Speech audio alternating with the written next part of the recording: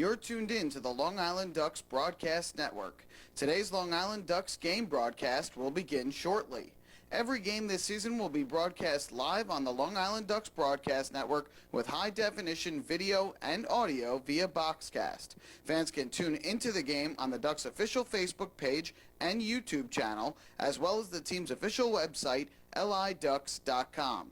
Thank you for tuning in, and stand by for complete coverage of today's game. Long Island Ducks season ticket packages are on sale now. Enjoy the best savings and most benefits available to cheer on your hometown team. 10-game mini plans are also on sale and offer fans the same great seats for 10 games throughout the season, as well as many other exciting opportunities. To find out more information and secure your seats, please call 631-940-3825 during normal business hours. The Bethpage Ballpark box office is now open for individual ticket sales, and box office hours are Monday through Friday from 10 a.m. to 6 p.m. and Saturday from 10 a.m. to 2 p.m. Fans can also purchase their tickets by calling 631-940-TIXX or by visiting liducks.com and clicking on the tickets icon. The Ducks offer many packages available for groups with as little as 25 people to as many as 2,000. We offer block seating, pregame and in-game picnics, luxury suites, the exclusive Smoke and Owls party deck, and so much more. In addition, groups have the opportunity to take part in a variety of experiences, such as performing the national anthem or taking the field with the Ducks as the Dream Team. Group ticket packages are now on sale. For more information on Ducks group outings, call 631-940-3825 or visit liducks.com. Looking for official Long Island Ducks merchandise, hard-to-find memorabilia, team apparel, and so much more? Then be sure to check out the Waddle & Shop, the official merchandise store of the Ducks. Fans can visit the shop online anytime at liducks.com by clicking the merchandise icon. Store hours on game days are from noon to 4 p.m. and during the game from inside the ballpark only. On non-game days, the store is open Monday through Friday from 9 a.m. to 5 p.m. Children 14 and under can become members of the Bethpage Federal Credit Union Long Island Ducks Kids Club now. Kids will receive a unique gift package and take part in a variety of fun activities that come with being a member of the Kids Club. For more information on how to sign your child up, please call 631-940-3825 during normal business hours. Quacker Jack, the 7-time Best Long Island mascot, is now available for appearances at parties and other special events throughout the Long Island community. Please contact the Community Relations Department at 631-940-3825 to find out more information and to book an appearance. Once again, thank you for tuning in to the Long Island Ducks Broadcast Network. Today's game will begin momentarily. You're tuned in to the Long Island Ducks Broadcast Network. Today's Long Island Ducks game broadcast will begin shortly. Every game this season will be broadcast live on the Long Island Ducks Broadcast Network with high-definition video and audio via Boxcast. Fans can tune into the game on the Ducks' official Facebook page and YouTube channel, as well as the team's official website, liducks.com. Thank you for tuning in, and stand by for complete coverage of today's game.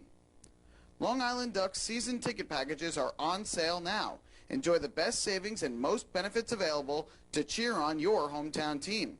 10-game mini plans are also on sale and offer fans the same great seats for 10 games throughout the season, as well as many other exciting opportunities. To find out more information and secure your seats, please call 631-940-3825 during normal business hours. The Bethpage Ballpark box office is now open for individual ticket sales, and box office hours are Monday through Friday from 10 a.m. to 6 p.m. and Saturday from 10 a.m. to 2 p.m. Fans can also purchase their tickets by calling 631-940-TIXX or by visiting liducks.com and clicking on the tickets icon. The Ducks offer many packages available for groups with as little as 25 people to as many as 2,000. We offer block seating, pregame and in-game picnics, luxury suites, the exclusive Smoke and Owls party deck, and so much more. In addition, groups have the opportunity to take part in a variety of experiences, such as performing the national anthem or taking the field with the Ducks as the Dream Team. Group ticket packages are now on sale. For more information on Ducks group outings, call 631-940-3825 or visit liducks.com. Looking for official Long Island Ducks merchandise, hard-to-find memorabilia, team apparel, and so much more? Then be sure to check out the Waddle & Shop, the official merchandise store of the Ducks. Fans can visit the shop online anytime at liducks.com by clicking the merchandise icon. Store hours on game days are from noon to 4 p.m. and during the game from inside the ballpark only. On non-game days, the store is open Monday through Friday from 9 a.m. to 5 p.m. Children 14 and under can become members of the Bethpage Federal Credit Union Long Island Ducks Kids Club now. Kids will receive a unique gift package and take part in a variety of fun activities that come with being a member of the Kids Club. For more information on how to sign your child up, please call 631-940-3825 during normal business hours. Quacker Jack, the 7-time Best Long Island mascot, is now available for appearances at parties and other special events throughout the Long Island community. Please contact the Community Relations Department at 631-940-3825 to find out more information and to book an appearance. Once again, thank you for tuning in to the Long Island Ducks Broadcast Network. Today's game will begin momentarily. This is Long Island Ducks baseball. Justin Davies at the plate, the winning run at third. Crowd going nuts. Swung on, bouncing ball left side, off the mitt, up third baseman Brad Strauss. Here comes Willie Rodriguez. Justin Davies has done it again. The Ducks are one quack away from the championship. Jason Johnson makes the catch. He makes the catch, and the Long Island Ducks have swept the Camden River Sharks. They are the 2004 Atlantic League champions. Going back is Adam Bailey. He settles under it. He makes the catch! Adam Bailey makes the catch! And for a second straight year, the Atlantic League trophy will reside on Long Island. The Ducks are the Atlantic League champions. Swinging a ground ball, hit toward short, charging in his lines. He fields, throws to first. The comeback is complete. From 2-0 down in the series, the Long Island Ducks have won 3 in a row at home. And for the 5th time in franchise history, they will head to the Atlantic League Championship Series. And now it's time for the Long Island Ducks pregame show. And live from Bethpage Ballpark in central Islip, Suffolk County, Long Island, this is Long Island Ducks baseball. And good evening, everyone. On a gray and somewhat chilly evening, we do have the Ducks going at it against the York Revolution tonight. As this homestand continues, the Ducks trying to snap a 6-game home losing streak. I'm David Weiss, sitting in the booth for the first time this season alongside the perennially fabulous Chris King. Chris, our first time working together this season, and it's great to be back. Great to be here with you, David, and I guess pulling out all the stops to try to snap this losing streak. We know you weren't scheduled to work till next week. We said, get him in here. We need a win, and you are Mr. Victory as far as the Long Island Ducks are concerned. Boy, you take a look at the game-by-game totals and statistics as you look at the chronology of what the Ducks have done. It looked like they had righted the ship. They were 8 up and 6 down after sweeping the Revolution 4 in a row in York, and then they come home and they have lost 4 in a row, 3 to the Southern Maryland Blue Crabs and now 1 to the York Revolution. Shut out last night in an effort where the Ducks had their chances but just could not push anything across. Yeah, it was a very exciting game. Again, Ducks starter Rafael Perez took a perfect game into the 6th inning, but again, the Ducks for the first time all year, David, were shut out. That hadn't happened to them all season, so generally the bats tend to bounce back the next night, and they are counting on that this evening. Well, we've got a lot to do here in our pregame show before the Ducks meet the Revolution. By the way, there's a seat waiting for you if you're listening to us online, of course, liducks.com, Facebook Live, or in any other fashion. If you're thinking about coming to the Duck game tonight, there's room for you tonight. We'd love to see you here in person. When we return on our pregame show, the new pitching coach of the Long Island Ducks, Billy Horn, an interview with him to come. Hey fans, this is Bud Harrelson, and you're listening to Ducks Baseball on the Long Island Ducks Broadcast Network. Going way back is Joe Holden, and he is looking up, and that one is headed to field 5 at Robert Moses. The waves are gnarly, and the Ducks have tied it at 1. That was another home run for the Ducks. And Duck fans, what's more fun than a home run that helps the Ducks win a game? How about a homer that helps the community win? Chappie's Funeral Home and the Long Island Ducks have once again teamed up for the Chappie's Home Run Challenge. If the Ducks hit 100 homers this season, Chappie's Funeral Home will donate $5,000 to the Quackerjack Foundation. So every time a Ducks hitter goes deep this season, watch for the Chappie's Challenge home run count on the scoreboard. And if we reach 100, we're all a winner. Chappie's Funeral Home, where caring for others is a family tradition. Can't get enough of the Long Island Ducks? Well, now you can get even more inside info on your favorite hometown team through Facebook and Twitter. The Ducks are constantly updating fans through social media with scores, transactions, ballpark promotions, and much more. You can even win great prizes. All you'll need to do is make a free account on Facebook and Twitter, and then visit us at facebook.com/LIDucks and twitter.com/LIDucks. Think you're Long Island's biggest Ducks fan? Get connected now.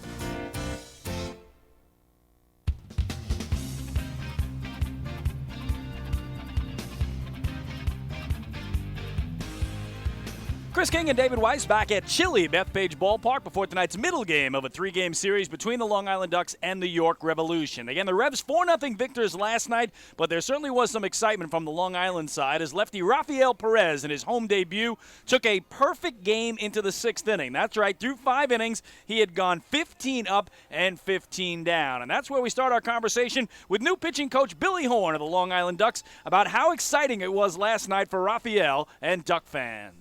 Yeah, it sure was. You know, through the first 5 innings last night, obviously he faced 15 hitters. He was perfect.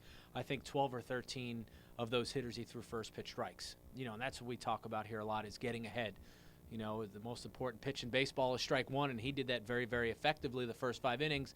And he had gotten a little trouble in the 6th inning there. He fell behind a few hitters, but, you know, he finished up and gave us, you know, one tremendous outing, and that's what we expect out of him, you know, from here on out. Was he getting the silent treatment in the dugout, or what was going on?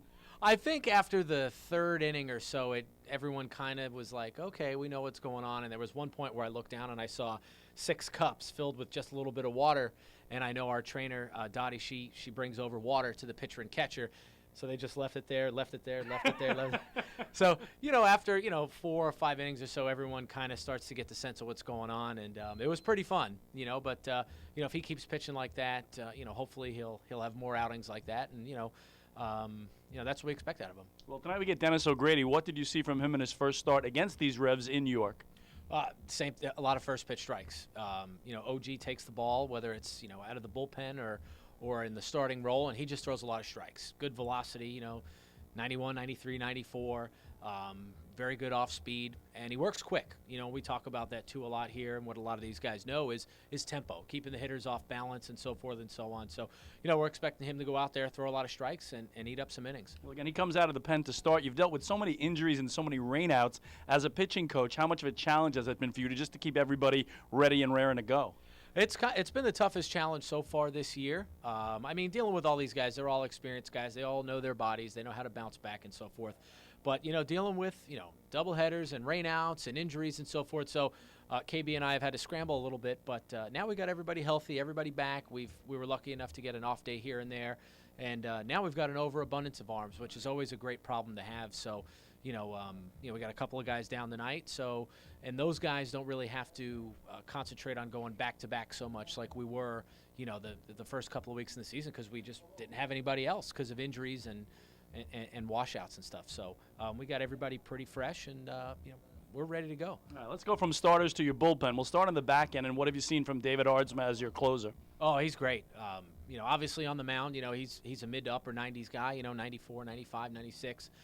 Great splitter, you know, throws a lot of strikes actually. And that was one of his problems he had spoken about was, you know, just getting ahead in his career and so forth. So, you know, the mental aspect of that he's been really working on in his side sessions. But, you know, aside from him on the field, in the clubhouse, you know, and during our pitching workout sessions and so forth, he's been so instrumental to the bullpen as a guy with veteran leadership and just being able to help out the young guys.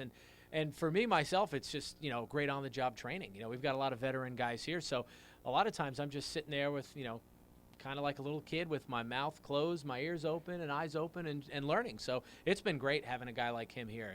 It's truly fantastic. Well, speaking of that, as a pitching coach, when you get word that, oh yeah, by the way, a Cy Young winner will be joining your team, and Eric Gagne, what was that like for you, first of all? Well, that was pretty good for me. I was really excited about it. Eric pitched for me last year, and I know he had a lot of big league workouts, all throughout the winter. And when I had gotten the job here, I kind of been hounding him all winter. Hey, I'm not in Ottawa anymore, but I'm in Long Island now. It's a different league, a different level. It's a lot deeper. Long Island's where you want to be when it comes to independent baseball. So, as time went on, and then we had our injuries and so forth and so on, then. I was kind of hounding him every couple of days. Hey, what are you doing? You ready to come? and everyone's seen he had thrown really well in the Classic and so forth. He came here and had a couple of outings, and it's awesome. It's awesome just to last year I got to take him out of a ball game, which was kind of staged because everybody knew he was going to be taken out for the standing O. But I get to say I took a Cy Young Award winner out of a game. So hopefully it won't have to happen here. Coming in late, 8th, 9th inning, closing out games. So. But it's great, and he's another guy just like Ardsma, a great guy, in the clubhouse, and just sitting out there listening to these guys talk back and forth. It's pretty cool. It's pretty special for a young guy like me. I know he's told me he's trying to work on that slider. Can you take us into the nuts and bolts of what a guy needs to work on slider-wise when he's had the history that he's had? Yeah, it's not really so much of a new pitch for him. I mean, he's been throwing it, I would say, for probably like 2 years now, but he really added it into his arsenal last year when we were in Ottawa and then in the Classic. So just to give a different look, because he was predominantly fastball changeup, just to have a different look, a different speed to try and keep these younger hitters off balance. Yeah.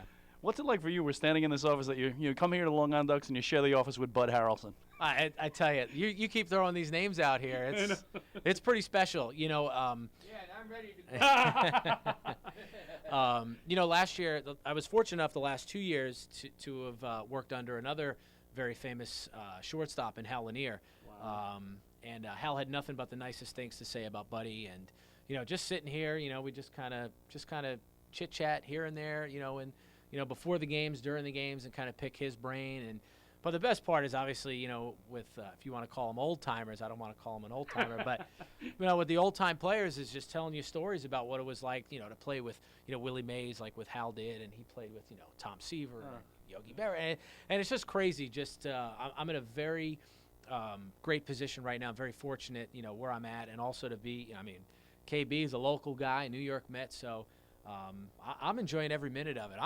Like I said, it's on-the-job training for me every single day, and I couldn't be happier. Well, Billy, we thank you for your time. Continued success. Absolutely. I appreciate it. You guys enjoy the game tonight. Again, that is Billy Horn. What a terrific interview he is, David. My first time interviewing him, and boy, did he take us inside that pitching staff of the Long Island Ducks. For someone with his experience and his expertise, he's chatty, he's articulate, and he's got that youthful enthusiasm, too, that brings new blood into someone who can instruct the younger pitchers and help the older guys, such as an Eric Gagne, and no accident. Then Gagne ends up here with that Billy Horn connection. Well, speaking of pitching, we will take a break, and when we come back, a closer look at tonight's matchup, a pair of right-handers going head-to-head, Steve Janis for York and Dennis O'Grady, the Long Island native, for the Ducks. Hey, fans, this is manager Kevin Baez, and you're listening to Ducks Baseball on Long Island Ducks Broadcast Network. Oh, I love it. The color of my new Nicolot patio is so vibrant. It's unlike anything I've ever seen. You're welcome. I'm just going to go finish that Nicolot walkway now. Make your pavers vivid Nicolot pavers. The best-looking, most vibrant pavers with the most three-color blends in the industry. Featuring Nicolot's exclusive paver shield and color blending technology. With color throughout and guaranteed not to fade. Live life in color with Nicolot. Visit Nicolot.com.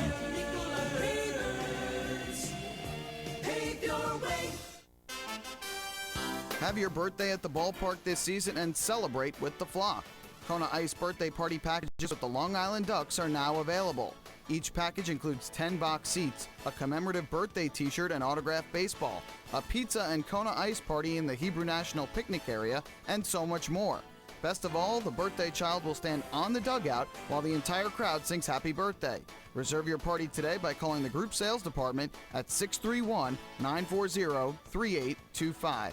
Kona Ice birthday parties with the Long Island Ducks, a once-in-a-lifetime experience.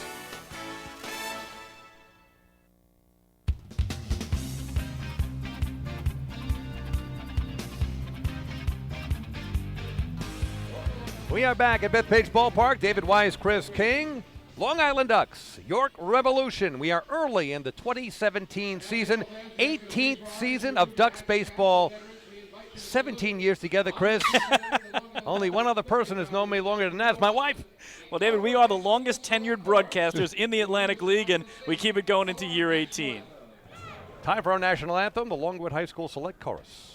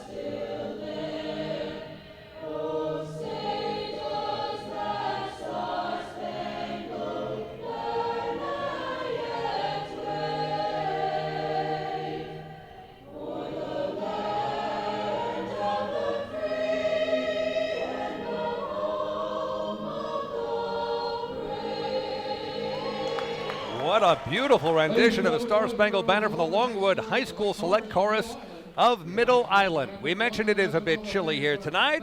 Everyone dressing in layers, including yours truly and Chris.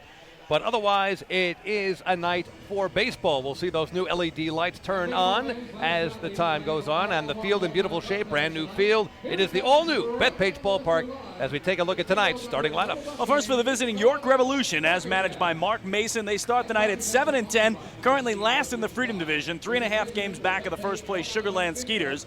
Alonzo Harris leads it off in center field.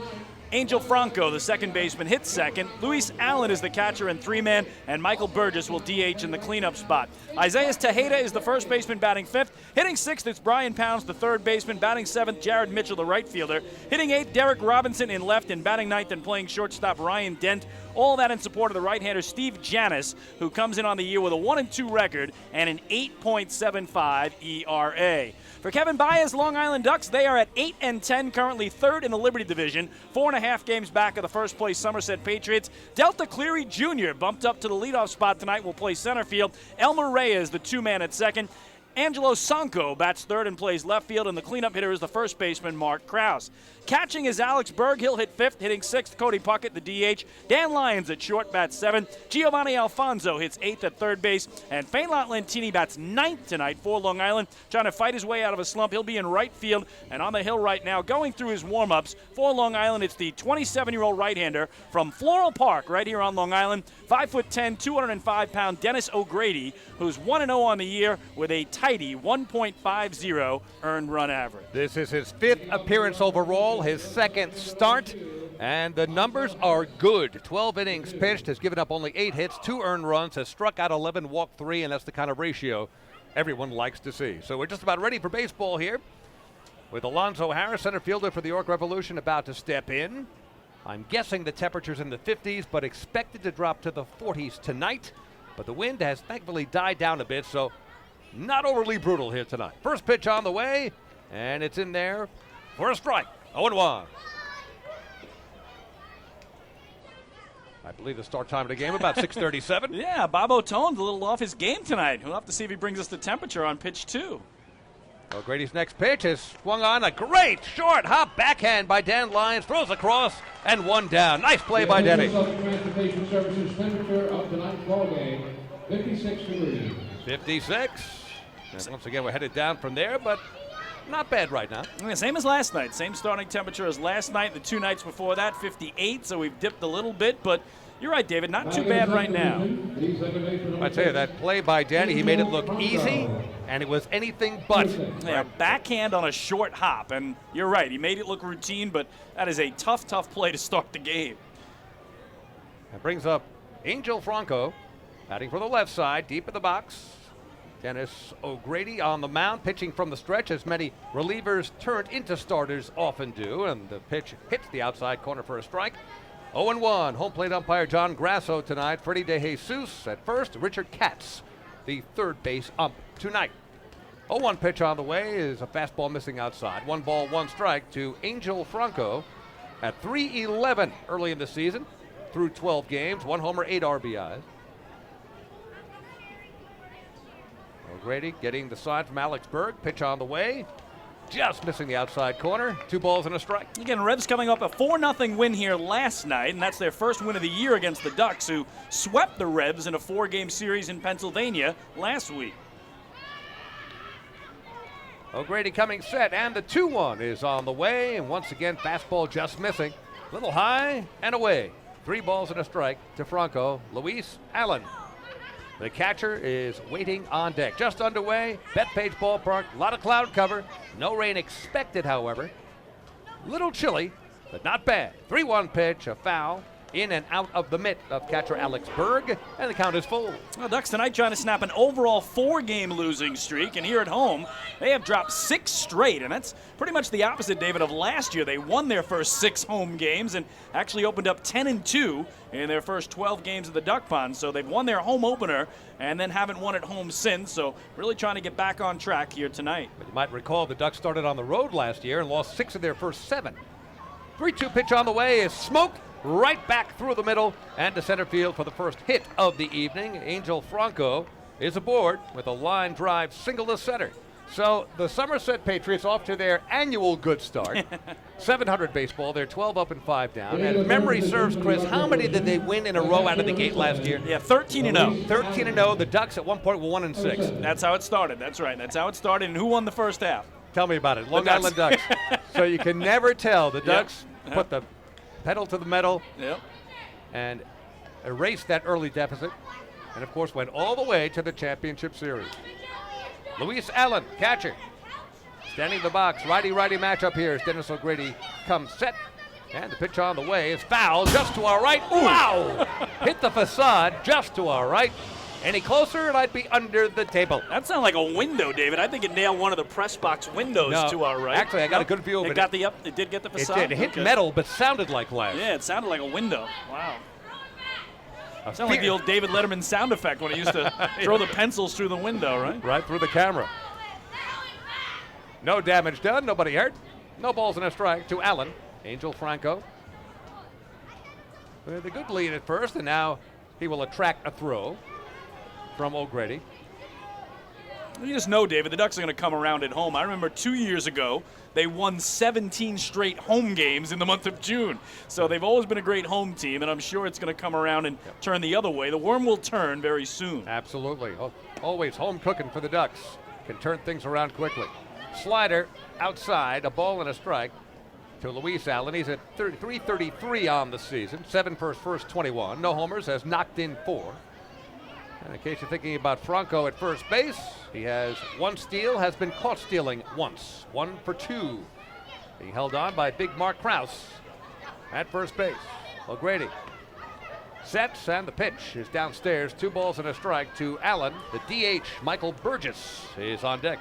Yeah, the Revs have been caught stealing more than any other team in the league. They have 16 steals, but they've been caught a dozen times, so they do not run well as of yet. O'Grady coming set, and the 2-1 pitch is on the way. That's low and inside, 3 balls and a strike. O'Grady once again falling behind, as he did with Angel Franco, who singled up the middle moments ago for the first hit of the game. 1 on, 1 out, top of the first, no score. Bethpage Ballpark, it's the Ducks and the York Revolution.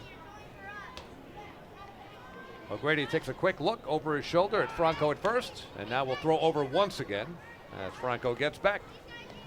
When you talk about falling behind, David, it's the opposite of what Billy Horn told us in our pregame interview about Dennis O'Grady. He said the key for him has been getting in front of hitters, strike one, strike one, strike one, and that hasn't happened yet tonight. Again, kind of a chilly night. We'll see if that affects anything that happens on the mound. And next pitch is inside, and Luis Allen is on with a 1-out walk that pushes Angel Franco to second base. We now have 2 on with 1 down. Brings up the DH, Michael Burgess. Number 21, Michael Burgess. number 21. And Burgess on the season at .259. A homer, has knocked in 6, batting from the left side. Not much of a breeze to speak of. What we do have is blowing from right toward left, maybe slightly in from right field.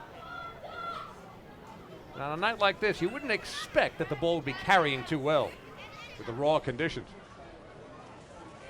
Burgess standing way back in the batter's box. His left foot is right on the line. And there's a fastball nips the outside corner for a strike, 0-1. Very similar conditions to last night where we had just the one home run. That was hit by Tejeda in the top of the 7th to make it a 3-0 lead after, again for the Ducks, Rafael Perez, their lefty starter in his home debut. David was perfect through 5 innings, 15 up and 15 down. He gave us all a thrill. I like what pitching coach Billy Horn said about how people started scattering away. Yes.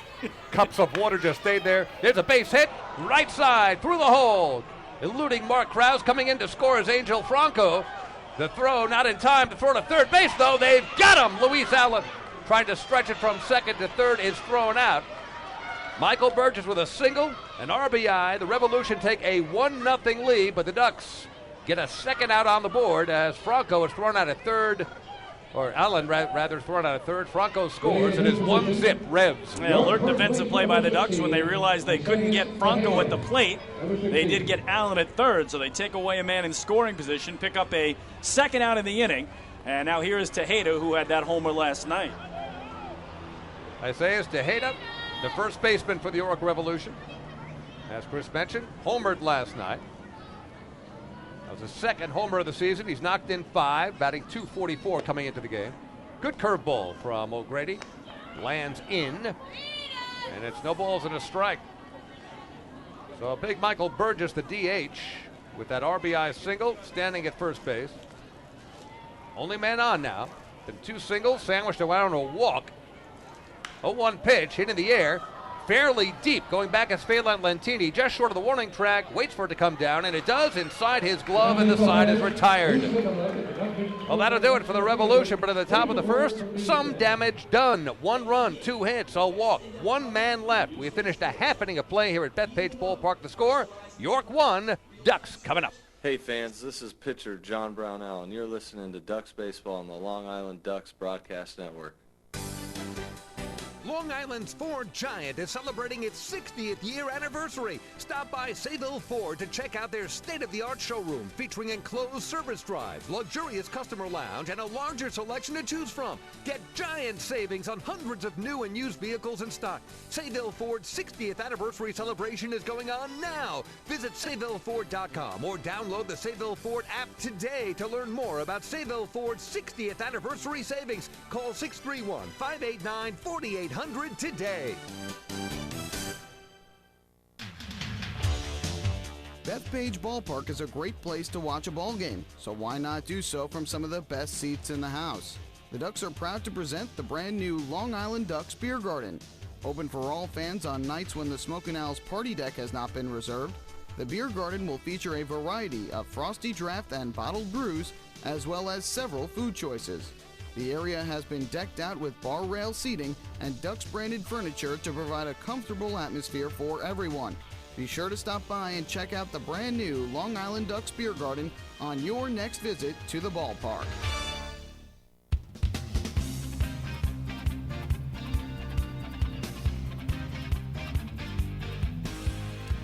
Well, fans, every walk by a Ducks hitter this season is presented by City MD Urgent Care. Now, there are over 15 City MD locations across Long Island offering the comprehensive quality care that you need the moment you need it. City MD Urgent Care. Need a doctor? Just walk in. So how long has it been since I sat here in this broadcast booth? Well, the last time I was here was Game 3, Atlantic League Championship Series. The Ducks fell to the Sugarland Skeeters by a score of 5-3, and I understand there are some folks in the Sugarland area who are still playing my play-by-play clip of the Skeeters winning the title, their first title last year. Yes, not exactly a highlight of my career, but congratulations again to the Skeeters, who are once again off to a good start. First place, 11-7. Absolutely. Their first championship, and you never forget that, just like the Ducks never will about their 04 title. And the pitch on the way to Delta Cleary Jr., who leads off here at the bottom of the first for the Ducks. Long Island trailing 1-0. Run scored at the top of the first. Delta, 1 ball, no strikes against Steve Janis full windup from Janis. A slider, inside corner. 1 ball and 1 strike. Delta Cleary Jr. at 264 through 18 games. He has played every game for the Ducks. A homer, 6 RBIs. 1-1 pitch on the way. A little high and tight. 2 balls and a strike. So with Phelan Lentini off to a slow start and pushed down to 9th in the order, can't do much better than D.C. Jr. at the top of the order, one of the most dynamic players in the Atlantic League. There's a ground ball hit the other way to short. Ryan Dent. Long throw over to Isaias Tejeda. And there is 1 down. Yeah, talked to Kevin Baez about it. He did have a conversation with Phelan Lentini and said, look, we need to get you going. You know that. I want to spark the lineup coming off their first shutout loss of the year last night. He said the way you need to look at it, you're still hitting ahead of Delta Cleary Jr. because once he hits, Delta hits behind him. Obviously, you go 9-1. And he said Lentini was great about it, David, because Lentini has been a manager himself in the past out in California, so he knows that sometimes managers have to make decisions for the best interest of the club. We have Lentini at the bottom and Delta Cleary Jr. at the top. It's like a double leadoff situation, except for the top of the first. Exactly or right. Or bottom of the first in this case. Elmer Reyes at the plate. Slightly open stance. 1 ball, no strikes. Next pitch on the way is hit a mile high to center field. Hardly moving, maybe just a few steps to his left is Alonzo Harris. He one-hands it for a second out. It's funny, David, you bring up the Sugarland story because I was thinking the same thing when I came into this booth on home opening night. I was thinking, boy, the last time I sat in this chair, we all had to watch the other team raise a trophy on the Ducks field. And that's the first time that had ever happened. Of course, you were there in York. The only other championship series the Ducks have lost was on the road in York, Pennsylvania. So to watch another team raise the championship trophy on this field is, pain that you don't forget. And it's a motivating thing for the Ducks to have to watch it, I'm sure. Angelo Sonko at the plate for the Ducks. He is leading the league in homers. Sonko with 5 homers, tied with Jeremy Barfield from Sugarland and Caleb Jindal from Lancaster. 5 homers for Sonko. Left fielder for the Ducks. No balls and a strike. Batting for the left side. Janis kicks and deals, and there's a fastball in there for a strike. So Sonko quickly behind, no balls and 2 strikes. So as Fryman exits, Sonko takes over. Wally Pep time. He stays in, and he's hitting the ball out of the park with some regularity. 0-2 pitch on the way is up high. He has made the most of his opportunity. It's what Kevin Baez always talks about. If somebody leaves like Fryman did for Mexico early for the 2nd straight year, it's somebody else's chance, and that somebody right now is Angelo Sonko. He has been terrific. 276, 5 homers, tied for the league lead, as we said, and has knocked in 12. And there's a base hit left field. Sonko going the other way, drilling it through the hole between third and short, and he is aboard with a 2-out single. It's funny, too, David, you bring up the Sugarland situation. I talked a little bit about this last night, but the Ducks and Revs share that feeling because York was swept in the opening round of the playoffs by Sugarland, and the Ducks were swept in the finals. Remember, the Skeeters went 6-0 to win that title. So 3 wins against the Revs, then 3 wins against the Ducks, and these teams can commiserate together about what it was like to not win a single playoff game in that round against the Skeeters. And of course, the Ducks came back from a 2-0 deficit to beat the Somerset Patriots to make it to the championship series. So when the Ducks returned home, we said over and over, the Ducks have the Skeeters right where we want them. Exactly right. But it was not to be, at least not last year. 0-1 the count to Mark Krause. Batting with the left side against Steve Janis, pitching from the stretch with a man on, and that one is blocked behind the plate by Luis Allen, preventing any advance from Sonko, who remains at first base. Krause on the season at 3-0-2 after a good start. 19 for his first 63. Couple of homers, has knocked in 13 in the 18 games for the Ducks. Krause has played in 17 of them. He's done a real nice job at first base and in that cleanup spot for Kevin Baez.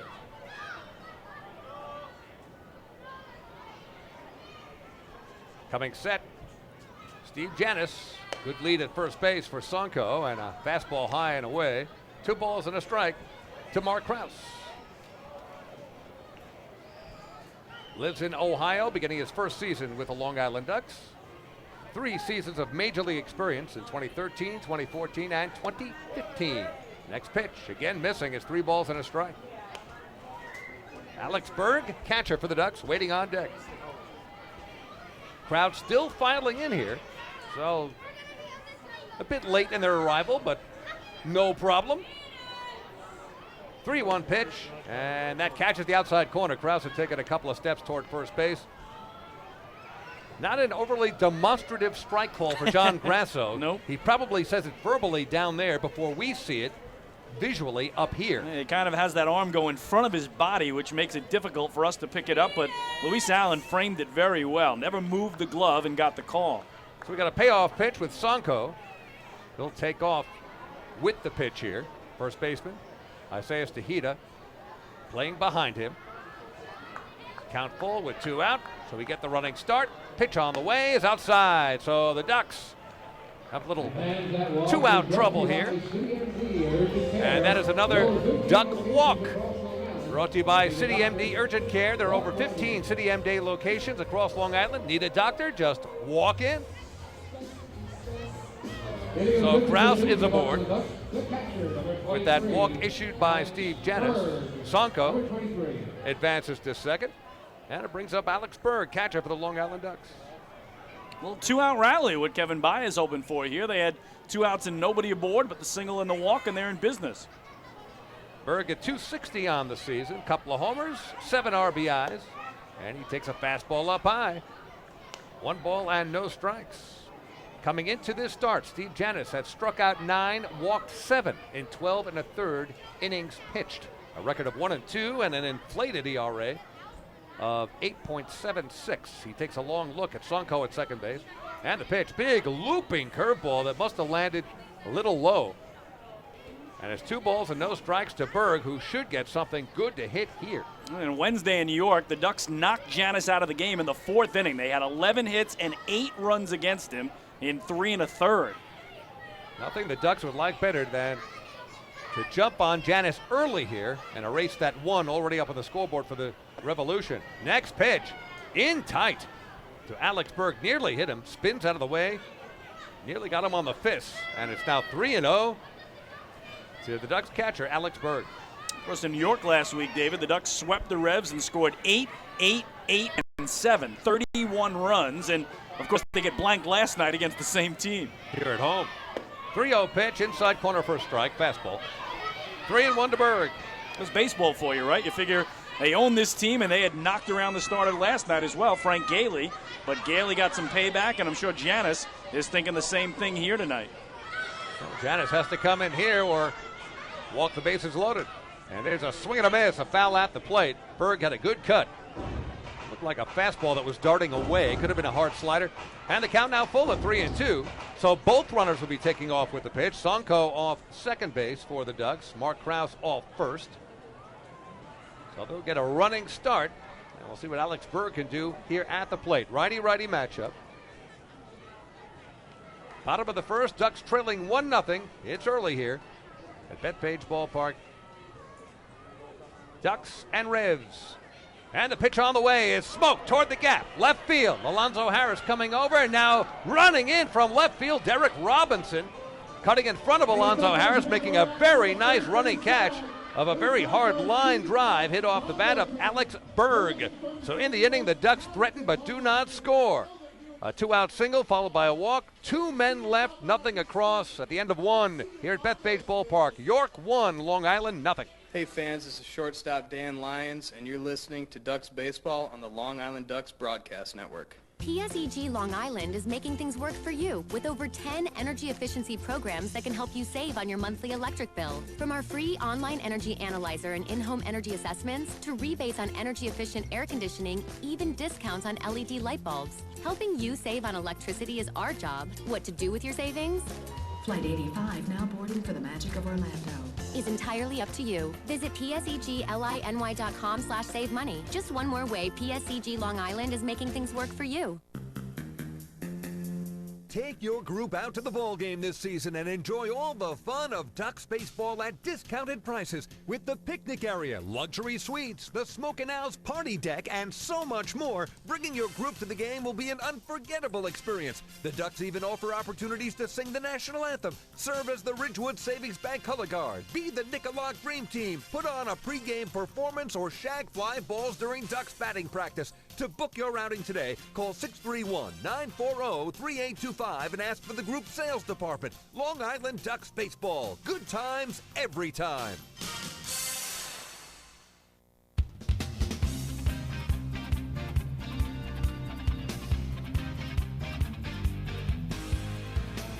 Well, the Ducks Health Report is brought to you by Island Shore Physical Therapy, the official therapist of the Long Island Ducks. Ducks were still having a couple pitchers out with arm soreness, and those include Keith Couch and Yuri De La Rosa, who threw live yesterday, could be ready to return tomorrow. Jack Snodgrass also threw live yesterday and is still a little bit away. Of course, last night, Cheen Wei Sao did return from arm soreness and pitched 1 inning. And last night, Nolan Reimold went out with a little soreness in his side. He left the game in the 6th inning, and Kevin Baez saying that's all they know right now about Reimold's soreness in his side near his rib cage, but did say it should be a week or less before the longtime Baltimore Oriole is back in the lineup for the Flop.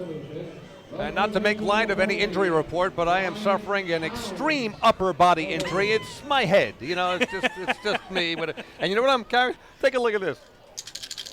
Look at this. Advil migraine. Wow. How long has this been in my bag? How long have we been together? This thing expired. I'm not kidding you. Come on. February 2006. Oh. Over a decade old? And it's still there. Oh, my goodness. Not that I'll be taking them anytime soon. So basically, once you see me, the migraine kicks in. Is that how it works? I think that's the way it is. Brian Pounds at the plate for the York Revolution. York leading 1-0, top of inning number 2. Dennis O'Grady, the reliever turned starter, pitching from the stretch, and he falls behind quickly on Pounds. 2 balls and no strikes. Brian Pounds on the season at .231, 1 homer, 7 RBIs, has scored 8 times in the 15 games he has played. Slightly open stance from the right side, holds the bat high. O'Grady comes set, the 2-0 on the way, fouled over our heads, over everything. 2 balls and a strike to Brian Pounds, who you would assume, if we ever go to the metric system, will be renamed Brian Leaders. Very nice. Thank you. Very nice. That's the kind of comedy you're going to get when I'm in the booth. You've been saving it up since that night where the Sugarland Skeeters raised the trophy, haven't you? Been chopping at the bit ever since. 2-1 the count to Pounds. Swing and a miss. That was a good fastball. That was trailing away from Pounds. So the count now even at 2 balls and 2 strikes. York with 1 run, 2 hits. RBI single for Michael Burgess, the cleanup hitter, back in inning number 1. O'Grady comes set, and the 2-2 is a curveball, ground ball. A worm burner to Giovanni Alfonso. The throw across is true to Mark Krause. 1 down.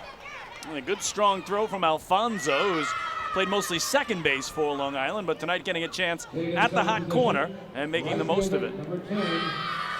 Nephew of one of the best second basemen of all time for the New York Mets, and was here for just too short a period, but we loved having him here, Edgardo Alfonso. Congratulations to Fonzie Edgardo as well, as this year, David, he'll be the manager of the Brooklyn Cyclones, the Mets single-A farm team in that short season New York Penn League. They start in June out in Brooklyn. He was such a leadership presence in his time with the Ducks. No surprise that being a manager was in his future.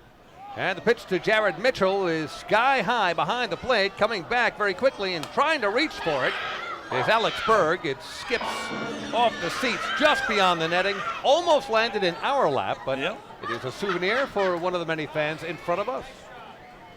The race was on for that baseball. It was in a spot where not a lot of people were, and there were youngsters who are getting around Quacker Jack, as they always seem to flock to him, no pun intended, who went off to the races to get that baseball. That was a desired souvenir, and somebody came away with it. Took a big Super Bowl type bounce. Yeah, it did. That's a good way to describe it. 0 on the count to Jared Mitchell. 178, a homer, 6 RBIs, fastball up high. Count now even at 1 ball and 1 strike.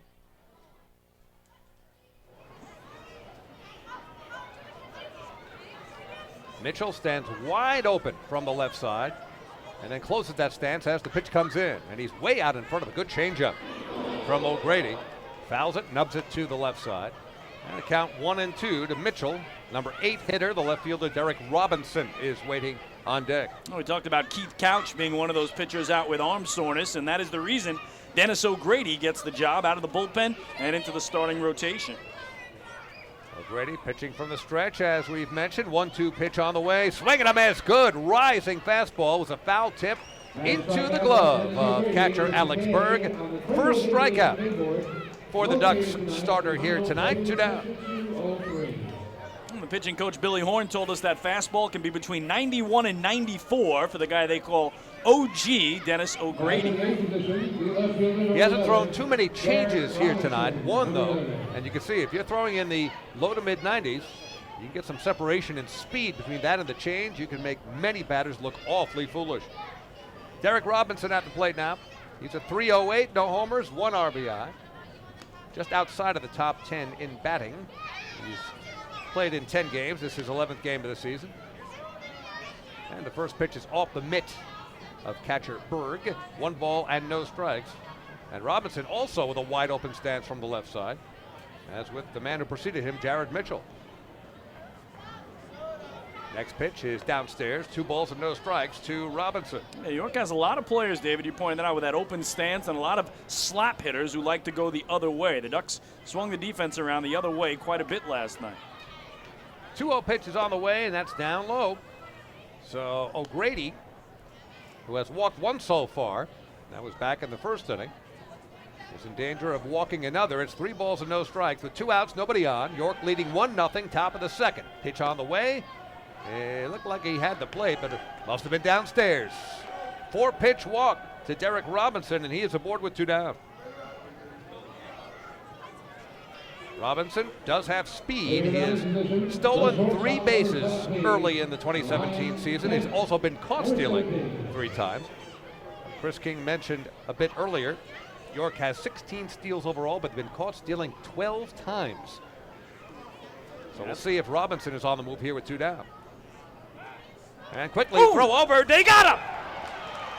A pickoff from Dennis O'Grady, and a beauty throwing a fastball to first baseman Mark Krause. Derek Robinson, we talked about him possibly thinking of a little larceny to second base. He was leading, could not get back. A pickoff that goes 1-3, and the side is retired. So York is erased in the top of the second inning. No runs, no hits, a walk, but with a pickoff, nobody left. We go to the bottom of the second at Bethpage Ballpark. Score remains York 1, Ducks nothing. Hey fans, this is pitcher Rob Rogers, and you're listening to Ducks Baseball on the Long Island Ducks Broadcast Network. Hey, Ducks fans, the official hotel of the Long Island Ducks is the Radisson Hotel, Hauppauge, Long Island. It's centrally located on the north shore of Long Island and offers a home away from home for both business and leisure guests. The Radisson Hotel, Hauppauge, Long Island features an indoor pool, 24-hour business center, a fitness center, and complimentary Wi-Fi in all guest rooms. Enjoy the contemporary American cuisine at the Fountain Grill restaurant or grab a quick bite to eat at Cafe Pronto. And best of all, it's only minutes away from Bethpage Ballpark. The Radisson Hotel, Hauppauge, Long Island, the official hotel of the Long Island Ducks. Call 631-231-1100 today. That's 631-231-1100. Baseball fans, the Long Island Ducks mobile app has officially arrived. Powered by Clear Vision Apps, it's your one-stop shop for all things Ducks baseball. Buy tickets straight from your mobile device. Receive game status updates with push notifications. Check out up-to-the-minute news and scores and interact with the Ducks on social media. Best of all, it's free. Download the Ducks mobile app today by visiting the App Store on your Apple-powered device or Google Play on your Android-powered device. The Long Island Ducks mobile app, with you wherever you flock to.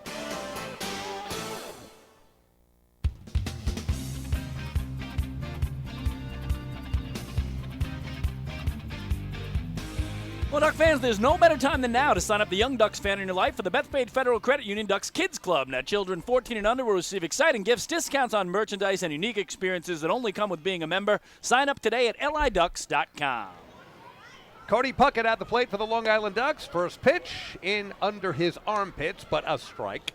No balls and a strike to Cody. On the season at .283, a solid start. Couple of homers. 8 RBIs, has scored 7 times in the 17 games he has played. No balls and 2 strikes to Cody, DHing here tonight. He, along with Dan Lyons, have become fixtures in the Ducks infield, although he is, again, the designated hitter this evening. 0-2 pitch, and that is hit to right field. Jared Mitchell is coming in, can't get it, bloops in just in front of Mitchell, so the Ducks have their second hit of the ball game, another single, and Cody is on with a leadoff safety. Well, Cody has now been aboard in 17 of the 18 games he has played this year. He reached base in the first 14 games before they finally held him off. The Blue Crabs did over the weekend, but he's right back on track, and immediately the tying run aboard here for Long Island. And the aforementioned Dan Lyons coming up to the plate. Dan, his 7th season with the Long Island Ducks, his 11th overall in pro ball. Shortstop for the Ducks, off to a bit of a slow start. But you know a new season has arrived when you take a look at number 12 at shortstop. Pitch to Dan, inside corner for a strike. 0-1 on the season. Danny's a .216, no homers, 2 RBIs, but only a matter of time before it clicks. And Dan has hit in every spot in the order, up and down in his Duck career, from leadoff down to ninth and everywhere in between. 0-1 pitch, inside. Nearly got him in the knee. 1 ball and 1 strike to Danny. Hey, talk about that 7th season, David. It is incredible that he's now the longest tenured player. As you and I remember when he first came up to the Long Island Ducks, of course, obviously the bunt heard round Long Island that won a championship for him back in 2012. And, boy, the Rawlings Defensive Player of the Year a season ago. 1-1 pitch in there for a strike. 1 ball, 2 strikes. And I would think that the original book on Danny was very good field and okay hit. Yep. But he totally transformed himself into a terrific hitter. Absolutely right. With surprising power. Yep. With some pop. We should know we did a tag team home run last year that that's right. We may have to share again. A swing and a miss. That was into the mitt of Luis Allen. I forgot about that. You're right. You had that Dan Lyons home run call that you were dying to use, and it was getting late in the season, so we came up with a plan that if I happened to be doing the play-by-play and I thought it had a chance to go out, I'd turn it over to you, and you jumped all over it. You did. Chris simply said, that one's deep, gone. And then I jumped in with, he's off the run. You know, well, we'll do it some other time, but it's a Wizard of Oz motif as Dan swings and fouls it out of play to the right side. I'm going to see, David. I might have it on my trusty computer. We may have to get to it a little later tonight. I'm sure I have it here somewhere. I did post it on Facebook and got lots and lots of comments. I am sure it's here somewhere. Comments ranging from unbelievable to you got to be kidding.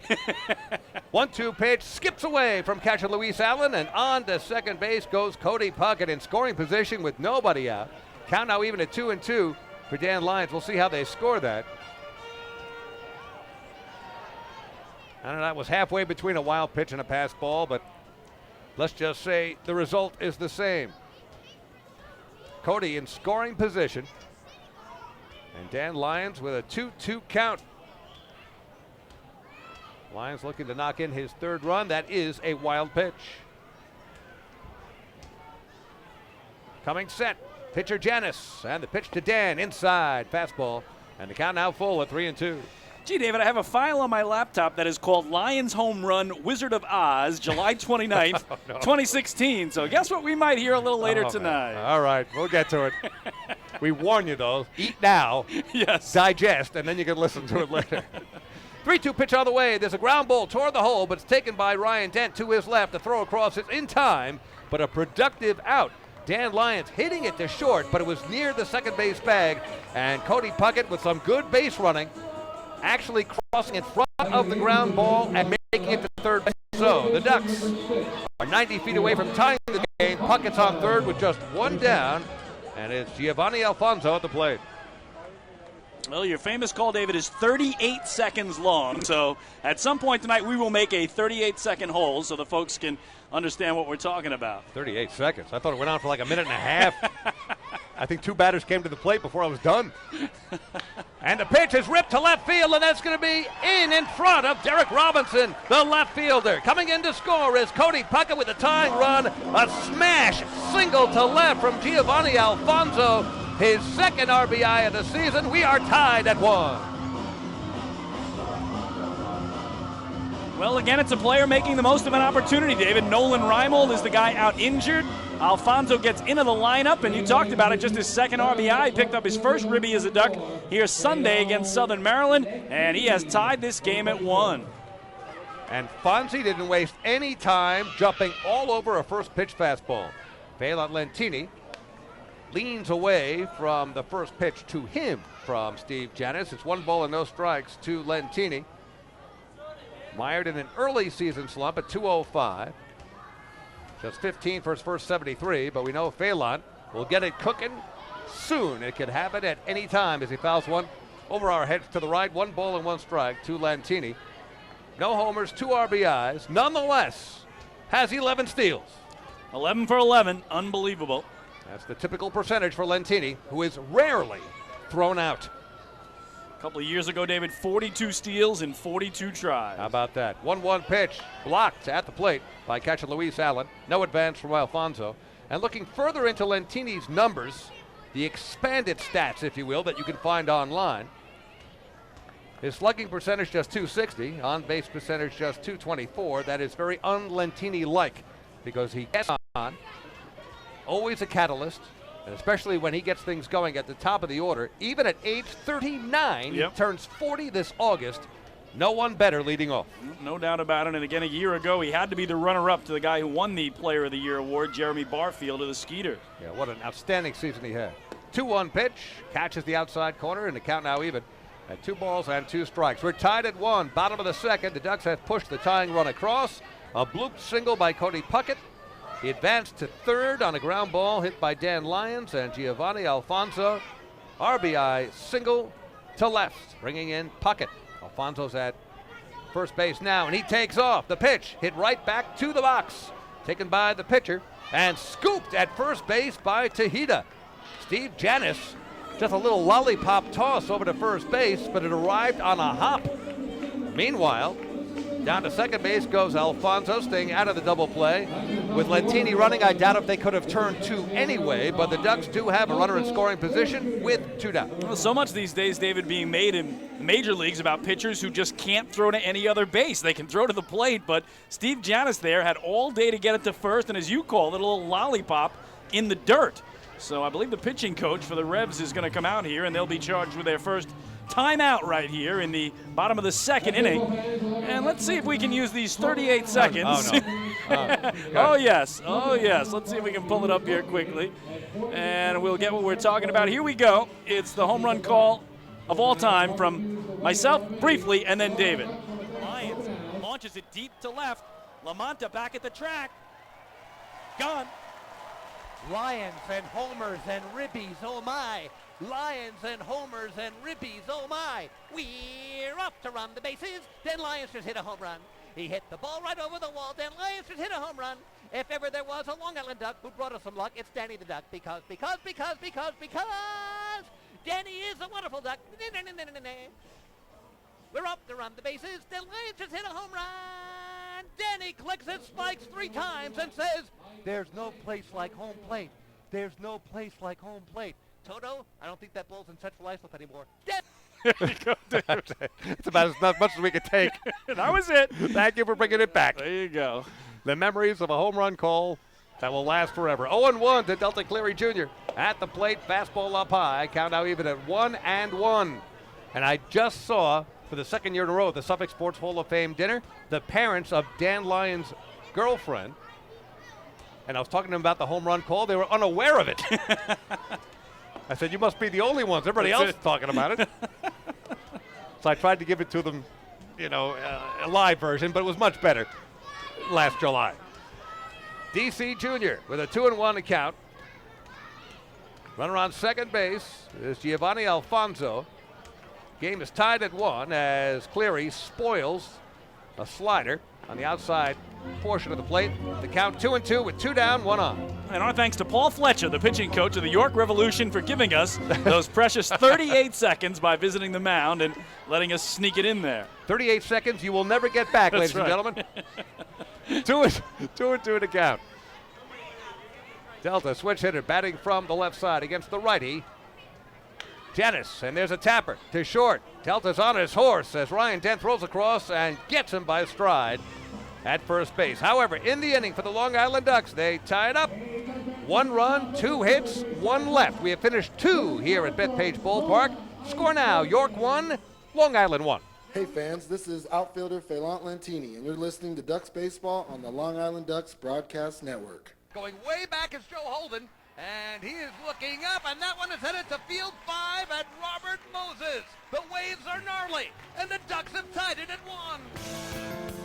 That was another home run for the Ducks. And Duck fans, what's more fun than a home run that helps the Ducks win a game? How about a homer that helps the community win? Chappie's Funeral Home and the Long Island Ducks have once again teamed up for the Chappie's Home Run Challenge. If the Ducks hit 100 homers this season, Chappie's Funeral Home will donate $5,000 to the Quacker Jack Foundation. So every time a Ducks hitter goes deep this season, watch for the Chappie's Challenge home run count on the scoreboard. And if we reach 100, we're all a winner. Chappie's Funeral Home, where caring for others is a family tradition. Get enough of the Long Island Ducks? Well, now you can get even more inside info on your favorite hometown team through Facebook and Twitter. The Ducks are constantly updating fans through social media with scores, transactions, ballpark promotions, and much more. You can even win great prizes. All you'll need to do is make a free account on Facebook and Twitter, and then visit us at facebook.com/LIDucks and twitter.com/LIDucks. Think you're Long Island's biggest Ducks fan? Get connected now.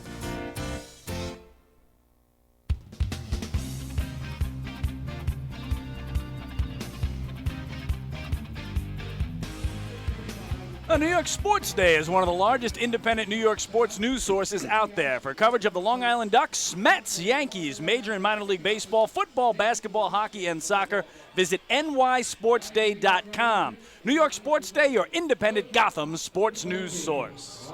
A lot to talk about between the Mets and Yankees this season. Oh, my goodness, yes. Yankees with the best record in baseball at 21 up and 9 down. And, of course, got the Mets with all kinds of off-the-field drama, just trying to keep their heads above water.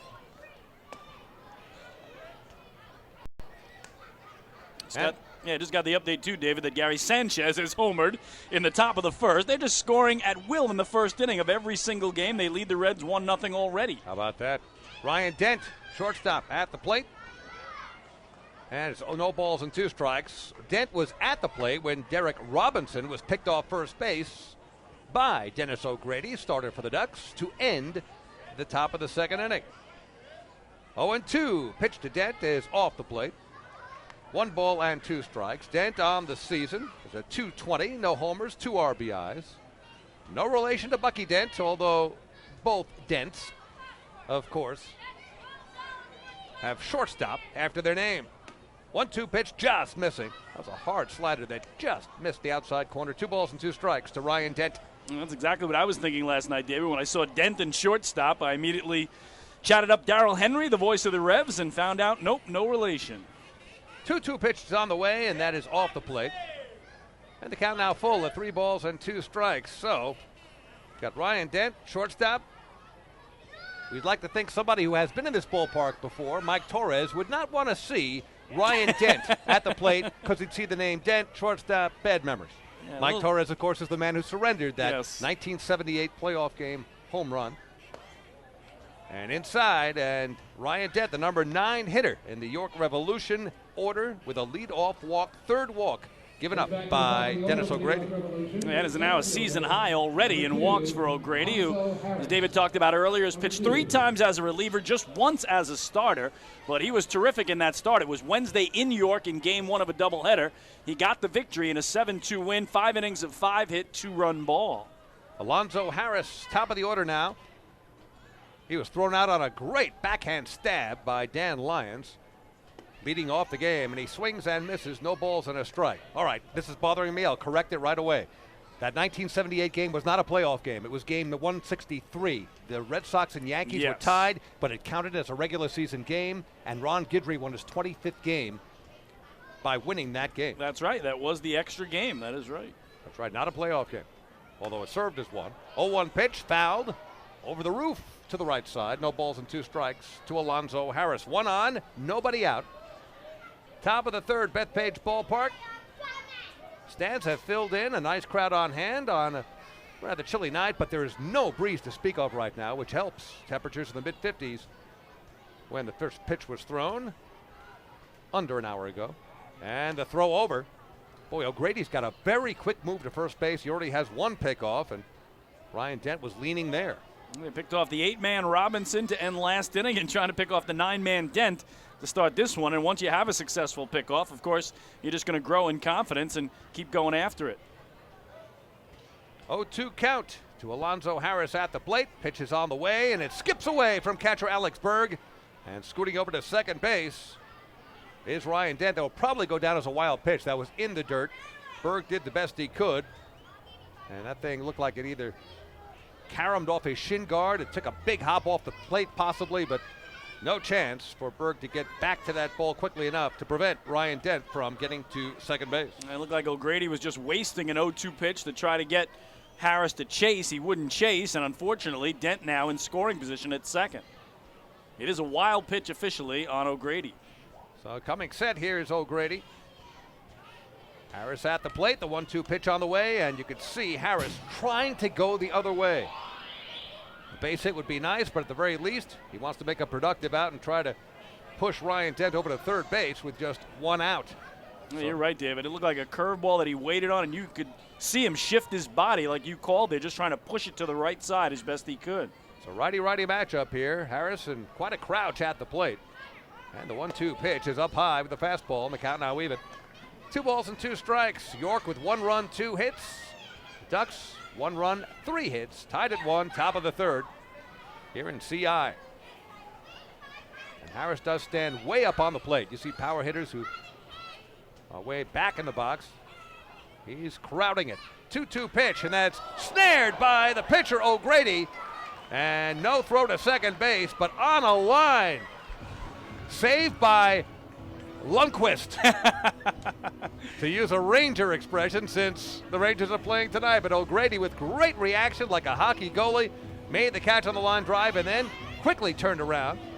Looks like Harris may have hurt himself, David, running down to first base as he's holding his side, much like Nolan Reimold went out of last night's game with side soreness for Long Island. He is grabbing his left hip, his left rib cage. Wow. And Harris is coming out of this game. So a lot of concern as manager Mark Mason was out there immediately to see what was wrong with his speedy center fielder. Boy, you see that more and more, don't you? Just on a swing at the plate with players who are now so muscle-bound. And just a swing seemed to aggravate something for Alonzo Harris, who was helped off the field. Angel Franco, who singled and would eventually come around to score the first run of the game, the only run for York thus far in the first inning. 1 for 1. Batting for the left side, takes a strike right down Carlton Avenue. 0-1 to Franco. Ryan Dent, who had a leadoff walk here in the third, and with a wild pitch in scoring position, still leading off second. Franco being played straight away, slightly to pull in the outfield. 0-1 pitch, well inside. And the count even now at 1-1. Yeah, O'Grady grabbed that ball so quickly, David. He had no chance to throw to second because Elmer Reyes, the second baseman, Dan Lyons, the shortstop, couldn't get there in time because it was done so quickly. It was just a bang-bang play. And Dent did scramble back in time. And there's an off-speed pitch outside, 2 balls and a strike to Franco. Catcher Luis Allen waiting on deck. So York trying to break the tie. 1-1 here. It's early, but this your so-called shutdown inning after the Ducks have tied it. And O'Grady would love to get out of this. And there's a ground ball, and it's through the right side. Elmer Reyes reaching for it. He could not. Coming around is Ryan Dent. The throw home is in time, and he nails him at home plate. Great throw from right fielder Phelan Lentini on one hop. Alex Berg blocking the plate beautifully, and Dent is thrown out at home. We're still tied. Well, David, you called it an absolutely perfect one-hop throw from Lentini that guns him down at the plate. Berg with a nice tag, and the Ducks cut off a man at home plate. Earlier in the game, cut down a man at third in Luis Allen. So the defense for Long Island has been spectacular here tonight. So a single for Franco. He takes second on the throw. No RBI, of course, with Lentini with an outfield assist. The put out at home from Alex Berg, and we are still tied at 1. Now 2 down. And in scoring position is Franco. Luis Allen at the plate, who walked his first time up. But he was thrown out at third back in the first inning, and he rips one. What a play at third baseman, but Alfonso throws it across in time. His uncle would be proud. What a play by Fonzie, almost in self-defense.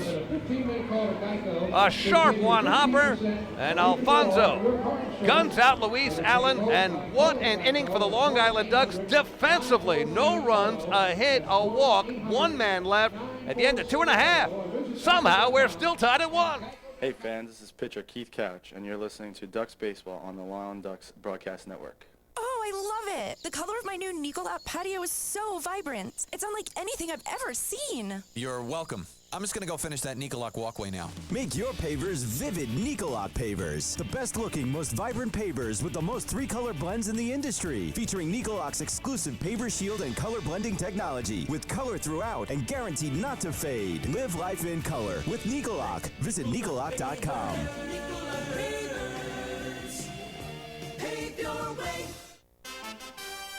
Have your birthday at the ballpark this season and celebrate with the flock.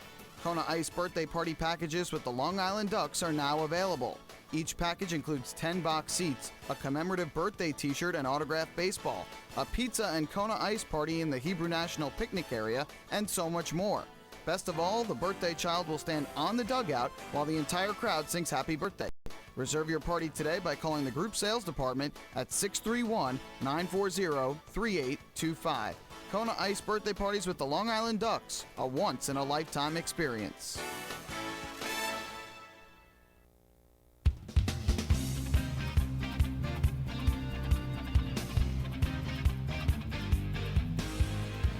Well, hey, Ducks fans, that incredible final out in the top of the third inning was the 15th out of tonight's ball game. Now, did you know that a 15-minute call to Geico could save you 15% or more on your car insurance? Get a free quote today. Call 1-800-947-AUTO. That's 1-800-947-AUTO, or visit geico.com. Web gems all across the diamond and the outfield here tonight for Long Island, David. Sometimes it doesn't take great pitching nor great hitting to get a crowd involved, and they were up and just going nuts with those plays defensively for the Long Island Ducks. Not one error on the board for the Ducks. In fact, you can give them a few runs just for the nice plays they made in the field. They've earned it.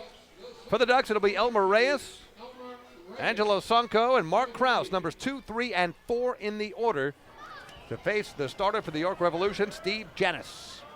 And his first pitch on the way to Reyes is outside for a ball, 1-0. Elmer fly to center, his first time up.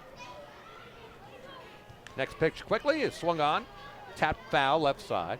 Count now even at 1-1. Well, David, indeed, Alonzo Harris was not able to return to the field, so in center field right now, jogging to get loose to replace him is Travis Witherspoon. So Witherspoon, the new center fielder and new leadoff man for the Revs.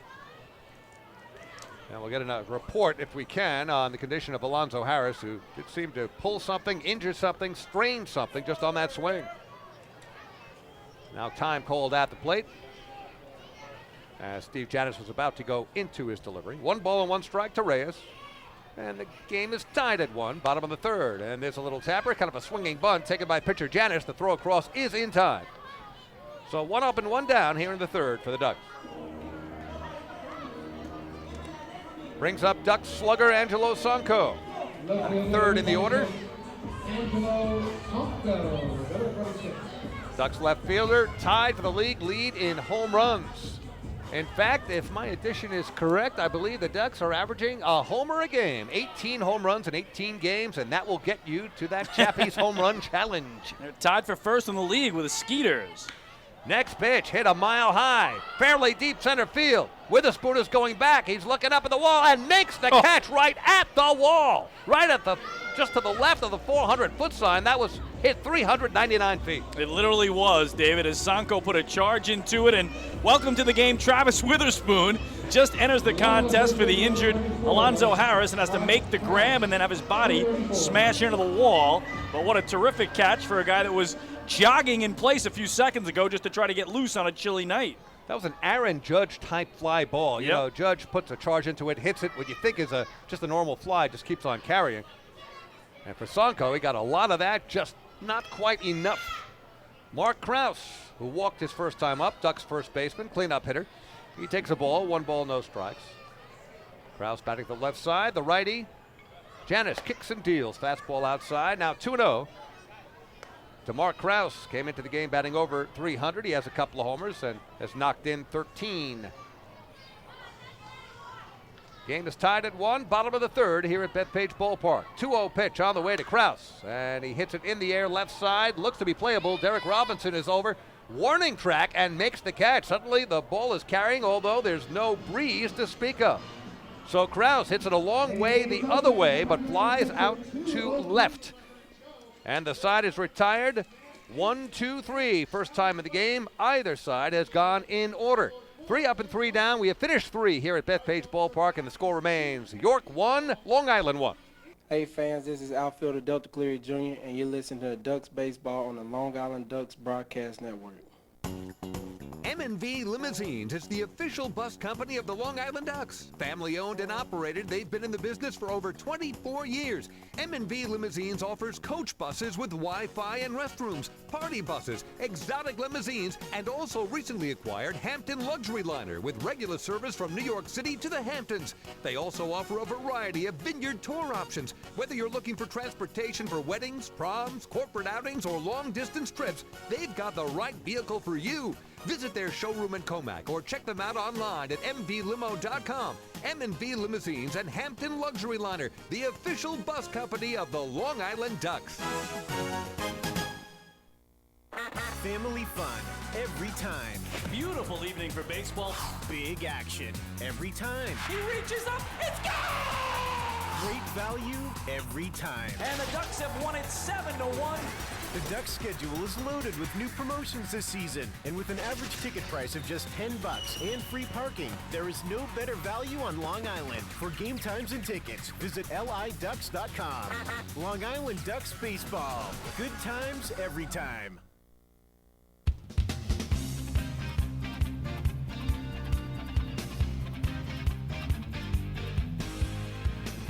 Back at Bethpage Ballpark, David Weiss, Chris King. It is time for fourth inning trivia, where we test your knowledge of the Long Island Ducks and baseball as a whole. We take you back to April 11th of this year, April 11th, 2017, when Yoenis Cespedes, now injured for the New York Mets, of course, but became the first Met ever to hit 3 home runs in a game twice. So Cespedes has done it twice. Among all the others who have hit 3 homers in a game for the New York Mets, two of them are former Long Island Ducks. It is kind of a tricky question. Think about it, and we'll give you the answer in the bottom of this frame. Come at me again. I want to make sure I understand the question. Go ahead. Two of those who have hit 3 homers in a game. For 3 homers, one time. Yes. Okay. One time. Okay. 3 homers in a game. 2 of all those who have done it for the Mets are former Ducks. Former Ducks. Okay. All right. That'll definitely get me the thinking cap on, David. No doubt about it. Okay. And we'll give you the answer in the bottom of the inning. I knew you'd chew on that one for a while. Put it in a blender, see what pours out. That's right. All right, now to take us along for the next several innings is my buddy Chris King. Well, thank you very much, David Weiss. Again, a 1-1 game goes to inning number 4, and righty Dennis O'Grady into his 4th inning of work. He starts with the DH and cleanup man Michael Burgess and misses outside 1-0. Both teams with a run on 3 hits and no errors, and Burgess has driven in the only run tonight for the Revs as he had a single through the right side in the 1st inning that brought home Angel Franco. Here he waves through the O'Grady offering, and it's 1 ball and 1 strike. So real good game so far. Each team with a run on 3 hits and some unbelievable defense by the Ducks to throw a man out at the plate, to throw a man out at third base. Dan Lyons with that great backhand short hop to start off the contest. And, boy, it could be a much different game if not for most of the defense, again, coming from Phelan Lentini. 2 great throws from right field as here Burgess cuts through another one, and it's a ball and 2 strikes. Not to neglect Fonzie's stab at third just just moments ago. That's right. Yep. As you said, Webb jams all over the place for the Ducks tonight.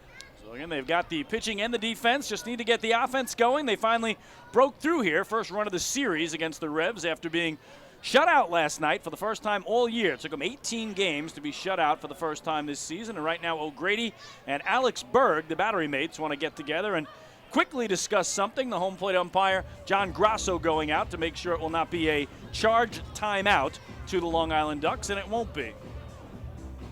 Part of that pace of play initiative put into effect several seasons ago, and it has worked. The games, we have seen a shortening of the games in the Atlantic League, something that the major leagues should take note of. Yeah, this year, the major leagues took that intentional walk from the Atlantic League, where you don't have to throw the 4 pitches anymore. Just signal you want to walk a man, and boom, he goes to first base. 1-2 misses in at the knees, and the count now 2-2 on Burgess. So Burgess followed by Tejeda and Pounds, 4, 5, and 6 in Mark Mason's order. And Revs 4-0 winners last night to snap a 2-game losing streak.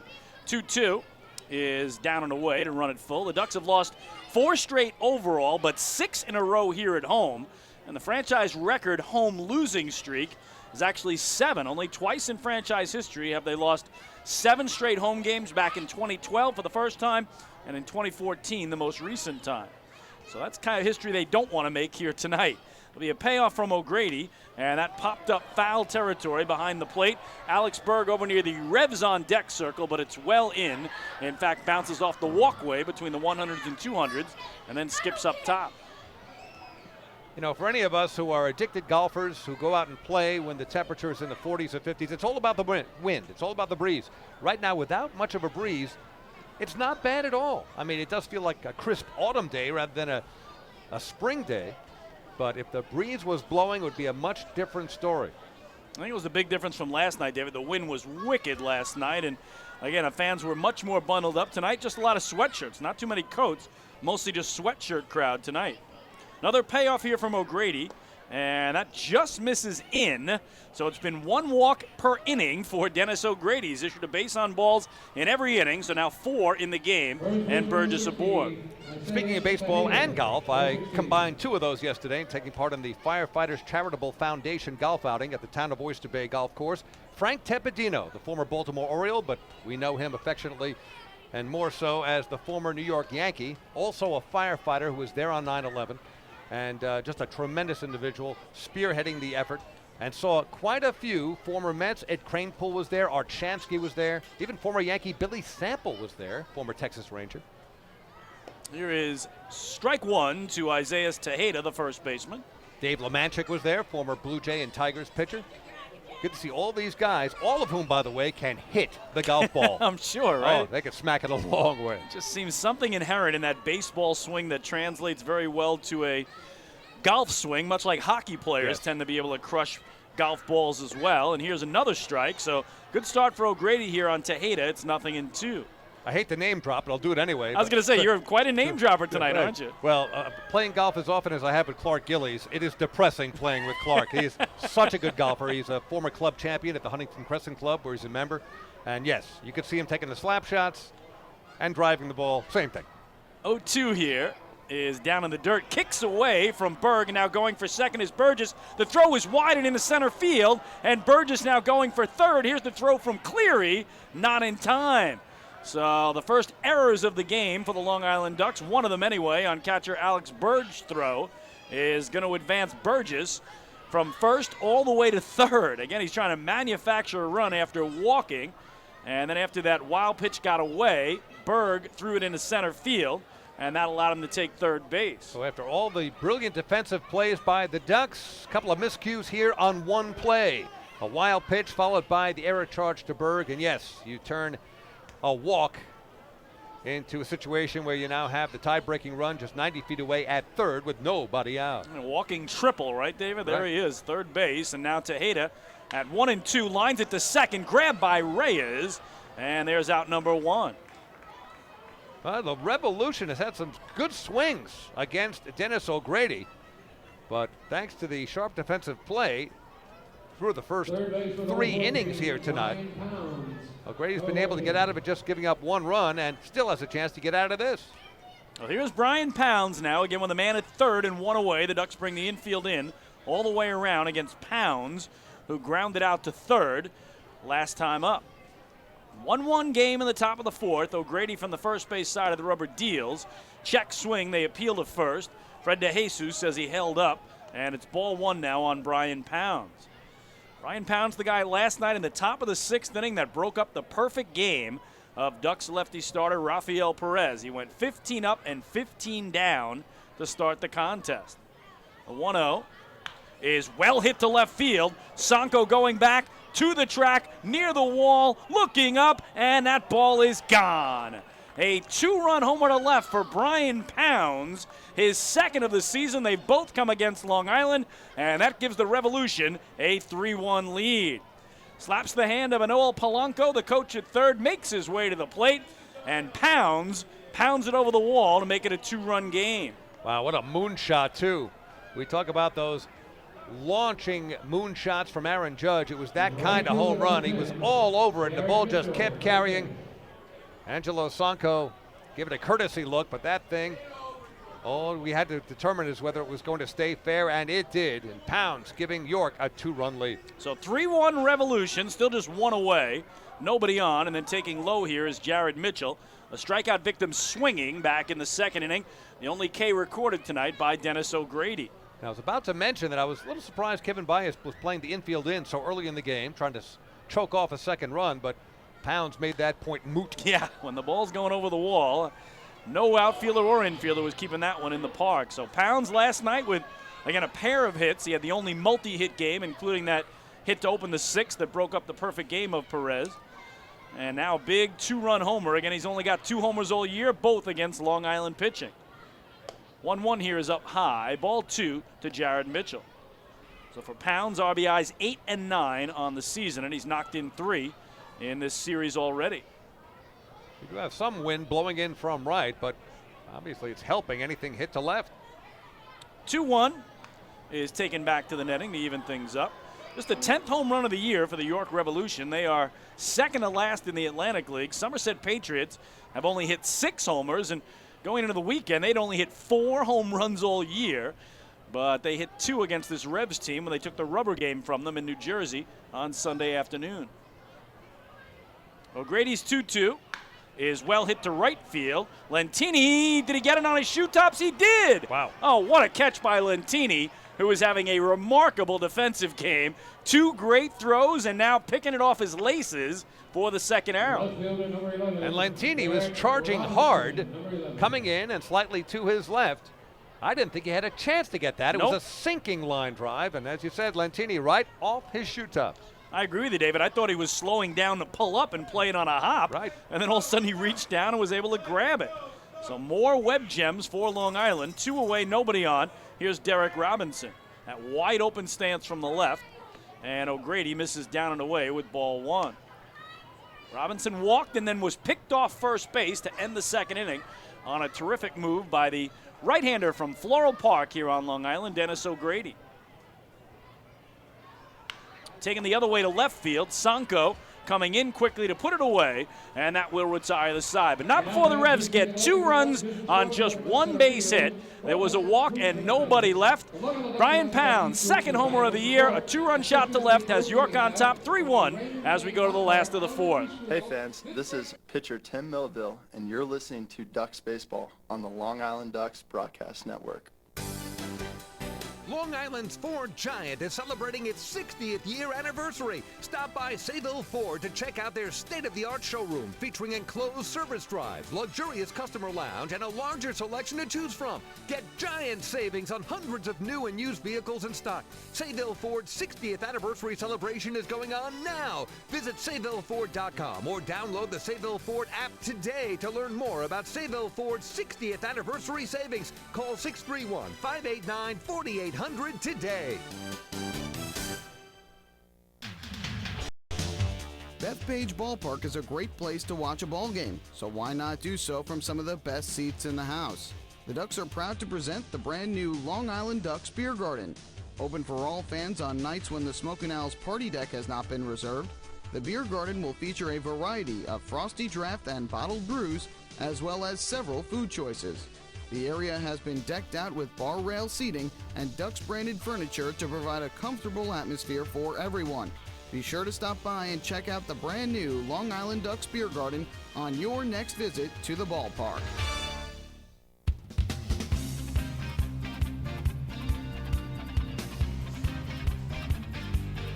Back at Bethpage Ballpark, David Weiss, Chris King. I just received a text from my daughter, Rachel, full-time journalist for Newsday.com, and it says, quote, "Bring me home a helmet of ice cream." Come on. Everybody loves the helmet, David. There is no better way to eat ice cream than from a baseball helmet, right? Now, I live 7 miles from the ballpark, but how many ways is that silly? Just how many ways? Let's go back to the play-by-play, and I will give you the answer to that 4th inning trivia question in a moment. Here's Alex Berg to lead it off. Ducks down 3-1, and he chops it foul, left side, strike 1. Trivia question was, 12 players in Mets history have hit 3 homers in a game. 1, Yoenis Cespedes, has done it twice. But of the other 11, 2 are former Long Island Ducks. 1 here is in there for strike 2. Who are those Ducks? It's kind of a trick question. All right, I'm thinking one of them has to be Edgardo Alfonso because obviously his nephew is in the game tonight. That's one. You got it. I think I may have the other, too. I'm not just a wild guess. I'll give you that in a second as Berg awaits the 0-2 from Janis and strokes it into center field for a base hit. So Alex Berg has his first hit of the night and the leadoff man on for Long Island. How about Carl Everett? That would an excellent guess. Yeah. Carl Everett, you forget that he was a Long Island Duck, and of course was a New York Met with a lot of power. But no, I said it was kind of a trick question. Ooh. The other Met who hit 3 homers in a game, who was a former Long Island Duck, the late, great Gary Carter. Oh, okay. There you go. On September 3rd, 1985, at San Diego. And Gary Carter, manager of the Long Island Ducks, of course, if you go back a few years. And Carter didn't play for the Ducks, but was a manager and had quite an impact on the entire community, and he hit 3 homers in a game. Yeah, Gary's picture with us in the booth is Cody Puckett strokes a sharp single to left, so back-to-back singles to open up the home fourth for Long Island, and the tying runs aboard. And David, as we look to our left, one of the great pictures taken by Charlie Barbish of Gary Carter wearing his red, white, and blue Ducks uniform from a July 4th night. And Gary is with us in spirit every night in this booth. Of course, he did a great job managing Long Island back in the 2009 season. Right. That was the year that Ray Navarrete, of course, under Gary, was the league MVP. No one loved baseball like Gary did. Yep. And all you had to do from our point of view in the media was ask him one question. We'd get an 8 to 9 minute answer. He just loved talking baseball, and what a great guy. It was one of my, all-time thrills in baseball was sitting in Gary's office every night, as I do with every Ducks manager, and just talking about the game to come. Tell me about what you expect. Tell me what your pitching lineup will be like, those type of things. And the fact that Gary Carter, a Hall of Famer, would allow me to do that every single night and never made me feel rushed to get out of his office, answered every single question every single night. I will love him forever for doing that. I really will, and that's a big reason why his picture, David, is in our booth each and every night. So we're thinking of you tonight, Gary. We know you love the game of baseball. You'd love this one. It's been a good one. As here, Dan Lyons grounds it to short. Might be 2. Dent to Franco for 1. Back to first in time. And that is a 6-4-3 double play. Advancing over to third is Alex Berg, but now with 2 down, as Dan's struggles at the plate continue, but only a matter of time. The one more note about Gary Carter, I compare him to Arnold Palmer. He was the Arnold Palmer of baseball in terms of the way he made you feel as if you mattered, and only you when he was talking to you. And as you said, there was no pretense, no ego. He just treated everyone equally and obviously embraced all fans. Yeah, it's interesting, David. Here's Giovanni Alfonso, the other part of your trivia question. We played back that Lions home run, your Wizard of Oz call. There are certain things that Gary Carter did for us radio-wise that year, just promos and things like that, that I have saved on my laptop just so I can hear his voice. Just it's so nice to, hear someone's voice. You see a picture that brings somebody back, but you hear their voice, and boy, it really comes back. So on my laptop, I've stored a bunch of Gary Carter promos and live reads and interviews and things he did in that 09 season, just so every now and then I can go back and listen to Gary's voice, and that really brings him back to me. Yeah, just like the late Arnold Palmer, too. He remembered names. Yep. I wasn't here nearly as often as you. David, how are you? How you doing? Just always made you feel like $1 million. Yep, that was Gary. And here's a 2-0 now to Alfonso, and he pops it up. Foul out of play down the right field line. And it's funny that you brought up Gary, because just tonight, David, out in the press box here, I was looking at a great picture. It's right outside the press box area to our right. It's kind of a collage of photos from that 09 season, and it's a picture of Gary Carter and Buddy Harrelson. And Gary, it's either Gary or Buddy pointing to something on the field, and you can just see the intensity that they both have. Their heads are side by side, and it might be Buddy pointing something out to Gary, but you can just see how locked in they were in the game in the Ducks dugout. Well, Alfonso grounds it to short. Dent sidearms it across. Up and down with the ball at first is Tejeda, and that'll do it for Long Island. No runs, 2 hits, 1 left on the double play.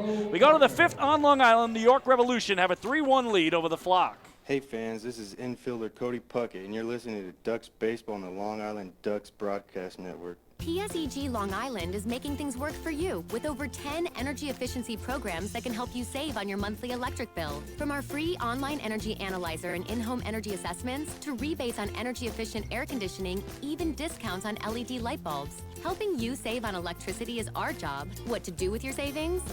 Flight 85 now boarding for the magic of Orlando. Is entirely up to you. Visit pseglyny.com/save money. Just one more way PSEG Long Island is making things work for you.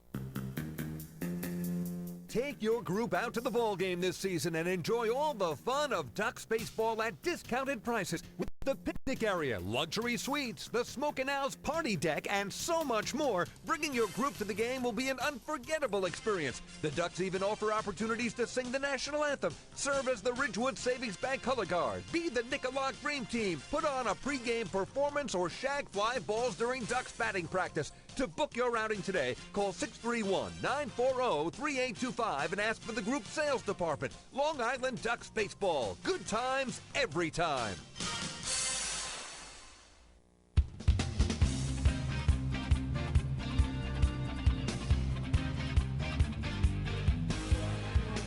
Well, Duck fans, you can warm up with a hot cup of Hampton Coffee Company Gourmet Coffee, available at the concession stands here at Bethpage Ballpark, regular and decaf.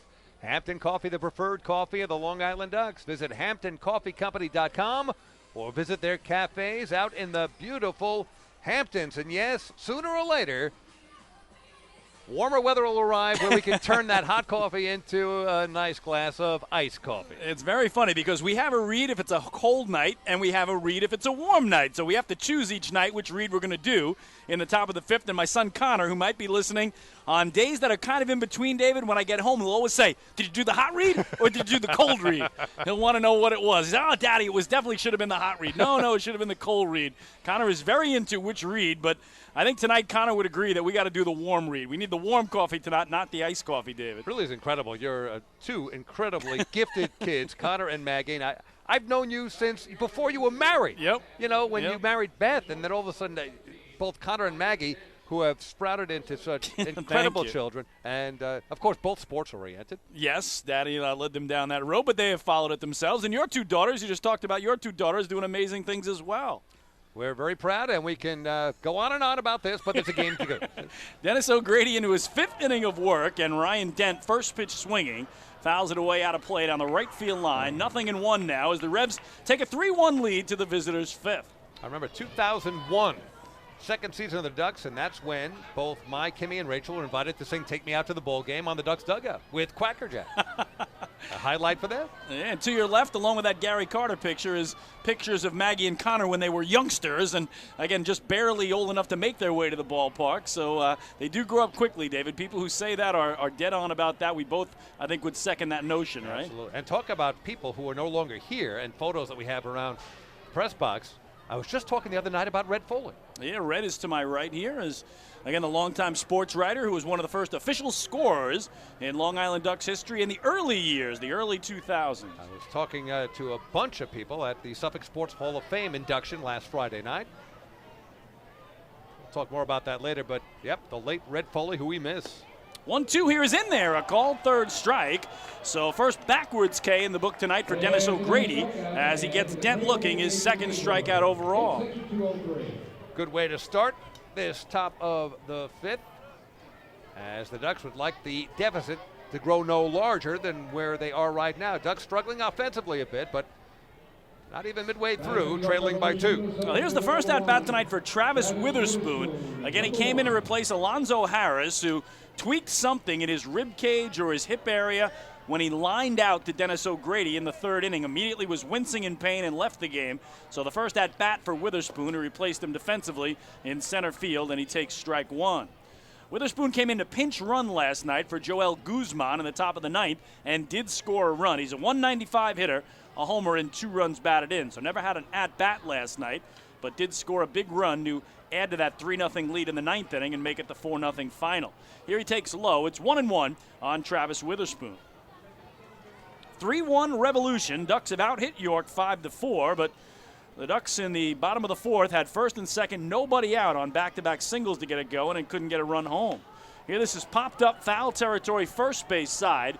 Mark Krause over near his own dugout and makes the nice catch and then lets the wall in front of the photographer's well slow his momentum 2 away. That one kind of unfolded in slow motion as Krause gingerly jogged right up to the railing near the Ducks dugout, but was able to make the catch and keep his eye on the fence. Well, chance for a 1-2-3. Ducks haven't had that tonight. Let's see if Dennis O'Grady can get Angel Franco, who's the perfect 2 for 2 tonight, a pair of singles and a run scored. So Franco has been the hitting star for the Revs, and on the year, again batting .311 coming in for one of the newest members of the York Revolution. O'Grady at the belt. The first pitch to him is popped up foul out of play, third base side, 0-1. Franco, 8 years in the Royals organization, got as high as AAA, and last night 1 for 4 with a double, scored a run, and knocked in a run in the Revs' 4-0 victory to open this 3-game series. O'Grady a good start after getting strike 1, and now his pitch just missing in, not by much, 1 ball and 1 strike. You can hear the pop in the mid of Alex Berg, so O'Grady still plenty left here. We'll see just how short a leash Kevin Baez has with Dennis O'Grady, who, again, began the season as a reliever. This is his second start. Yeah, that is pitch unofficially number 74 right there for Dennis O'Grady. A nice backdoor curve that he drops in there, and he's now a ball and 2 strikes ahead of Angel Franco. Bye, Sammy. Again, O'Grady's longest outing was his first start against these Revs in York Wednesday night, where he went 5 innings. Trying to get there again, and boy, that's a swing and a miss, they're going to say now. But on the wild pitch or pass ball, Angel Franco will take first base. At first, David, I think Franco thought he fouled it off. He didn't run, but then alertly he did. So O'Grady will get his 3rd strikeout, but not the put out, and the inning goes on. So the Ducks and Dennis O'Grady denied their first 1-2-3 inning. Although, again, it does go down as a strikeout. So the inning extended, and Franco aboard all 3 times on that wild pitch for Dennis O'Grady. So it gives Luis Allen a chance to hit. He has walked and also been robbed on a great play at third by Giovanni Alfonso his last time up.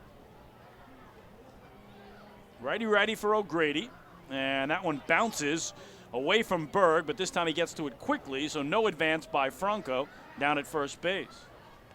It's been a busy evening for both backstops.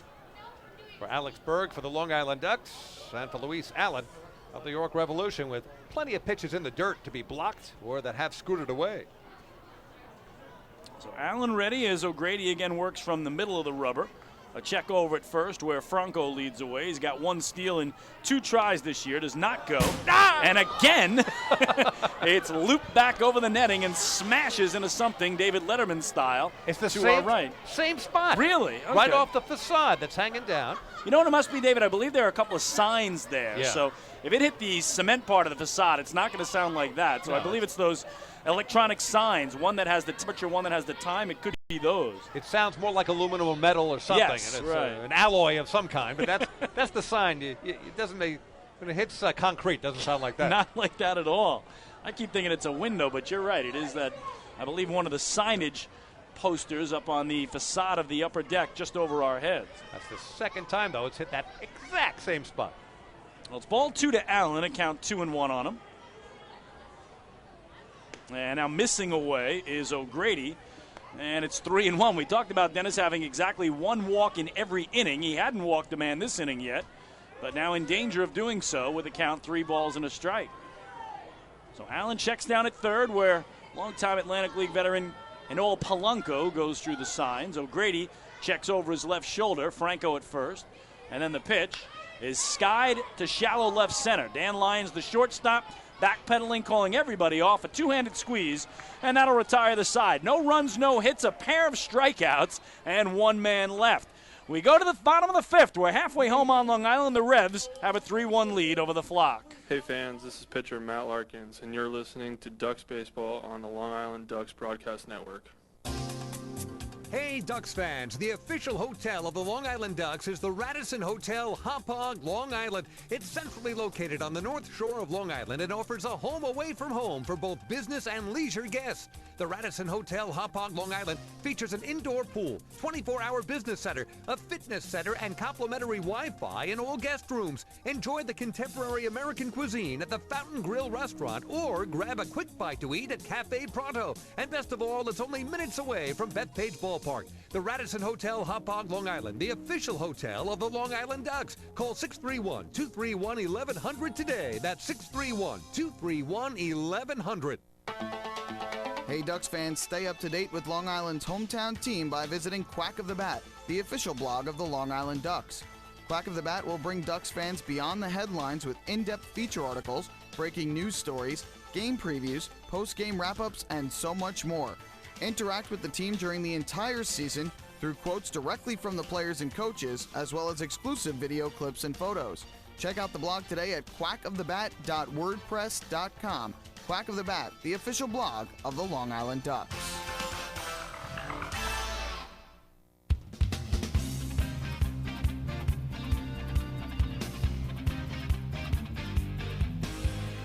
York Revolution with a 3-1 lead over the Long Island Ducks as we go to the last of the fifth. We check in on the out-of-town scoreboard in the Atlantic League. First of all, last night in Lancaster, PA, the Barnstormers beat the Southern Maryland Blue Crabs 8-3, picking up their second straight win and snapping the Crabs' 3-game winning streak.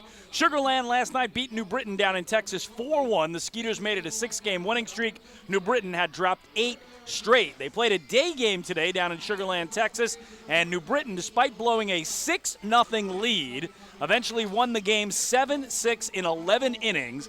So the New Britain Bees finally snapped their 8-game losing streak. The Sugarland Skeeters see their 6-game winning streak come to an end, and we'll run you through the scores in tonight's action around the Atlantic League, in the major leagues as far as the Mets and Yankees are concerned, and of course that big Ranger game at Madison Square Garden as well against the Ottawa Senators as they need to win to survive. Yeah, what's going on with that game? 1-0 Ottawa last I checked, early on. Okay.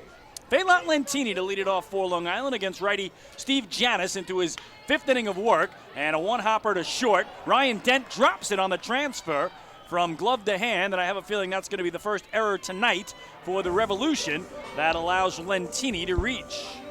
Lentini hit it hard, and Dent was there, but I believe he took a look at first, trying to throw it a little quickly, considering who was running, and that will go down as what? E6. There you go. So Ryan Dent charged with the error. Leadoff man on for Long Island, and back to the top of the order for Delta Cleary Jr., who has twice grounded out to short. Lentini takes off. Here's the throw by Allen. Head first slide, and he is safe. So make it 12 for 12 in stolen bases for Phelan Lentini, as he is second in the league in that department. With Lentini, who turns 40 on August 12th, he can turn any walk, single, any way he gets aboard into an immediate double. He is having an unbelievable game, David, from the defense and right with the glove and the throws, and now a stolen base. And Cleary with a base hit could bring Long Island within 1 as Janis misses up high. It's ball 2. So I don't think that Lentini is done either. If they're not going to pay attention to him, he is going to go after third as well. Lentini with a stolen base last night, another one tonight. And again, 12 for 12 has not been caught.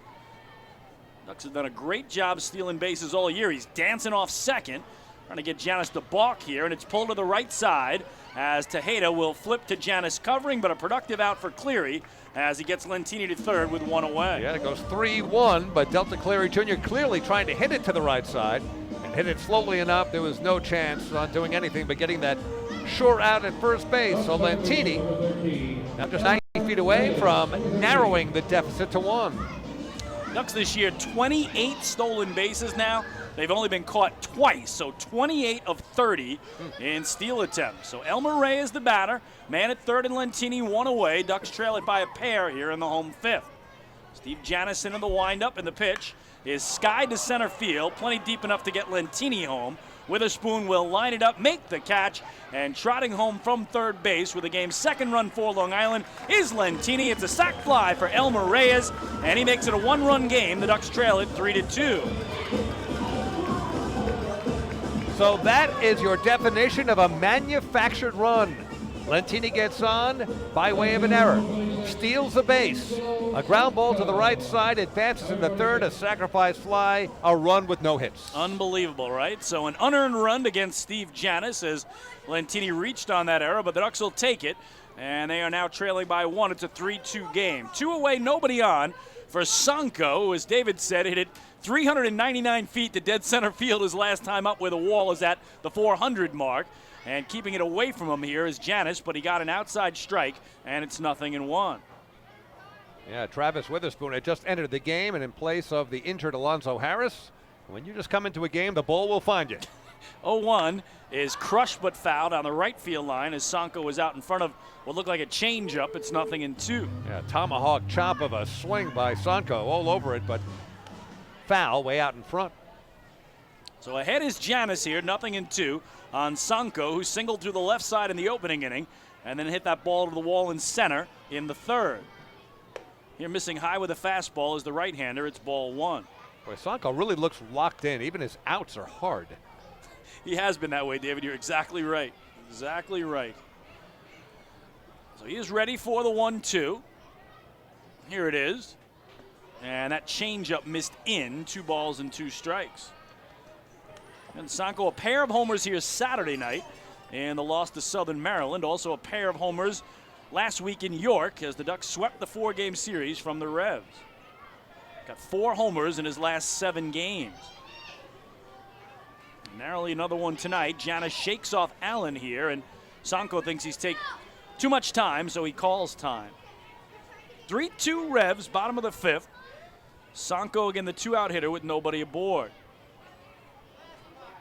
The tall righty kicks and comes home. And there's that changeup again, but it missed inside, so he is thinking that Sanko's sitting dead red, wants to get him out in front of a changeup, but missed the strike zone both times, and now a full count offering will follow. Waiting on deck, the cleanup man, Mark Strauss. 3-2. Just missed that changeup again. So 3 straight times, David. He came with a changeup from 1-2 to 2-2 to 3-2 and eventually to a walk. And that's another Ducks walk brought to you by City MD Urgent Care. There are over 15 City MD locations across Long Island. Need a doctor, just walk in. Well, with the way Sanko crushed that foul ball to right field, I guess Janis was afraid of pitching anything with any speed over the plate. Went with 3 changes out of the strike zone. Ends up walking Sanko with 2 down. So second walk tonight for Janis. Tying run aboard for Mark Krause, who has walked and flied to left. 0-1. This one, he had a good cut at it, but came up empty. 0-1. Krause last night, the only Duck with a multi-hit game as he went 2 for 3 with a pair of singles and a walk. Ducks last night had 6 hits, all of them singles. And tonight their 5 hits have all been singles as well. Be an 0-1 coming to Krause here. And that missing high, 1 ball and 1 strike. While I have a moment, the new LED lights are just fabulous. Aren't they great? You look at them and they don't appear visually as bright as the old lights, but they're angled right toward the field. The field is extremely well lit. I know they're energy efficient as well. Just fabulous here at Bethpage Ballpark. Yeah, brand new field, brand new lights, brand new Bethpage Ballpark. It is spectacular. 1-1 here is away, and one thing you'll see, David, on the firework nights, they have the ability to flicker the lights as well. So Saturday nights, when the team hits a home run, you get the fireworks preview, and then they can flash the lights on and off as well. It's a very cool effect. Wow. So 2-1 here to Krause, trying to tie this game or give the Ducks the lead. And he takes it foul, high out of play, third base side to even things up. Again, Steve Janis, a 25-year-old righty out of Marietta, Georgia. First year with the Revs, 5th year of pro ball, 4 years of affiliated ball, all in the Braves organization. Really nicely climbed the ladder from rookie ball through AAA, but never got to pitch in Atlanta. Trying to get back to the big leagues, as they all are, is Steve Janis, the right-hander. The 2-2 is pulled foul down the right field line. We'll do it again. That's why it's so important that the Ducks do have those players who have been to the show, the David Ardsmas and the Nolan Reimholz, and so many others who can talk to the guys who haven't been there, tell them what it takes, and that mix of veterans, younger players, it's what the Ducks have always been about, dating back to 2000. Again, Janis only 25 years of age, so he is extremely young. His 2-2 here is whacked away down the left field line. So good battle here between Janis and Krause. Ducks have made it a 1-run game on the sac fly by Elmer Reyes, who picked up his 6th run batted in of the year. And Long Island with a run in, a man on first, everything but a hit this inning. So they have done it with an error, a walk, a sac fly, a stolen base, a productive ground out. Just making runs occur, and trying to do it again here is Krause. 2-2 is low, and he's worked it full. So terrific at-bat by Mark Krause after Angelo Sanko worked out a walk from 1-2 down in the count. And Tejeda will now drop back, playing first base for York behind Sanko, so he'll get the running start with this pitch. So Sanko checks behind him to make sure Tejeda isn't creeping in, and missing inside is Janis. So back-to-back walks, and now Janis sticks out his arms as if to say to home plate umpire John Grasso, what do I have to do to get a strike called? And this might be time for his pitching coach, Paul Fletcher, to come and settle him down a little bit here. Janis looked very frustrated after the back-to-back base on balls. It's another Ducks walk brought to you by City MD Urgent Care. There are over 15 City MD locations across Long Island. Need a doctor? Just walk in.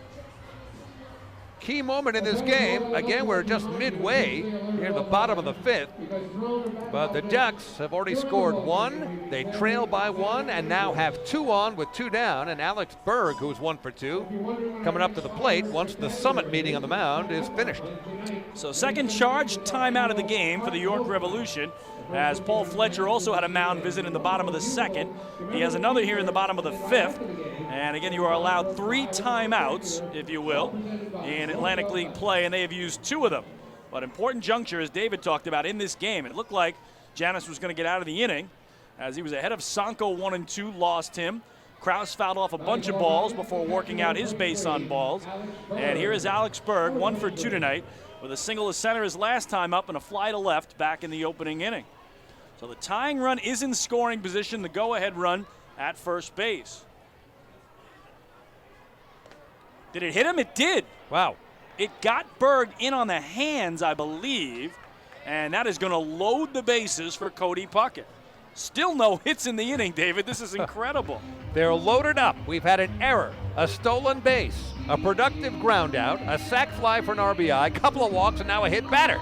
So the Ducks have done everything except hit the ball safely. It would be a good time for that now with Cody Puckett at the plate, who is 2 for 2. Yeah, the only Duck with a multi-hit game tonight is Cody Puckett. So a pair of singles, one down the right field line where he scored a run in the second inning and one to left in the fourth.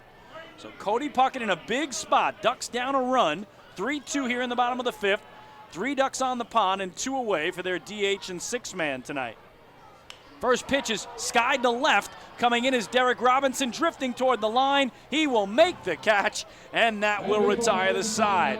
So the Ducks have to settle for 1 run on no hits. There was an error, a hit batsman, a pair of walks. They leave the bases loaded. We go to the 6th in Central Islip. It's the York Revolution 3, the Long Island Ducks 2. Hey fans, this is Jim Fuller, left-handed pitcher, and you're listening to Ducks Baseball on the Long Island Ducks Broadcast Network. Going way back is Joe Holden, and he is looking up, and that one is headed to field 5 at Robert Moses. The waves are gnarly, and the Ducks have tied it at 1. That was another home run for the Ducks. And Duck fans, what's more fun than a home run that helps the Ducks win a game? How about a homer that helps the community win? Chappie's Funeral Home and the Long Island Ducks have once again teamed up for the Chappie's Home Run Challenge. If the Ducks hit 100 homers this season, Chappie's Funeral Home will donate $5,000 to the Quackerjack Foundation. So every time a Ducks hitter goes deep this season, watch for the Chappie's Challenge home run count on the scoreboard. And if we reach 100, we're all a winner. Chappie's Funeral Home, where caring for others is a family tradition. Can't get enough of the Long Island Ducks? Well, now you can get even more inside info on your favorite hometown team through Facebook and Twitter. The Ducks are constantly updating fans through social media with scores, transactions, ballpark promotions, and much more. You can even win great prizes. All you'll need to do is make a free account on Facebook and Twitter, and then visit us at facebook.com/LIDucks and twitter.com/LIDucks. Think you're Long Island's biggest Ducks fan? Get connected now.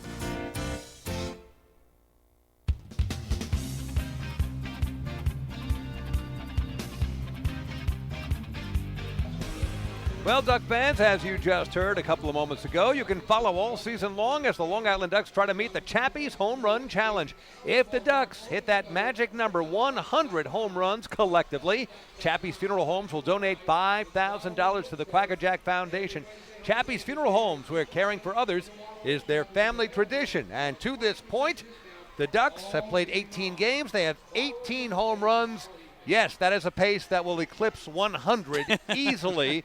We'll see if they can keep that up. But the Ducks are tied for the team lead in homers in the Atlantic League. Well, tonight is game number 19. They've yet to homer, so maybe that's what they need, David, a long ball, as all 5 hits tonight for Long Island have been singles. So the Ducks do everything but get a hit in that 5th inning as they scratch across a run and leave the bases loaded. They do close within 1, though, as they cut the lead in half and trail 3-2 as we go to the 6th. And Dennis O'Grady takes the hill to start the 6th inning, trying for what would be his longest inning of the year. He'll face the cleanup man, Michael Burgess. First pitch is downstairs for a ball, and they count 1-0 on Burgess, who had an RBI single back in the opening inning and then walked and scored in the 4th. So 1 for 1 with a ribby and a run is Burgess, the DH. Takes that one for a strike. 1 ball and 1 strike to O'Grady, who unofficially is at 84 pitches. Janis for the Revs is in the 70s. Unofficially. 1-1. Gets the strike on the outside corner. Kick back. Janis at 81 unofficially, so both pitchers now in the 80s pitch count-wise here on a chilly night in the 6th inning. Well, no one's going to say that Dennis O'Grady's been overpowering tonight, but it's been a gutty performance. He's kept the Ducks in it. He's given up 3 runs. He struck out 3, walked 4. So he's giving it all he's got. And again, has not been blown away, despite the fact he has yet to register a 1-2-3 inning. Again, all of last year was missed for O'Grady with injury, and now trying to work his way back. The 2-2 is well hit to center field. Delta Cleary Jr. drifting back, though, now moving to his right, will make the one-handed grab for out number 1. Dennis O'Grady, all of his affiliated career in the Padres organization, 5 years going from rookie through AAA, nearly 200 games, but only 25 of those as a starter. So again, he's called Floral Park home on Long Island, born in Queens, played his high school baseball at Archbishop Malloy in Jamaica, Queens, but now a Long Island guy is Dennis O'Grady, and a thrill here making his first home start of the year, although again he has pitched here in relief. So he'll go against the 5-man and first baseman, Isaiah Tejeda, who has lined out to second and fly to right, 0-for-2, and he starts him out with strike 1. When you do baseball for a living, you can travel the country. He's been to Duke University, where he graduated. He's been to Texas. He's been all over the place. He'll take you on a journey, no doubt about it, as both of these guys, O'Grady and Janis, young players who worked their way up through the organization to get to AAA, but never to the major leagues, and now both trying to find their way back as he drops in strike 2 here on Tejeda. So very similar career paths for Janis in the Braves organization and O'Grady in the Padres chain. There's Dennis's 0-2 pitch. And then a breaking ball popped up behind home plate.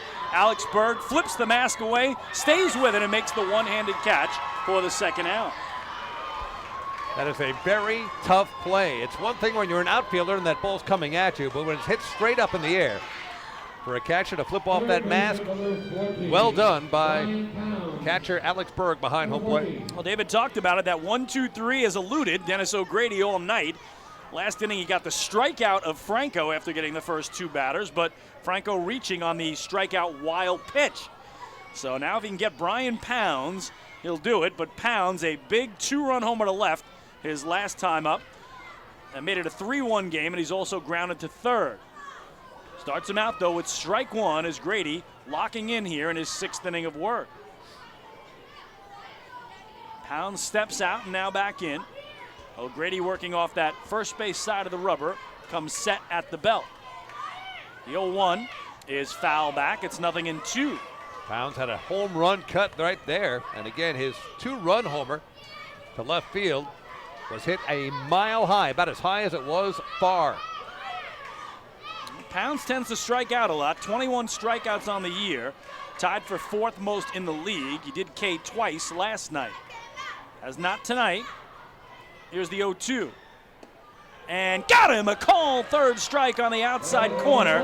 Dennis O'Grady fans Brian Pounds, and there is our first 1-2-3 inning of the night for Long Island. The Ducks just retired the Revolution 1-2-3, making this another PSEG Long Island energy efficient inning. With energy efficiency programs from PSEG Long Island, saving on your electric bill is also as easy as 1, 2, 3. Visit PSEGLINY.com/save money. One more way PSEG Long Island is making things work for you. The Ducks retire the Revs in order. We go to the bottom of the 6th on Long Island. York still with a 3-2 lead over Long Island. Hey fans, this is pitcher Dennis O'Grady, and you're listening to Ducks Baseball on the Long Island Ducks Broadcast Network. PSEG Long Island is making things work for you with over 10 energy efficiency programs that can help you save on your monthly electric bill. From our free online energy analyzer and in-home energy assessments to rebates on energy efficient air conditioning, even discounts on LED light bulbs. Helping you save on electricity is our job. What to do with your savings? Flight 85 now boarding for the magic of Orlando. Is entirely up to you. Visit PSEGLINY.com/save money. Just one more way PSEG Long Island is making things work for you. Oh, I love it. The color of my new Nicolot patio is so vibrant. It's unlike anything I've ever seen. You're welcome. I'm just going to go finish that Nicolak walkway now. Make your pavers vivid Nicolot pavers. The best looking, most vibrant pavers with the most 3-color blends in the industry. Featuring Nicolot's exclusive paver shield and color blending technology. With color throughout and guaranteed not to fade. Live life in color with Nicolot. Visit Nicolot.com. Pave your way.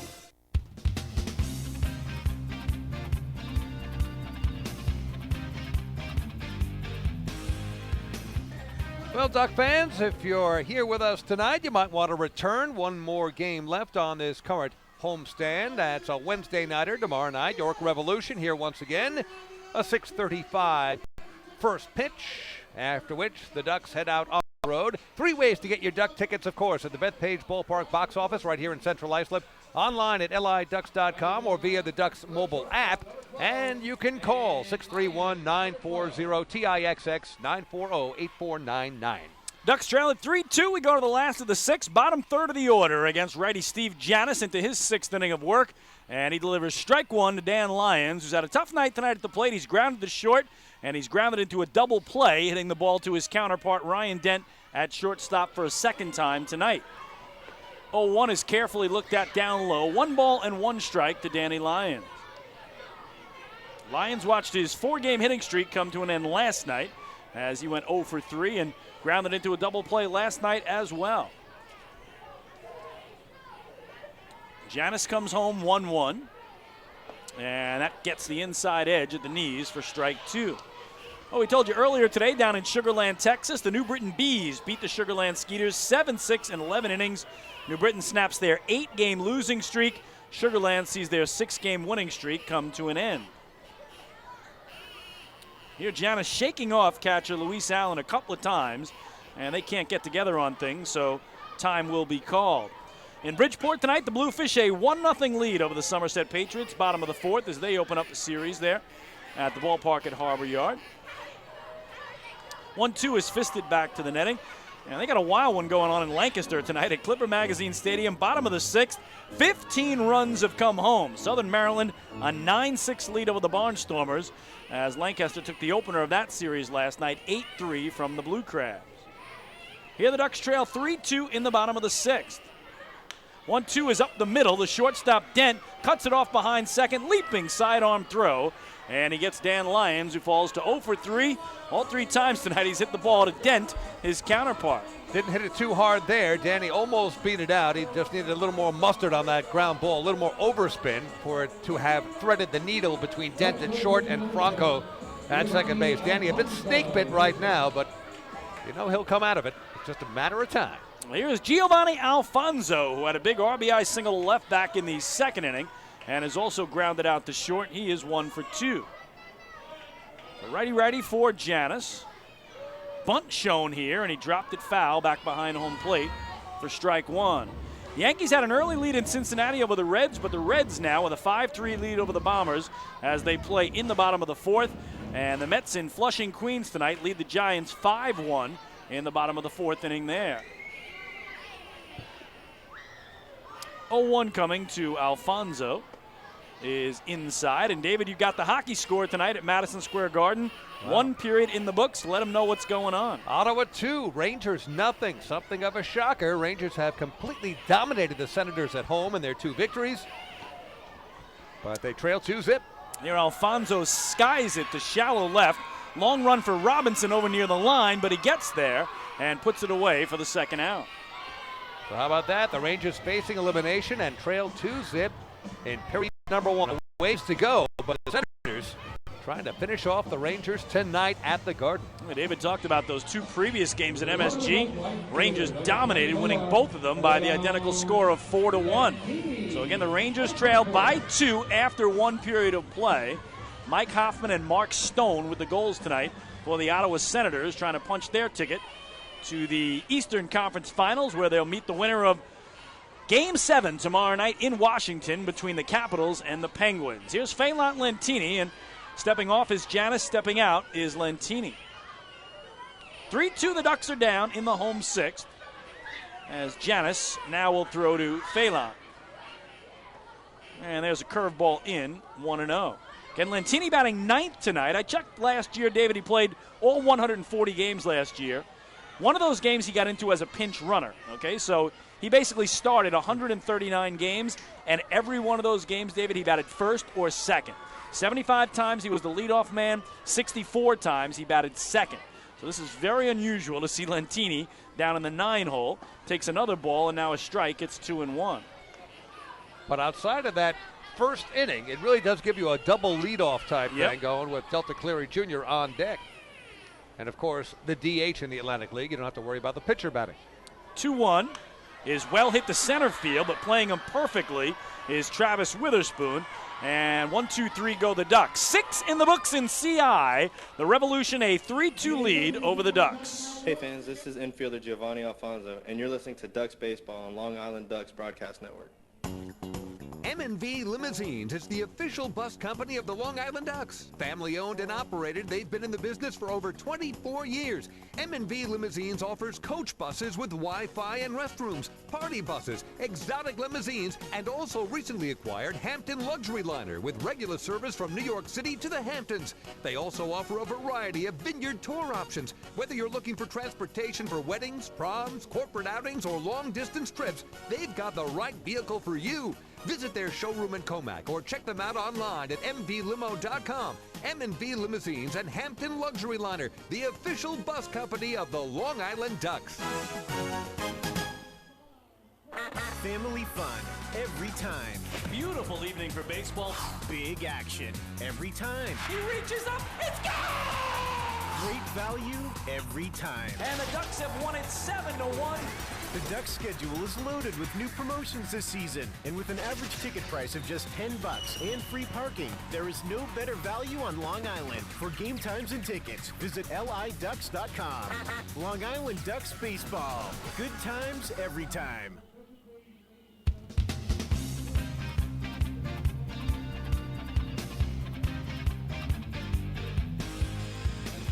Back at Bethpage Ballpark, David Weiss, Chris King, the York Revolution leading the Long Island Ducks 3-2 as we go to the top of inning number 7. And we have our first pitching change of the game. Skipper Kevin Baez taking Dennis O'Grady out of the game. O'Grady with a gutty pitching performance, and we'll give you his final line in just a moment. But we can tell you that lefty Patrick Kreider, who has been in his Ducks career always among the leaders in appearances. He seems to be in there game in, game out. One of the bevy of relievers who hold the lead or keep the ball game within reach in the middle innings, and he is in there again, making his 9th appearance of the season here in game number 19. On the season, Kreider has a record of 0-1, 6 1/3 innings pitched, has given up 3 hits, just 2 earned runs, an ERA of 2.84. He has struck out 9, walked 3. Patrick Kreider, the lefty, 29 years old, from Owensboro, Kentucky, the 6-footer in there in relief of Dennis O'Grady. And Patrick's first appearance of this series, he last worked Sunday in the 8-2 loss to the Southern Maryland Blue Crabs. 1 inning, no hits, no runs, no walks, and 2 strikeouts. So the righty O'Grady departs, the lefty Kreider comes in, and we go to the 7th inning here in Central Islip. Long Island Ducks trail the York Revolution 3-2 for the Revs. 3 runs, 4 hits, 1 error for the Flock. 2 runs, 5 hits, and 1 error. So Kreider brought in to start against the lefty, Jared Mitchell, the right fielder, who has struck out swinging and been robbed on a great catch in right on his shoot tops. by Phelan Lentini. Group of youngsters gathering down below, David, for our 7th inning stretch. God Bless America. You can tell us who that's going to be, and we'll bring you that once the Ducks get 3 outs. God Bless America to be performed by the talented group, the 5th graders from the Raymond J. Lockhart Elementary School in Massapequa. Can't wait for that. Always look forward to that. First pitch from Kreider. Misses in here for a ball, and the count 1-0 on Mitchell.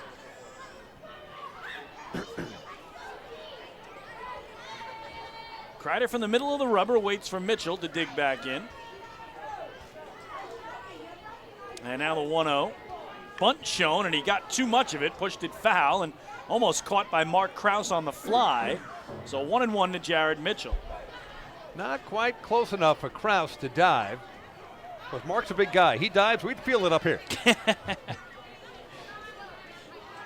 So here's the final line on Dennis O'Grady. 6 innings pitched, 4 hits, 3 runs, all earned. Walked 4, struck out 4, gave up a home run. There were 3 wild pitches along the way. In all, O'Grady, 94 pitches, 55 of them for strikes. As he said, he gutted it out and kept the Ducks in the game. His longest outing of the season, but he ends up leaving on the short side of the 3-2 score. 2-hopper to second, Elmer Reyes to Mark Krause, and Jared Mitchell is a 4-3 ground out to open the visitors' 7th. Left fielder, number 11, Derek Robinson, number 11. So here's Derek Robinson. He has walked and been picked off at first base by O'Grady back in the 2nd inning, and also flied out to left. He's 0-for-1. Robinson played 102 games in the big leagues with the Cincinnati Reds back in 2013. Another new member of the York Revolution in his 11th season of professional baseball. Switch hitter, turning around about right-handed for the first time tonight. And he too shows bunt, but takes the pitch up and away for a ball, and the count 1-0. So according to his bio, Robinson's first hit of his 49 big league hits was a pinch hit single off Steven Strasburg. How about that? Impressive. You'll always remember that one, right? Yeah. That's awesome. Wow. Well, Robinson trying to get something going here for the Revs, who lead by 1 as we start the 7th. The 1-0 is chopped to third. Giovanni Alfonso double clutches but guns it to Krause. And on a pair of ground ball outs, 2 up and 2 down. Well, he's got a gun. Alfonso Yep. really does look like his uncle, who, of course, played majority of his Mets days at second, but played third as well and was great at both positions. We talked about Giovanni getting a chance at third tonight because Cody Puckett is the DH, but we've seen Alfonso David here mostly at second, so It is almost scary to see a ground ball to second and to call the name Alfonso, as we did when his uncle was a Duck for 2 seasons. So O'Grady closed out his outing with his only 1-2-3 inning of the night. Kreider trying to toss a 1-2-3 frame as well if he can get Ryan Dent here as he misses low with ball 1. Dent a walk back in the 3rd inning and then thrown out at home plate trying to score from second on a Franco single on a great effort from Lentini and right, a 1-hopper to the plate. He's also struck out looking. Here a ground ball to second for Elmer Reyes. He will flip to first, and on 3 ground ball outs, the Revs go in order. We will turn it over to PA announcer Bob Otone, the Bullet. That is section 100. On this Tuesday night, we are joined by the Raymond J. Lockhart Elementary 5th grade class. They are from Massapequa, and they will lead us now in the singing of God Bless America. God bless America, land that I love. Stand beside her and guide her through the night with the light from above. From the mountains to the prairies, to the oceans, what the flow. God bless America, my home, sweet home. God bless America, my home, sweet home. Great job by the 5th grade class from Raymond J. Lockhart Elementary School in Massapequa with God Bless America. 7th inning stretch in Central Islip. The York Revolution lead the Long Island Ducks 3-2. Hey fans, this is infielder Mark Krause, and you're listening to Ducks Baseball on the Long Island Ducks Broadcast Network. Long Island's Ford Giant is celebrating its 60th year anniversary. Stop by Sayville Ford to check out their state-of-the-art showroom featuring enclosed service drive, luxurious customer lounge, and a larger selection to choose from. Get giant savings on hundreds of new and used vehicles in stock. Sayville Ford's 60th anniversary celebration is going on now. Visit SayvilleFord.com or download the Sayville Ford app today to learn more about Sayville Ford's 60th anniversary savings. Call 631-589-4800 today.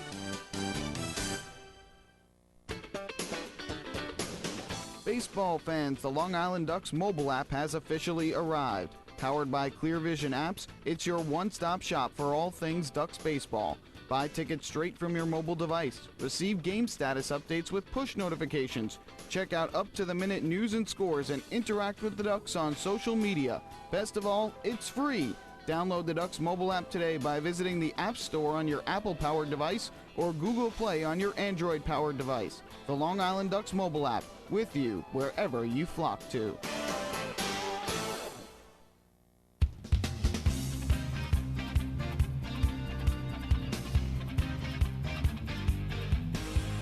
Back at Bethpage Ballpark, David Weiss and Chris King. We have a pitching change here in the 7th inning, not only for the Ducks in the top of this frame, but here for the York Revolution in the bottom of inning number 7. Steve Janis, the right-hander, giving way to a big right-hander, 28-year-old Michael Click, 6'3" right-hander from Media, Pennsylvania. And the stats on Mr. Click. This will be his 7th appearance of the season, all in relief. 7 innings pitched. He's given up 3 hits, 2 earned runs, has struck out 3, walked 2. No record, no wins, no losses, an ERA of 2.57. Michael Click, your new pitcher for the York Revolution, trying to hold this 3-2 lead for the Revs as the Ducks come up in the bottom of the 7th. Independent ball only for Michael Click, and as David told you, from Media, Pennsylvania, so he plays for the team in York, Pennsylvania. Also went to college in Pennsylvania at Temple University, played for the River Sharks, the now defunct Camden River Sharks in 2014 and 2015, and for the Revs last year, and now his 2nd year in York. So Steve Janis departs, and it is Michael Click against the top of the order, and Delta Cleary Jr., the center fielder, to start it off. First pitch to him is in there for a strike. 0-1 on Delta, who has grounded out 3 times tonight. 0 for 3 on 2 balls to short, and 1 to the first baseman, Isaiah Tejeda. Click, long and lean from the middle of the rubber. And the 0-1 is low and away. 1 ball and 1 strike. So Cleary, followed by Reyes and Sanko for Long Island here in the home 7th. Ducks have never led in this game. Trailed 1-0, tied at 1-1, trailed 3-1, got to 3-2, and that's where we still are here in the home 7th. 1-1. Chopped slowly toward first. Delta on his horse, but it curves right, and it's just a foul ball. Yeah, had just a little bit too much spin on it, but Delta doing the wise thing, busting it down to first base in case that thing caught the grass and stayed fair, which it did not. By the way, at some point, I'm going to have to head out to the concessions. I'm getting threatening texts from my daughter, Rachel, who is now insisting on either onion rings or fries. They have onion rings out there? I am sure they do, I'm David. sure I'll have to look for that, or fries or something. I'm going to have to obviously carry them in one hand and then drive with the other on the way home because my daughter is having a craving for French fries. So I guess when Dad is out at work, he's got to pass someplace at home or get him at the ballpark and bring it right home, right? She wants the ballpark food. Oh, yeah. It tastes better at the park. It does. It always does. Hot dogs especially, right? Absolutely. No better place to taste a hot dog than at the ballpark. 1-2 to Cleary. Swing and a miss. He struck him out. So Michael Click, very first batter he faced is a strikeout. Steve Janis didn't strike out any Ducks tonight in his 6 innings of work, 1 away. In fact, here's Steve Janis' line. 6 innings pitched, 5 hits, 2 runs, only 1 earned against Janis. He walked 3, as Chris mentioned, did not strike out anybody. He hit a batter, 1 wild pitch. In all, 93 pitches, 56 for strikes. Amazingly similar to his counterpart, Dennis O'Grady, 94 pitches, 55 for strikes. Very, very close. So again, Janis trying to avenge the loss. The Ducks hung on him Wednesday night, game 2 in that doubleheader in York, when they knocked him out of the game in the 4th inning. Again, the Ducks had 11 hits and 8 runs against Janis in Pennsylvania on Wednesday night. Tonight, all he surrendered were 5 singles. The Ducks still do not have an extra base hit in the series. Again, 6 hits, all singles last night in a 4-0 loss. 5 hits, all singles tonight. They trail 3-2. Elmer Reyes fouls off the first pitch from Michael Click and now readies himself for an 0-1. Click at the belt, comes home, and that's another foul ball high first base side. 0-2 on Reyes, who's 0 for 2 tonight, but he did drive in a run with a sac fly back in the 5th that plated Phelan Lentini and made it a 1-run game.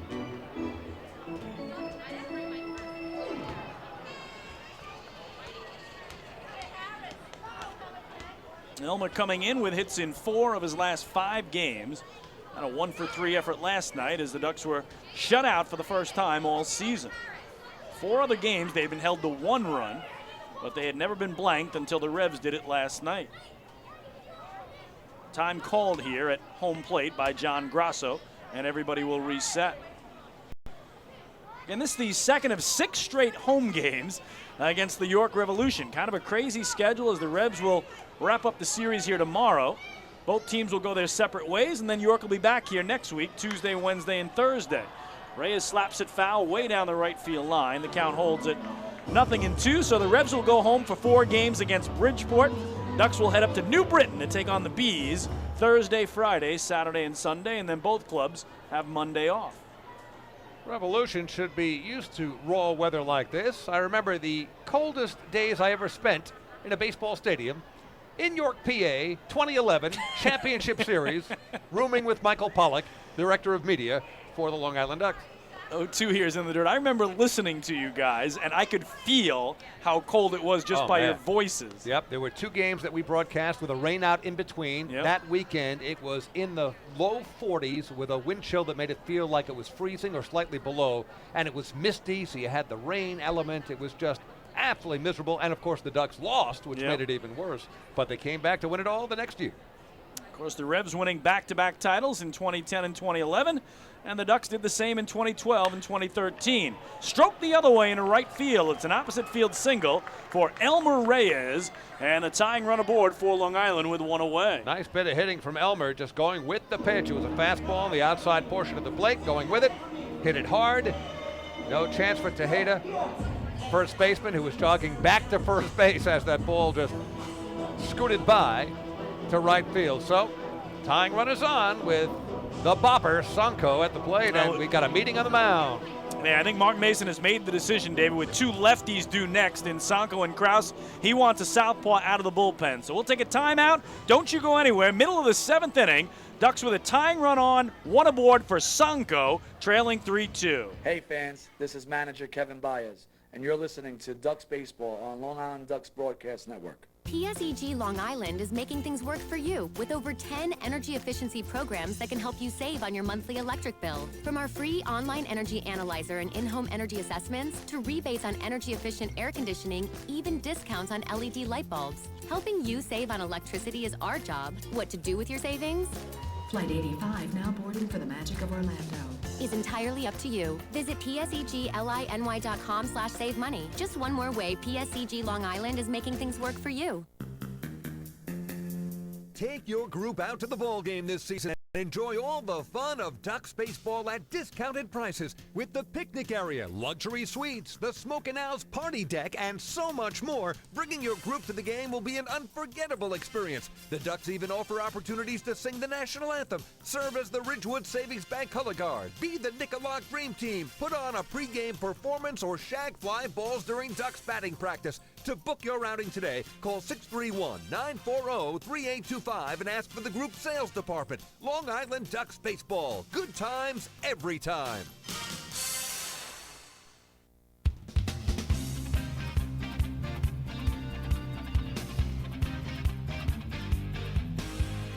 At Bethpage Ballpark, David Weiss and Chris King, bottom of the 7th.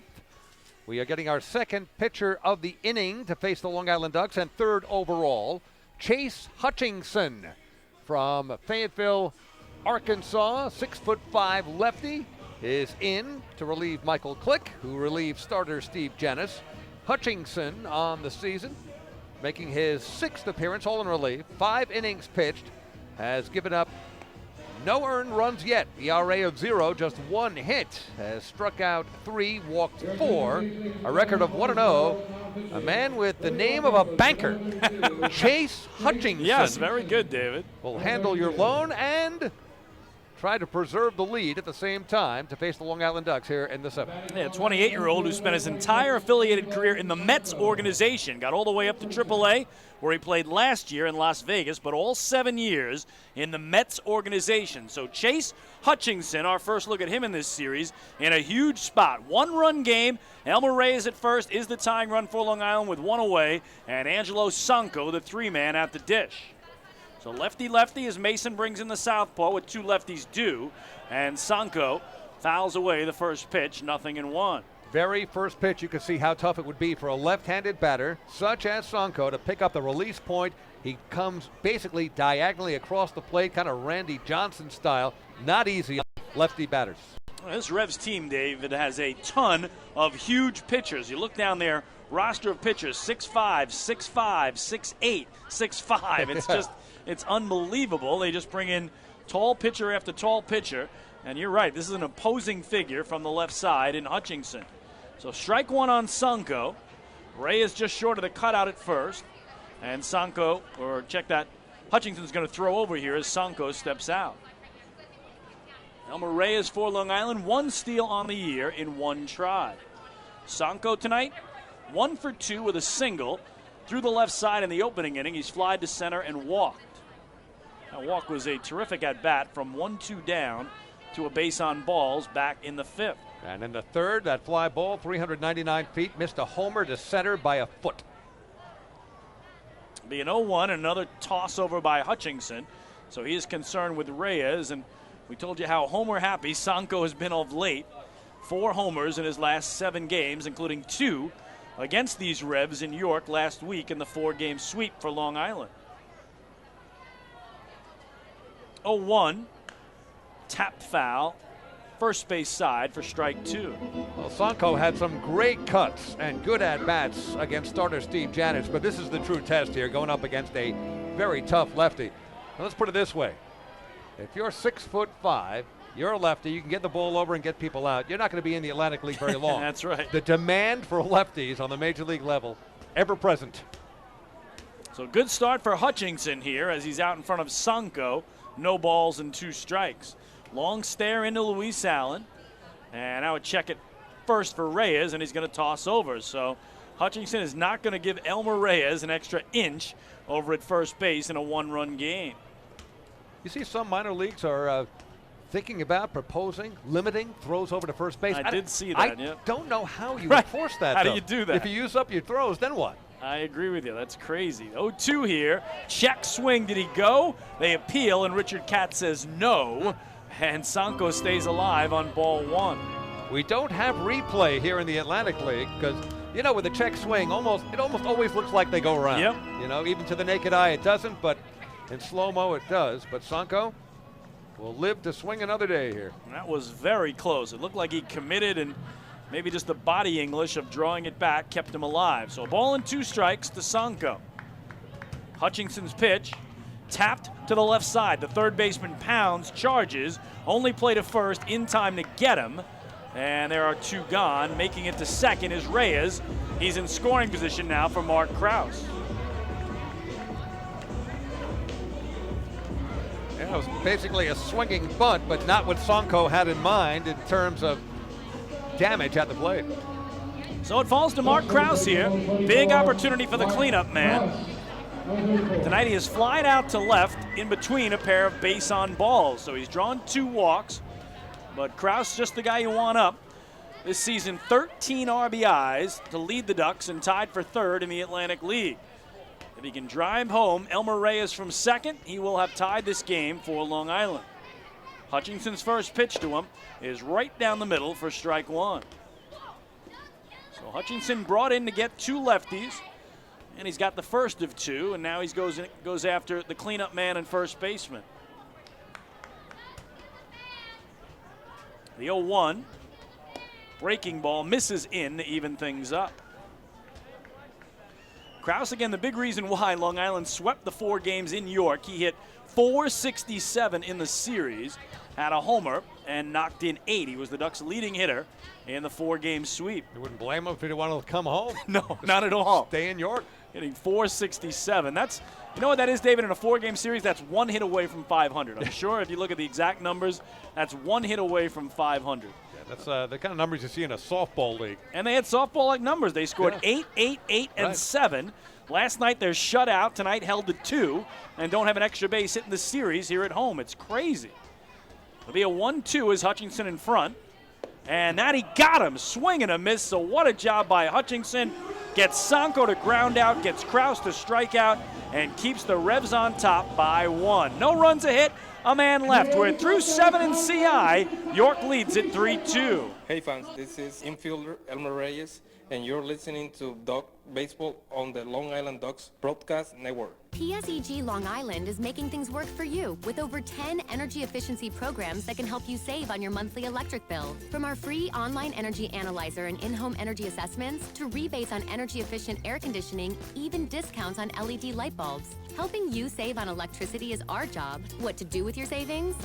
Flight 85 now boarding for the magic of Orlando. Is entirely up to you. Visit psegly.com/save money. Just one more way PSEG Long Island is making things work for you. Take your group out to the ball game this season and enjoy all the fun of Ducks baseball at discounted prices with the picnic area, luxury suites, the Smokin' Owls party deck, and so much more. Bringing your group to the game will be an unforgettable experience. The Ducks even offer opportunities to sing the national anthem, serve as the Ridgewood Savings Bank color guard, be the Nicolak Dream Team, put on a pregame performance, or shag fly balls during Ducks batting practice. To book your outing today, call 631-940-3825 and ask for the group sales department. Long Island Ducks Baseball. Good times every time.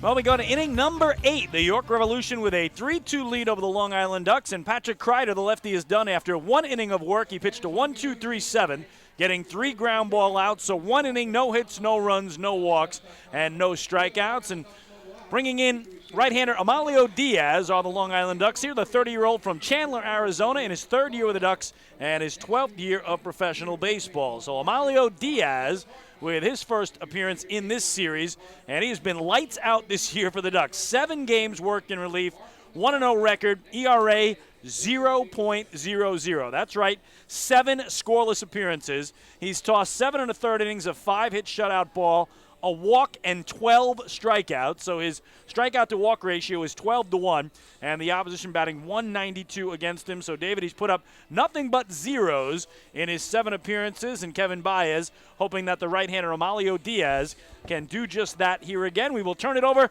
to the closer in the broadcast booth tonight, hoping to call the first waddle-off win of 2017. Here's my partner, David White. Thank you, Kinger. If you go back to last year, Amalio Diaz with an ERA just above 2, but more often than not, when he came into the game, it was just such a rough going for the opposition batters. I mean, he's been so effective for so long for the Long Island Ducks. He's got that funky delivery, kind of short arms the ball to the plate, very tough to pick up the release point. And he zips it. It's on top of you before you know it. Sneaky fast. Absolutely. And the way the back end is lining up right now, it's just so nice for Kevin Baez. He's got Amalio Diaz or Chinwe Sao as the 7th inning guy usually. Then Eric Gagne, the former Cy Young Award winner, is going to be the 8th inning guy. Gagne down tonight. And, of course, you got David Aardsma as the closer. So what a back end to the bullpen for Long Island. All you need is a lead late, and it is all but secure. But in this case, Ducks trail by 1. Top of the order for York, Travis Witherspoon, who came into the game as a replacement for the injured Alonzo Harris, injured swinging the bat. And the first pitch to Witherspoon from Diaz, inside corner for a strike, 0-1. Witherspoon fouled out in his only plate appearance in the 5th. To first baseman Mark Krause. 0-1 pitch is on the way, and had the plate, but down low. Count even 1-1. So first 3 in the order for York. Witherspoon at the plate now, to be followed by Angel Franco and Luis Allen.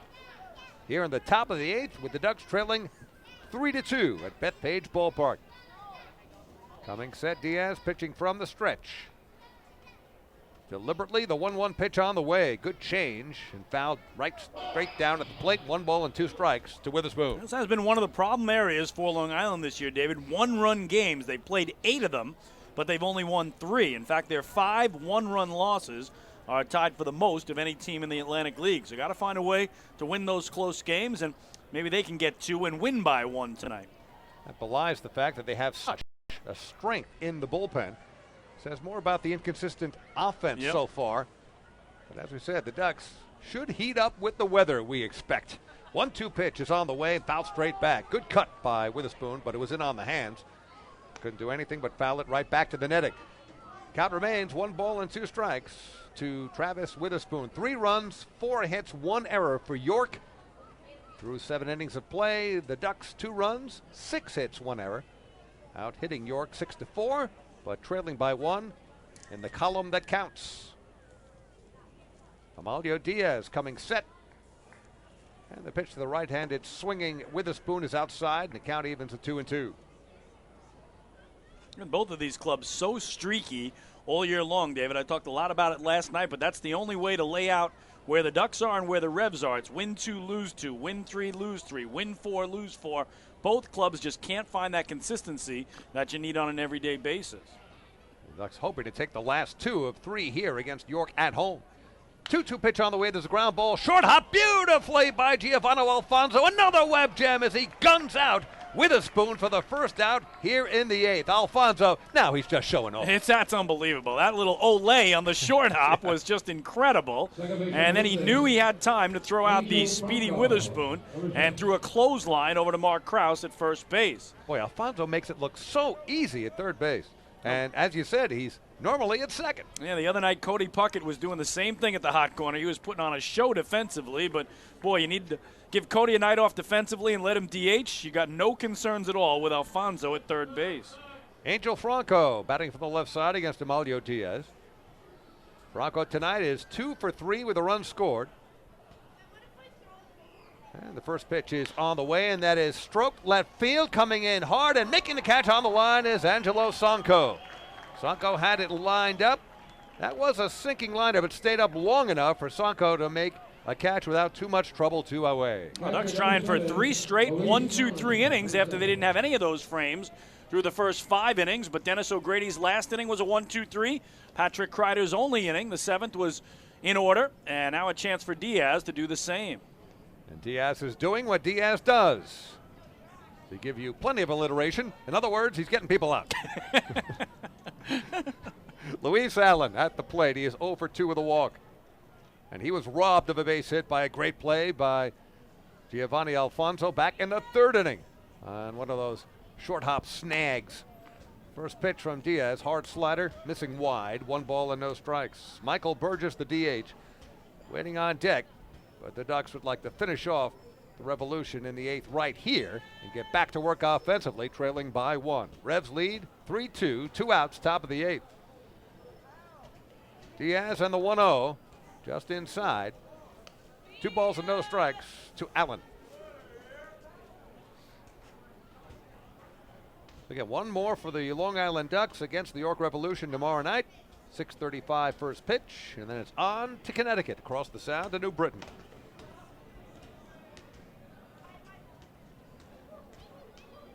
Two-0 with 2 down, nobody on. Pitch on the way to Allen, just under his hands and inside. So Diaz now in danger of walking Allen with 2 down. 3 balls, no strikes. Well, you talked about New Britain. The Bees today, David, snapping an 8-game losing streak down in Sugar Land, Texas. They blew a 6-0 lead, but ended up winning it in 11 innings over the Skeeters. Well, their 5th win of the season against 13 losses. 3-0 pitch. Carlton Avenue, right down the middle of the road, 3-1. Of course, New Britain Bees were here for the home opening series of the Long Island Ducks. Ducks won the home opener, but the Bees took the next 2. Bees getting plenty of fan support in New Britain, their 2nd season there. They did a really nice job that first year. Finishing with a winning record is not an easy thing for an expansion team. And that's why Stan Clyburn was named Manager of the Year for his efforts. Yep, well deserved. Count is 3-1 to Luis Allen. Pitch on the way once again. Right down the middle, 3-2. Allen just looking to get on here. Not happy at all with home plate umpire John Grosso. I think he thought that was either outside, low, or both. Allen, a newcomer for the York Revolution, playing in just his 7th game tonight. Did play in the Mets system in 2008 at AAA. He was acquired from the Lincoln Salt Dogs of the American Association. Love that nickname. 3-2 the count. Payoff pitch on the way, and that one is stroked in the air, playable. Right side, Mark Krause near the Ducks dugout. Makes the grab just short of the fence on the far side of the dugout.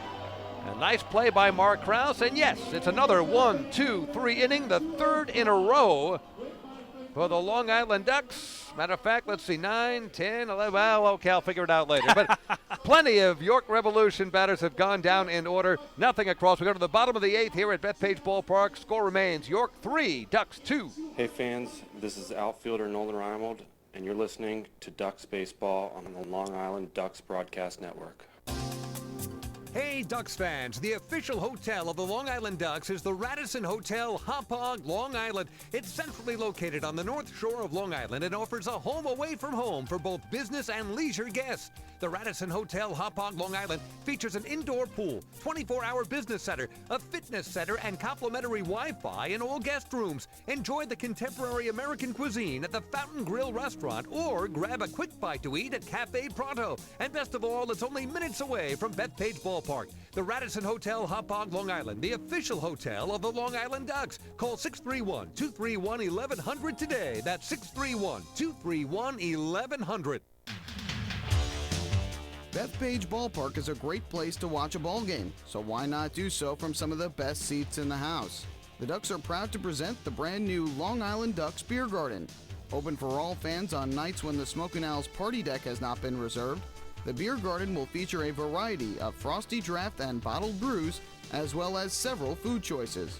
The area has been decked out with bar rail seating and Ducks branded furniture to provide a comfortable atmosphere for everyone.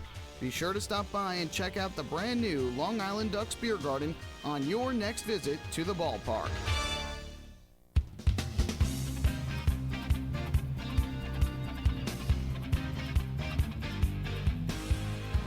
Well, we head to the bottom of the 8th inning. The York Revolution with a 3-2 lead over the Long Island Ducks, and the Rebs have brought in their 4th pitcher of the night. So Michael Click saw just 2 batters in that 7th inning.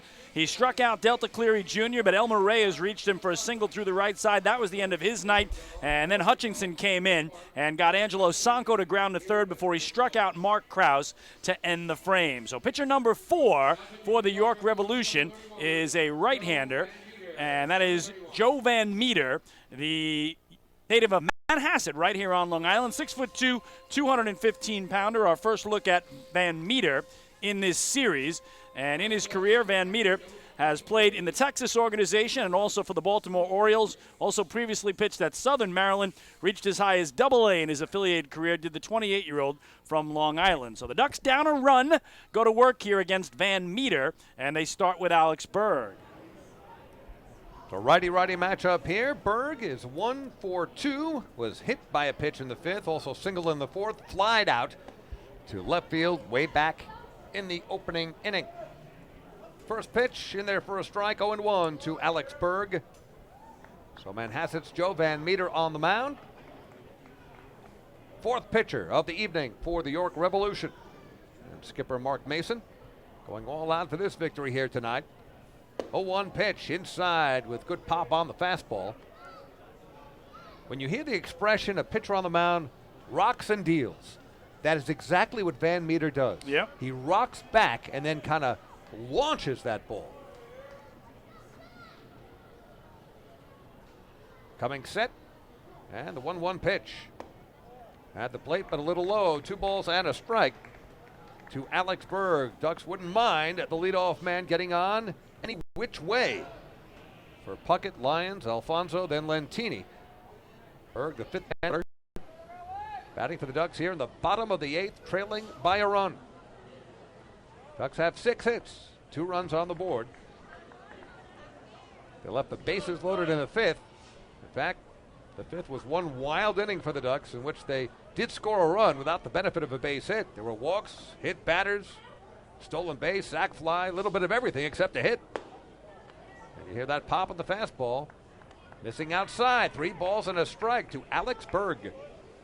Ducks tonight have left 8 men on base, but again have not had an extra base hit in the game. Last night held to 6 singles and no runs. Tonight 6 singles and just 2 runs. That will not happen very often to the Long Island Ducks, especially at home in back-to-back games.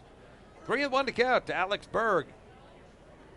And the pitch nearly hits him, and Alex is on a leadoff walk for the Long Island Ducks, which is exactly what the doctor ordered. Another Ducks walk brought to you by City MD Urgent Care. There are over 15 City MD locations across Long Island. Need a doctor? Just walk in. Well, a shout out to my former broadcast partner with the New York Islanders, Steve Mears. Send me a text. He's watching tonight on Facebook Live and loving the broadcast, and came across the Ducks feed on Facebook Live. We talked, David, about how many folks have found the Ducks now, that we've added Facebook Live this year, along with YouTube.com and, of course, LIDucks.com. So we welcome Steve to the broadcast tonight, and it's been a good one, Steve. We thank you for watching and listening.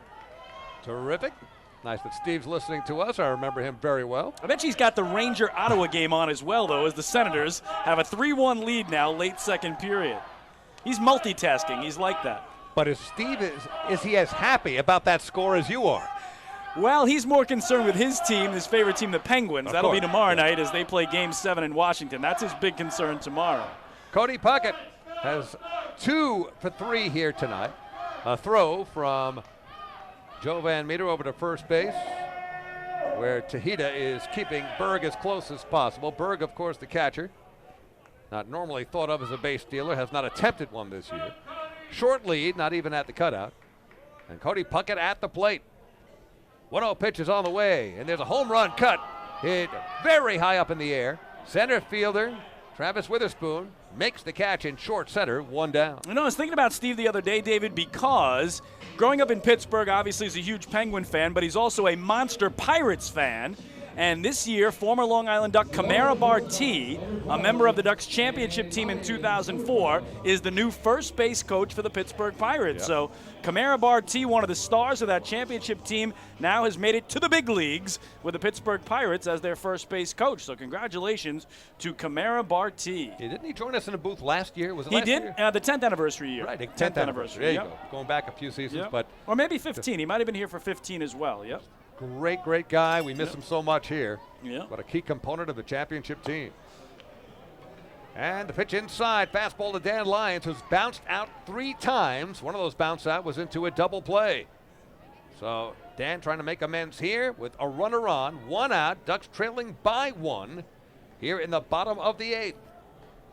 Righty-righty matchup here. Long Island's Joe Van Meter against Dan Lyons at the plate.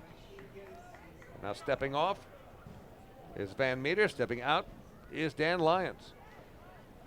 By the way, since Steve Mears is listening, let me say this. Sidney Crosby, whiner. Thank you. Done. 1-0 to count to Dan Lyons. You couldn't resist, could you? Could not. I'm sorry. Just jealous. 1-0 pitch downstairs. 2 balls and no strikes now to Dan Lyons. So Joe Van Meter creating a problem here with the leadoff walk. He did get Cody Puckett to fly out to center. But Lyons at the plate. In the driver's seat now. Leading, or is out in front. 2 balls and no strikes. Just talking the other day about the David Bala goal in 1993. Yeah. Which I was there for at the Igloo. Islanders beat the Pens, the 2-time defending Stanley Cup champs back then. Next pitch, ground ball, taken on a short hop. Third baseman Brian Pounds over to second for 1, back to first, not in time. Ball scoots away. But Dan Lyons, looking over his shoulder, knew he had no chance to advance to second base. So you can never assume the double play. There's no error there. A force play, fielder's choice to second. Now 2 down, and Lyons replacing Berg at first base. So the Ducks still with that tying run aboard. And Long Island down to just 4 outs with which to play. But Alfonso's had a terrific game in the field and has knocked in a run tonight with an opportunity to try to tie this game or give Long Island the lead. So here's Giovanni Alfonso, who's had a brilliant game in the field with some amazing stops at third base. He singled in the first Ducks run in the bottom of the second. Has also grounded out and flied out So he is 1 for 3 as the Ducks try to extend this inning and try to tie it up. Lions at first base. Now time called. You wouldn't think with Alfonso at the plate that Lions might take off, but you never know. He has not attempted a steal this year. Lions with speed, though. Excellent base runner. Taking a fairly good-sized lead, being held on by Isaias Tejeda. And the first pitch, fastball outside corner for a strike. 0-1 to Alfonso. Luis Allen behind the dish has thrown out 4 of 14 runners that have attempted to go on him this season. And you're right, David, I agree with you. Lyons does have that good speed. He picks his spots very well. He's not going to go unless he thinks he has a chance to make it. Again, Alfonso 1 for 3 tonight. He'd like to continue this inning. 0-1 pitch on the way, reaching for what looked to be an off-speed pitch, protecting the plate. Might have been outside, but Alfonso couldn't take the chance. Spoils it. However, it's 0-2 now with 2 down, 1 on, bottom of the 8th, and the Ducks trailing 3-2. It's been a good one tonight. It's been tight throughout. Another righty-righty matchup here. Manhasset's Joe Van Meter on the mound. Looking over his shoulder at Dan Lyons at first. Comes set. And the 0-2 to Alfonso is ripped to short on a line and taken by Ryan Dent. Kind of a sinking line drive, and Dent catching it for the final out. Alfonso hit it pretty well, but the side is retired in the inning for the Long Island Ducks. No runs, no hits, a walk, a man left. We have finished 8 at Bethpage Ballpark. Score remains York 3, the Ducks 2. Hey fans, this is outfielder Angelo Sanko, and you're listening to Ducks Baseball on the Long Island Ducks Broadcast Network. Going way back is Joe Holden, and he is looking up, and that one is headed to field 5 at Robert Moses. The waves are gnarly, and the Ducks have tied it at 1.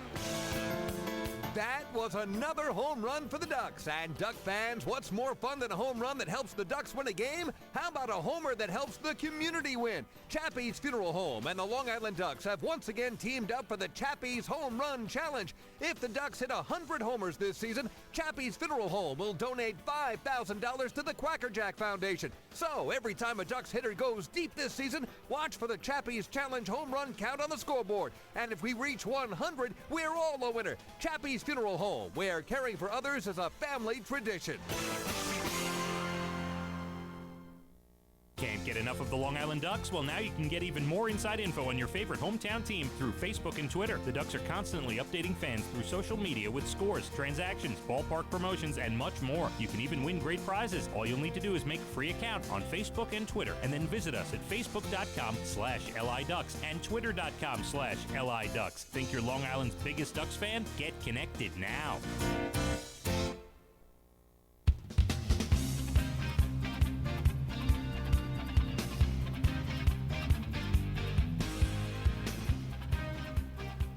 Back at Bethpage Ballpark, David Weiss alongside Chris King, and the Long Island Ducks have made another pitching change for the top of the 9th inning to face the York Revolution and hold them right where we are now. Ducks trailing 3-2. It's the former major leaguer, brand new Long Island Duck, David Aardsma. From Paradise Valley, Arizona, he's the 6'3" righty. Born December 27th, 1981. So he will be 36 years old this December. And David Aardsma, joining the Ducks for this season, will be facing the middle of the order for the York Revolution. Michael Burgess, Isaias Tejeda, and Brian Pounds, number 4, 5, and 6 in the order for the York Revolution, who lead the Ducks here in the top of the 9th. 3-2. Aardsma's goal to hold the Revolution at bay, give the Ducks a chance in the bottom of the 9th. Michael Burgess tonight has singled in a run in the first, walked and scored a run in the 4th, and flied to center in the 6th. So he is 1 for 2 with a walk. And the first pitch in there for a strike, 0-1. With credit to the rather loud fan right beneath us, who you can hear around both sides of the ballpark. Wish I had those kinds of tonsils. Coming set, Aardsma. And the 0-1 pitch on the way, swung on, a bouncing ball over Aardsma's head, taken by shortstop Dan Lyons. The throw across is in time. Nice play by Danny Lyons. Ardsma goes 6'3", not quite tall enough to snag that one, but Dan Lyons had no problem, one down. Isaias Tejeda next up for the Revolution with one down, nobody on, top of the ninth. Tejeda 0 for 3 is flied out, lined out, and fouled out.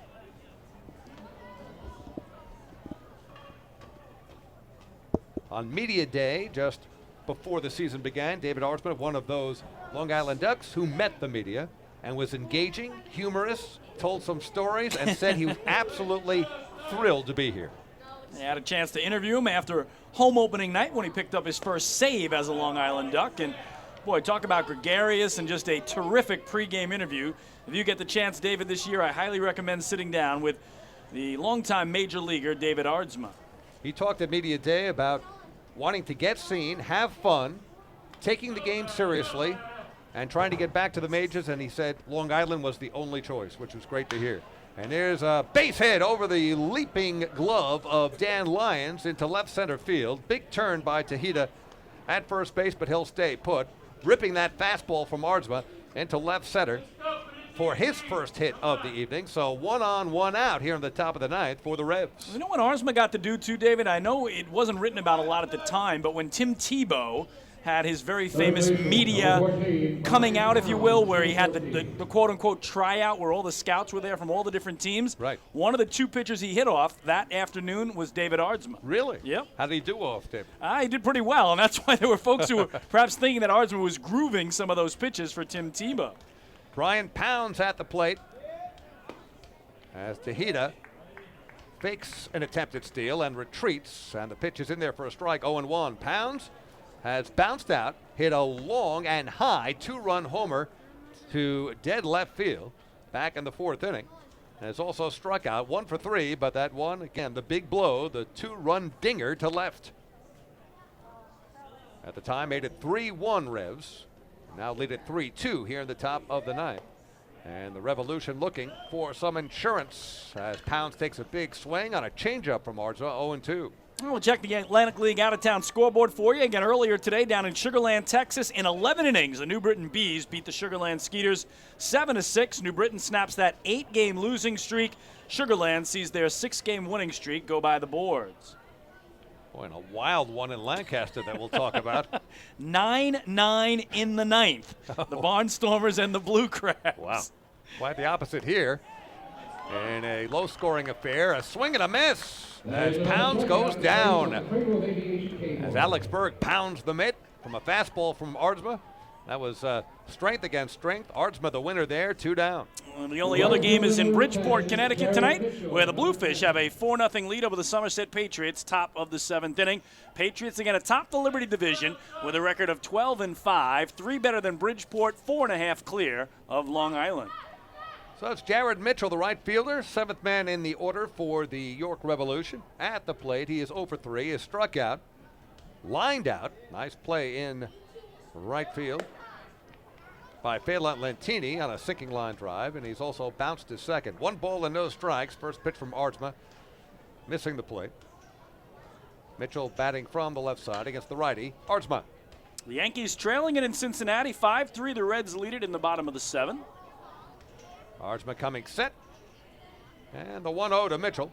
Swing and a miss, home run cut, and a good fastball, sinking fastball from Ardsma. So the Yanks' 6-game winning streak in danger tonight. Mets comfortably ahead of the Giants in Queens, 6-1 in front of the 6-1 in favor of the Amazons in the top of the 8th there.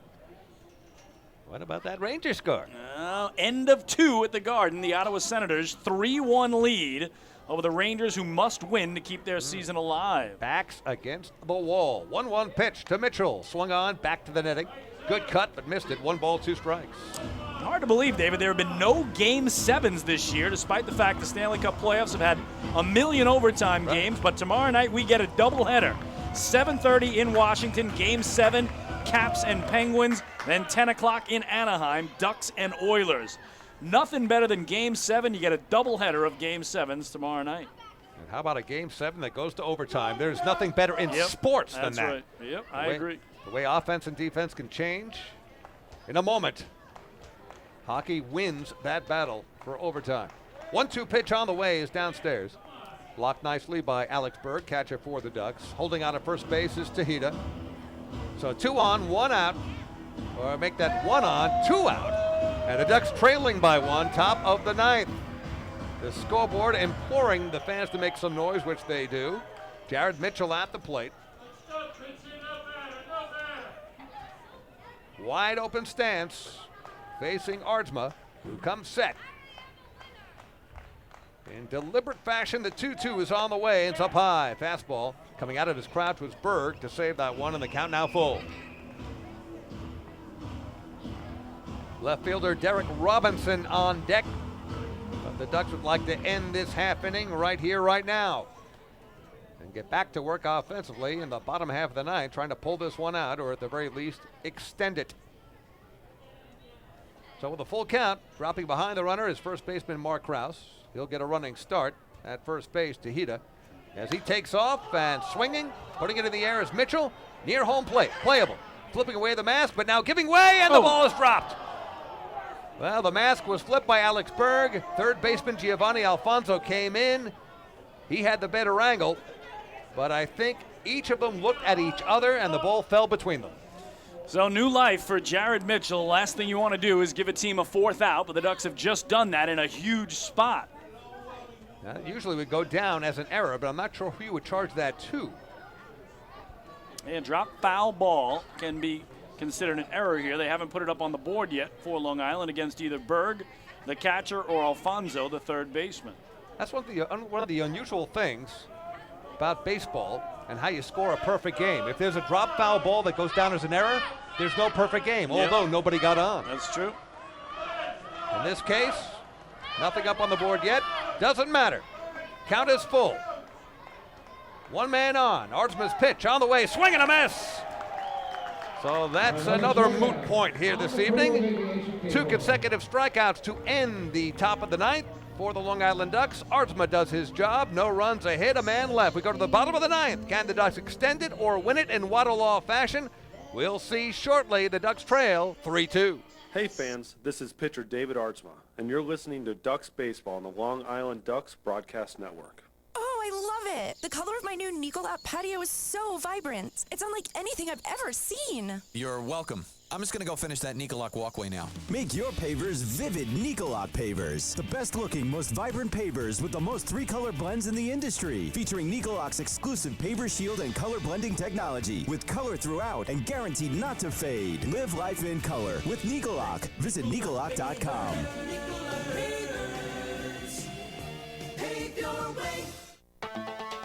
Hey Ducks fans, stay up to date with Long Island's hometown team by visiting Quack of the Bat, the official blog of the Long Island Ducks. Quack of the Bat will bring Ducks fans beyond the headlines with in-depth feature articles, breaking news stories, game previews, post-game wrap-ups, and so much more. Interact with the team during the entire season through quotes directly from the players and coaches, as well as exclusive video clips and photos. Check out the blog today at quackofthebat.wordpress.com. Quack of the Bat, the official blog of the Long Island Ducks.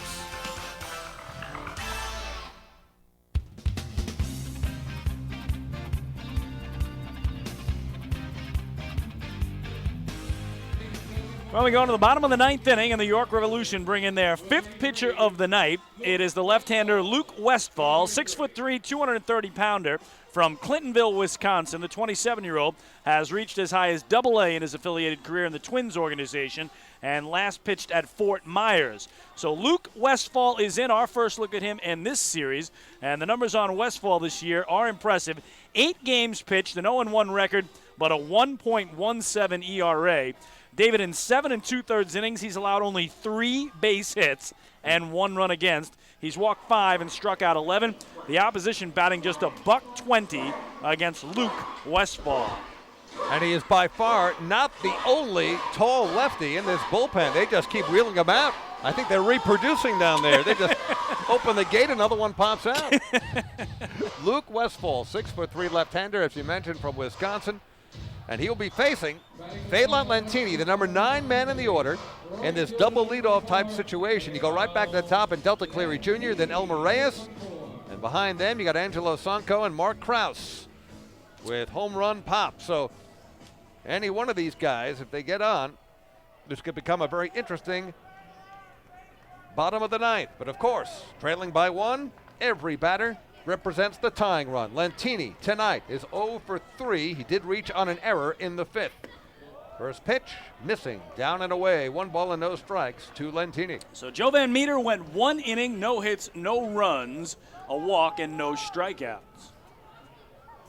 So the lefty, Westfall facing right-handed hitting Phelan Lentini. 1-0 pitch on the way, catches the outside corner.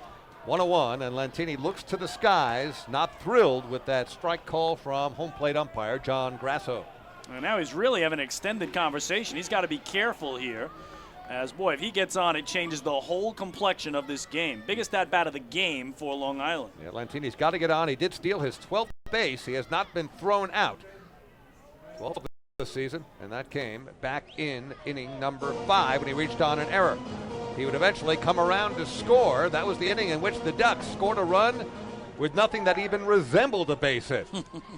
On an error, sac fly, couple of walks, a hit batter, and that stolen base, a key one for Lentini. It's 2 balls and 1 strike to Phelan. Next pitch on the way, swung on, foul, out of play right side, count even 2-2. Well, David, a year ago, the Long Island Ducks had 5 waddle-off wins, none of them against the York Revolution, though. They had 3 against Lancaster, the first 3 of the year, 1 against Bridgeport, and the final one August 9th against the Somerset Patriots. Lentini just trying to get on to give the Ducks a chance here. As Luke Westfall, the lefty, kicks and deals. Pitch again, spoiled, as it's fouled out of play to the right. 2 balls, 2 strikes to Phelan. 3-2 Ducks trail, bottom of the 9th. Nice crowd on hand, a lot of kids hanging in there. It is a school night, they're here nonetheless. Little nippy, but they're having a great time. 2-2 pitch on the way, big overhand curveball up high. Lentini was lunging. He was expecting something harder than that, but it landed high, so the count now full. Phelan knows the strike zone as well as anyone. He'll be selective here. A walk as good as a base hit, of course, and can become an instant double. With Phelan's speed, 3-2 pitch on the way, strokes into center field, toward the gap, racing over as Witherspoon, dives, can't get it! Phelan racing to second base, he's in with a leadoff double. Phelan is aboard, the Ducks have set it up. Well, David, that was a great try by Travis Witherspoon, but I got to tell you something. He was playing Lentini to go the other way. He was almost in right center field, his initial position. So had he been playing dead center field, he would have caught that ball easily, but he was playing Lentini to go the other way, and that meant he had to come a long way to get to that ball. And despite the dive, it went off his leather and fell in. So a huge hit for Lentini, the first extra base hit of the series for Long Island. After a dozen singles, they finally get a double in the biggest spot of the game. Witherspoon, with his speed, nearly made a diving catch. But Lentini, who is busting it right out of the box, coasted into second base, leadoff double. Here's Delta Cleary Jr. And you know he'll be trying to produce a productive out and try to hit the other way. And now he's looking to bunt. He lays it down at the plate. Beautiful bunt. It'll work. The throw across in time, just getting DC Jr. at first base. But the mission is accomplished for Delta Cleary Jr. Beautiful sacrifice bunt. I would have expected him to have pushed it toward first base. Instead, it was to our left of the pitcher's mound, but by the time Luke Westfall got there, there was no play on Lentini at all. So Lentini now 90 feet away from tying this game, only 1 out. I got to tell you, David, Isaiah Tejeda over there at first base did a little tap dance. He wasn't sure he was going to be on the bag, but he did find it in time, or else Cleary would have been safe as well. Infield in now for the Revs. Elmer Reyes at the plate. He is 1 for 3 with a sacrifice fly and an RBI. Base hit right field, and this game will be tied. RBI single the other way for Elmer Reyes. It is 3-3 in the 9th.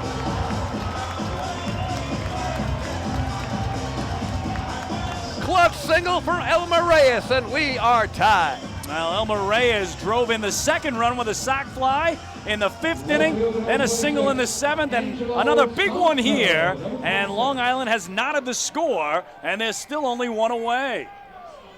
So the Ducks can't blame them if they want to get greedy and win it right here after tying it. Still only one down.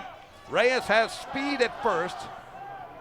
And the man who's tied for the league lead coming into tonight in home runs is at the plate, Angelo Sonko. He is 1 for 3 with a walk.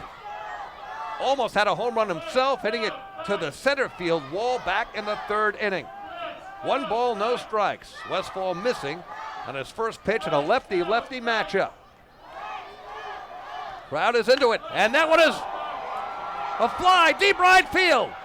Going over, chasing it is Witherspoon, and he makes the catch, cutting in front of Jared Mitchell.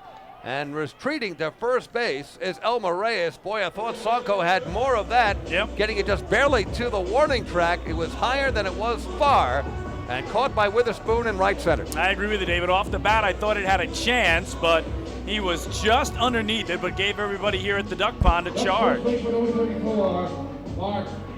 this will bring up the Ducks' first baseman, cleanup man, also with home run power galore, Mark Krause. Krause with 2 homers on the season, has driven in 13, leads the Ducks in that column. Krause has walked twice tonight, flat out and struck out, so officially 0 for 2. The ball gets away momentarily from catcher Luis Allen on the first pitch to Krause, but not far enough away for Reyes to advance, so he remains at first base.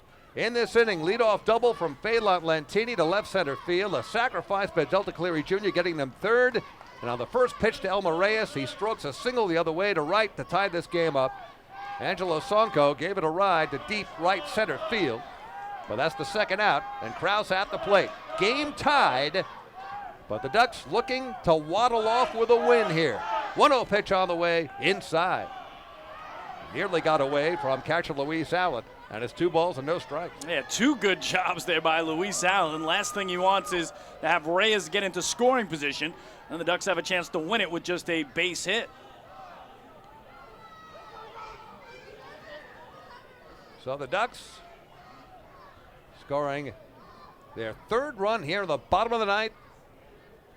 Looking at extras unless they can win it here. Hard slider outside, 3 balls and no strikes. Boy, in a lefty-lefty matchup, last thing Krause wants to do here is to walk Mark Krause. Last thing that Westfall wants to do. As Westfall comes set, and a 3-0 pitch is on the way. Well inside, gets away from catcher Luis Allen. No further advance, though. A big turn by Elmer Reyes. Since no one was covering second base, he thought he could take that turn. So Mark Krause is aboard with a 2-out walk. That pushes Reyes to second base. So now the winning run is in scoring position for Alex Berg. And that's another Ducks walk brought to you by City MD Urgent Care. There are over 15 City MD locations across Long Island. Need a doctor? Just walk in, and we have a trip to the mound. So this will be the final charge timeout for the York Revolution as their pitching coach, Paul Fletcher, makes his 3rd and final visit. Try to settle down the left-hander Luke Westfall, who was trying to pick up his 2nd save of the year. Instead suffers the blown save, but he is not out of the woods yet because of that walk. Alex Berg has a chance to be a hero here with just a base hit. Again, Elmer Reyes does not run that well. He is the guy at second base. He had an idea to try to tag on that fly out by Sonko, but could not get a good enough jump. So not just any single would automatically bring him home. Obviously, David, he's going on contact, but he is not the swiftest of foot down at second, Elmer Reyes. So Alex Berg is flied out, single, was hit by a pitch and walked. He is officially 1 for 2. The winning run at second base, that's Elmer Reyes. Mark Krause is at first base. In this case, that run doesn't mean anything. Berg just tried to win it with a home run right there, David. Big swing, 0-1. The lefty, Luke Westfall on the mound. Alex Berg batting for the right side, well up on the plate. Lots of drama here at Bethpage Ballpark tonight. Tied at 3, Ducks looking to win it. 0-1 pitch on the way, downstairs.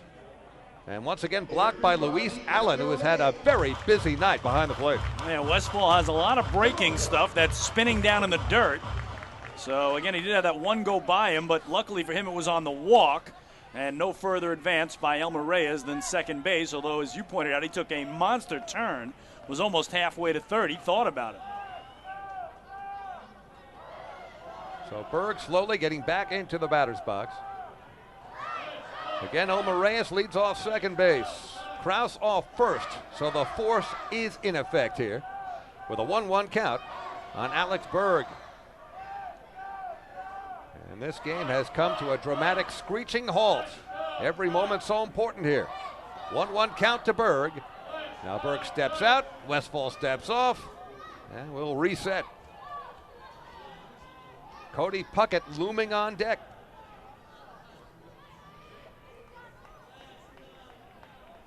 You know, Westfall wants to go right after Berg here. Doesn't want to deal with Cody. And there's a swing and a miss. Good fastball that would seem to be tailing away from Berg. It's 1 ball and 2 strikes. He's had 2 good cuts there, David. You think he was fooled on that one a little bit. That first one was all the way around, trying to jack it out of the park, but there even down to a knee, trying to get a little something extra on it, was Alex Berg. Berg, the native from the Pacific Northwest, Washington State. Here on the East Coast, on Long Island, looking to win it for the Ducks right here. 1-2 pitch on the way, and that is a call, strike 3. Alex Berg goes down looking. Good pitch from Westfall.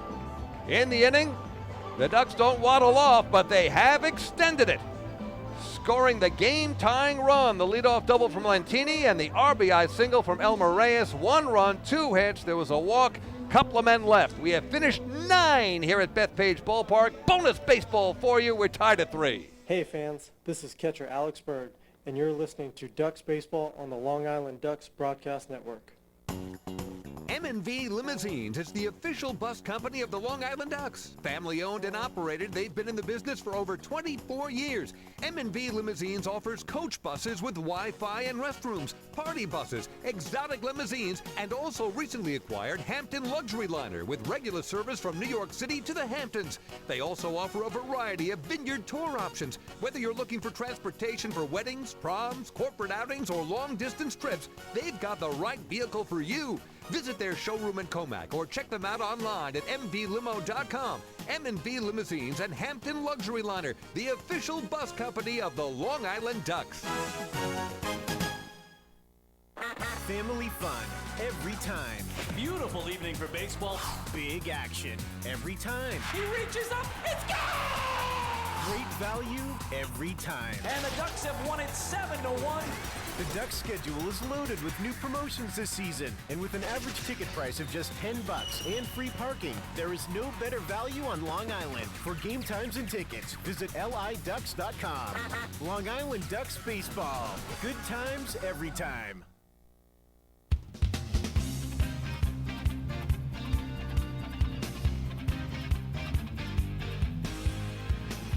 Chris King and David Weiss back to Bethpage Ballpark in Central Islip, New York. This game goes to inning number 10. We are tied at 3 for the York Revolution. 3 runs, 5 hits, 1 error for the Long Island Ducks. 3 runs, 8 hits, and 1 error. And the Ducks make a pitching change, and they bring in their 5th pitcher of the night, the former Cy Young Award winner Eric Gagne. The 41-year-old, originally born in Montreal, Quebec, Canada, now calls Arizona his home. 6'2" tall, 195 pounds, signed with the Ducks on Friday, and picked up a 1-2-3 inning that night, and then was the loser Saturday night here to Southern Maryland as he got knocked around a bit, gave up a couple of runs, a few of them unearned, in a loss to the Blue Crabs. So 3rd appearance as a Long Island Duck for Eric Gagne.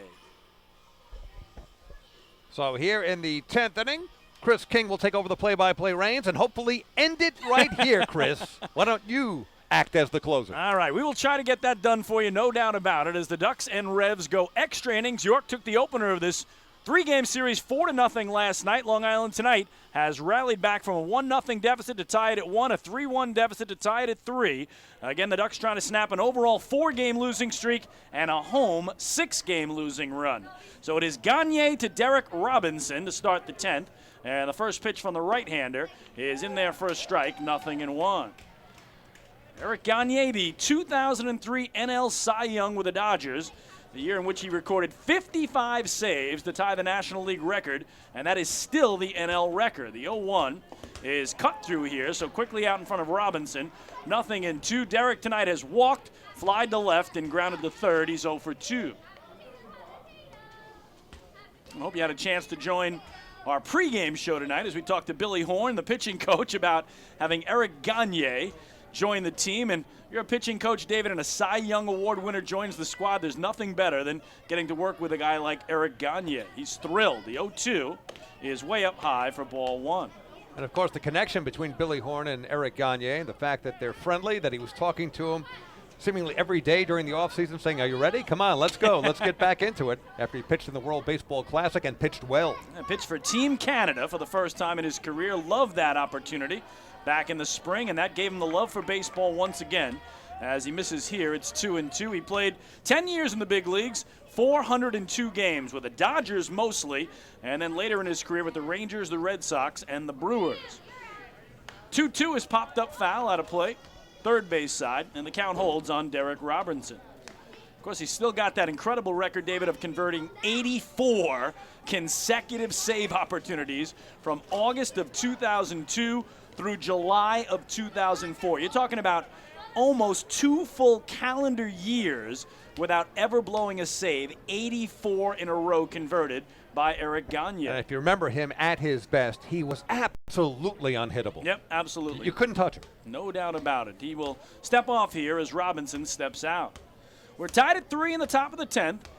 Revolution trying to jump back on top here. Long Island has never led in this game. So Robinson followed by Dent and Witherspoon, 8-9-1 for the Revs. The 2-2 is swing and a miss. He struck him out. So good start for Gagne, 1 gone. That's the Eric Gagne of old. What a pop on that fastball. He was swinging, that ball was already in Alex Berg's mitt. So 1 away. Shortstop number 17, Ryan Dent. Number 17. And here is Ryan Dent, the shortstop. 0 for 2 tonight. He's walked, looked at strike 3, and grounded out to second.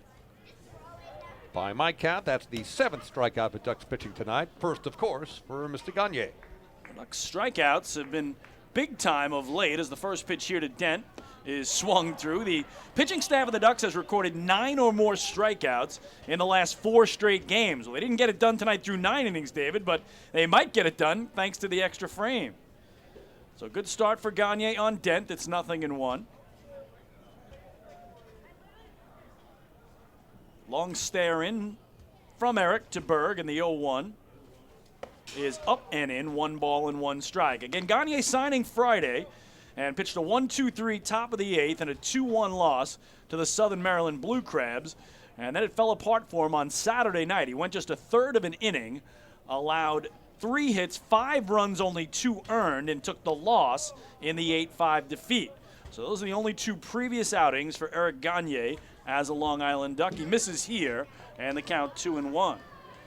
And he is 41 years of age, and obviously, David, with him being from Montreal originally, when I did my pregame interview with Eric, I said, we got to get into the hockey thing, and yes, he is a monster Montreal Canadiens fan. Well, that's no surprise. But now living in Arizona, he also loves the Coyotes. His son plays for the Junior Coyotes. Really? So he absolutely loves hockey. The 2-1 is up and away, 3 balls and a strike.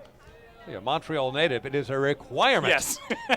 It is absolutely a religion, of course, in Montreal to not only root for the Canadiens, but to be a hockey fanatic from birth. Well, 3-1, he falls behind Ryan Dent here. 1 out, nobody on in a 3-3 game, top of the 10th.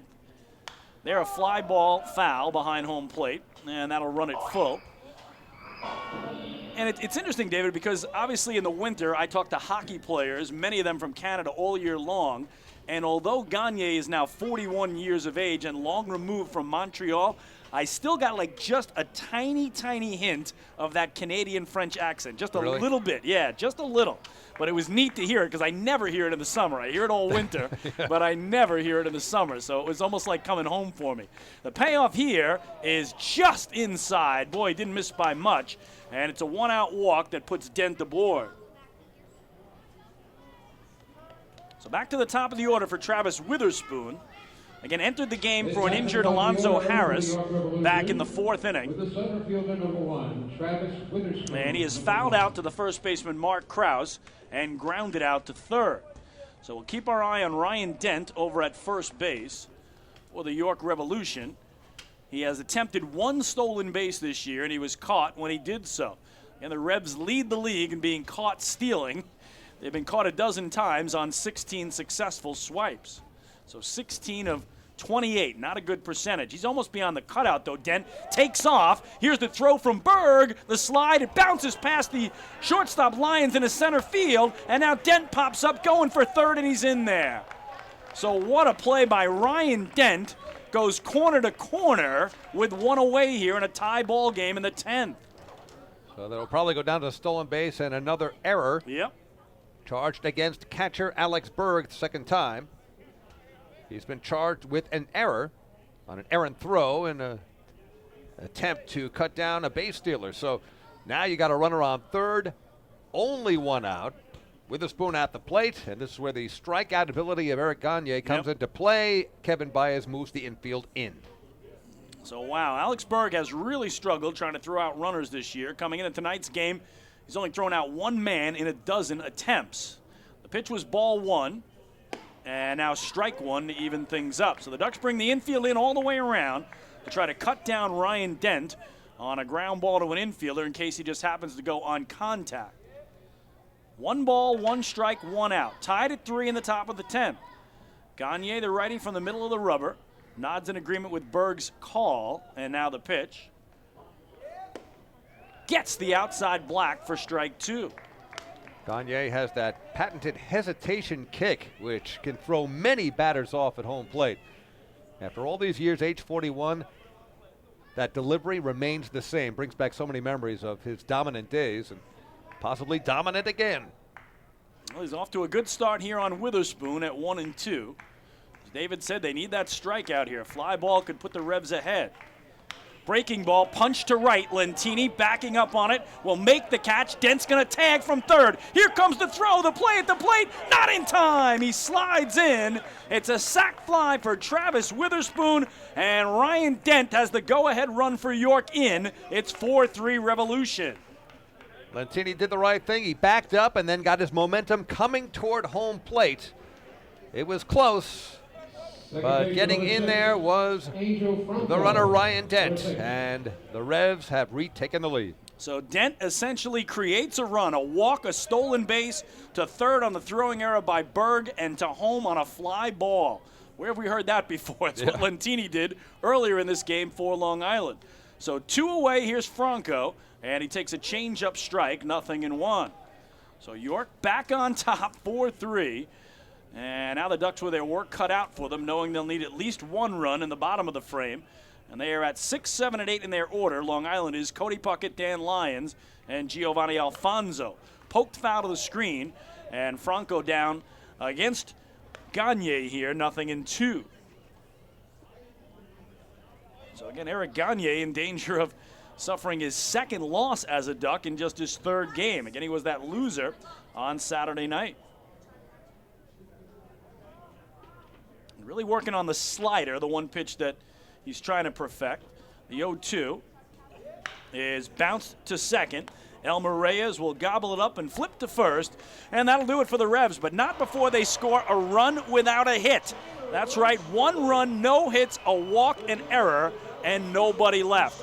We go to the bottom of the 10th on Long Island. The Revs lead the flock 4-3. Hey fans, this is pitcher John Brownell, and you're listening to Ducks Baseball on the Long Island Ducks Broadcast Network. Long Island's Ford Giant is celebrating its 60th year anniversary. Stop by Sayville Ford to check out their state-of-the-art showroom featuring enclosed service drives, luxurious customer lounge, and a larger selection to choose from. Get giant savings on hundreds of new and used vehicles in stock. Sayville Ford's 60th anniversary celebration is going on now. Visit SayvilleFord.com or download the Sayville Ford app today to learn more about Sayville Ford's 60th anniversary savings. Call 631-589-4800 today.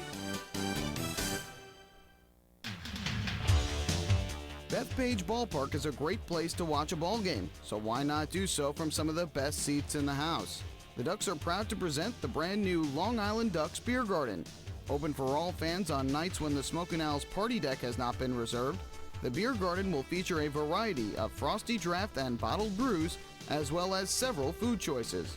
The area has been decked out with bar rail seating and Ducks branded furniture to provide a comfortable atmosphere for everyone.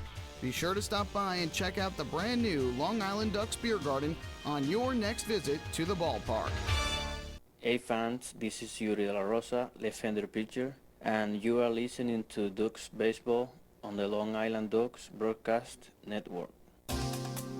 Hey Ducks fans, the official hotel of the Long Island Ducks is the Radisson Hotel Hauppauge, Long Island. It's centrally located on the north shore of Long Island and offers a home away from home for both business and leisure guests. The Radisson Hotel Hauppauge, Long Island features an indoor pool, 24-hour business center, a fitness center, and complimentary Wi-Fi in all guest rooms. Enjoy the contemporary American cuisine at the Fountain Grill restaurant or grab a quick bite to eat at Cafe Pronto. And best of all, it's only minutes away from Bethpage Ballpark. The Radisson Hotel Hauppauge, Long Island, the official hotel of the Long Island Ducks. Call 631-231-1100 today. That's 631-231-1100.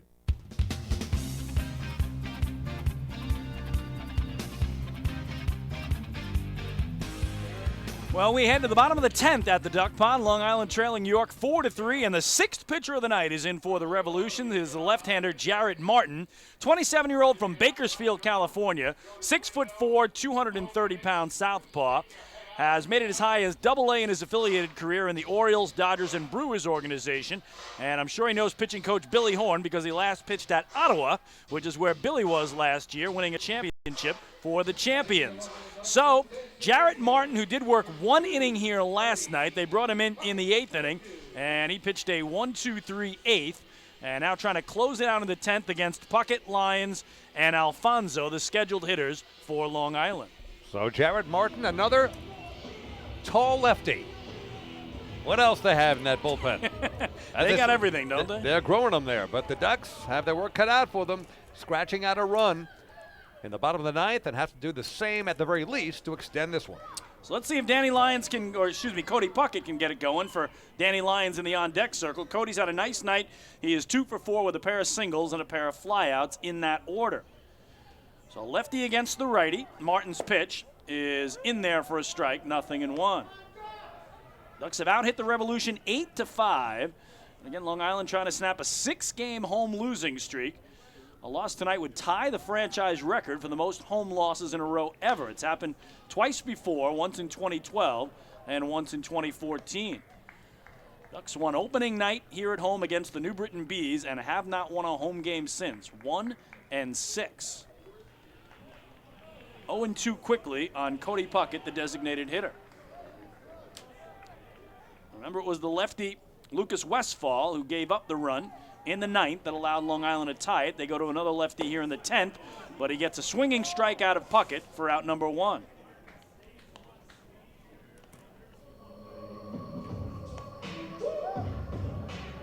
Long Island shortstop, number 12, Dan Lyons, number 12. So here is Danny Lyons. Tough night for him at the plate, 0 for 4 on 4 groundouts, one of those into a double play. And 3 times he has hit the ball right at his counterpart, the shortstop Ryan Dent. So Dent almost out on the outfield grass, ready for another one. But Danny Lyons trying to change his fate here against the left-hander Martin. First pitch, slider in for strike 1.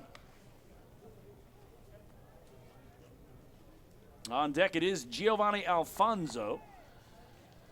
As really the Ducks with only one healthy player on the bench. That's the backup catcher Dominic Blanco. Nolan Reimold is out with side soreness suffered in last night's game. Foul territory, first base side. That'll get to the walkway between the 100 and 200 levels for strike 2. So David Jarrett Martin in. He's thrown 5 pitches, 5 strikes.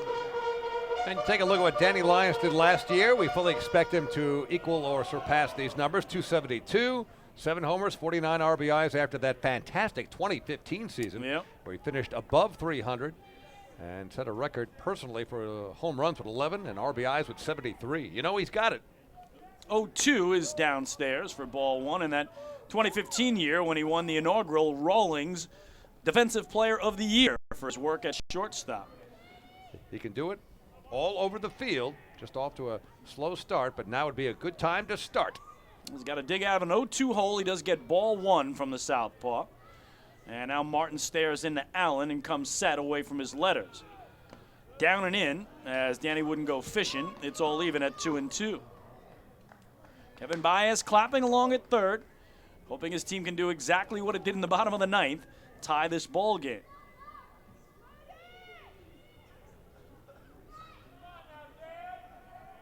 Dan getting a lot of encouragement from those that are still here on a chilly evening for baseball, though the wind is completely gone. Here missing away is Martin, so from 0-2, Lyons has worked the count full, just trying to get aboard somehow, some way. Yeah, we mentioned the last time Danny got on a fielder's choice. He's a selective base runner, but has good speed, very smart on the base paths. And the Ducks would love to get him aboard, even by way of walk. Well, the faithful flock chant, "Let's go Ducks," and here's the payoff. Breaking ball, popped up foul behind home plate, and we'll do it again.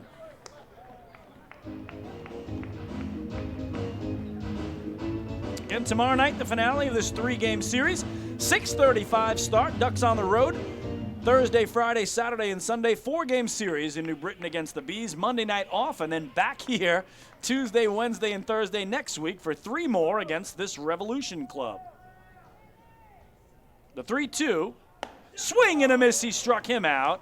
Back-to-back strikeouts for Jarrett Martin, and Long Island's down to their final out. Through 6 innings tonight, the Ducks had not struck out at all. Since, though, 5 strikeouts, and, of course, most importantly here in the bottom of the 10th, back-to-back Ks registered by Jarrett Martin with very good pop on that fastball. Well, last night in his 1-2-3 inning, Martin fanned only Angelo Sanco. He got Lentini to foul out and Cleary to hit him a comebacker. So it's down to Giovanni Alfonso, again the nephew of Edgardo Alfonso for Long Island. He takes low and in, it's ball 1. Giovanni tonight is 1 for 4 with an RBI single back in the 2nd inning. Last time up, though, lined out to the shortstop Dent. Really ripped the ball well. Long peer in by Martin. And now Jarrett's 1-0 is low, 2-0. On deck, Phelan Lentini hoping to get one more chance to hit. It was his double that opened the 9th inning, and then he scored the tying run. That's still the only extra base hit tonight for Long Island. 7 singles and that double. Alfonso looked like he was taking all the way there at 2-0 and sees a strike, 2-1. Outfield pulled around toward right for Alfonso to go the other way, especially Travis Witherspoon in center. That's where he was playing when Lentini hit that double. Had he been straight away, he would have made the grab. 2-1 is low and away, 3 balls and a strike. Ooh, Lentini licking his chops in the on-deck circle. Last time up, he hit that double to left center. Again, Ducks are down to their final out, trailing 4-3 in the bottom of the 10th. But Giovanni Alfonso, tonight at third base, has a count of 3 balls and a strike in his favor. Windmills the bat, brings it above his right shoulder.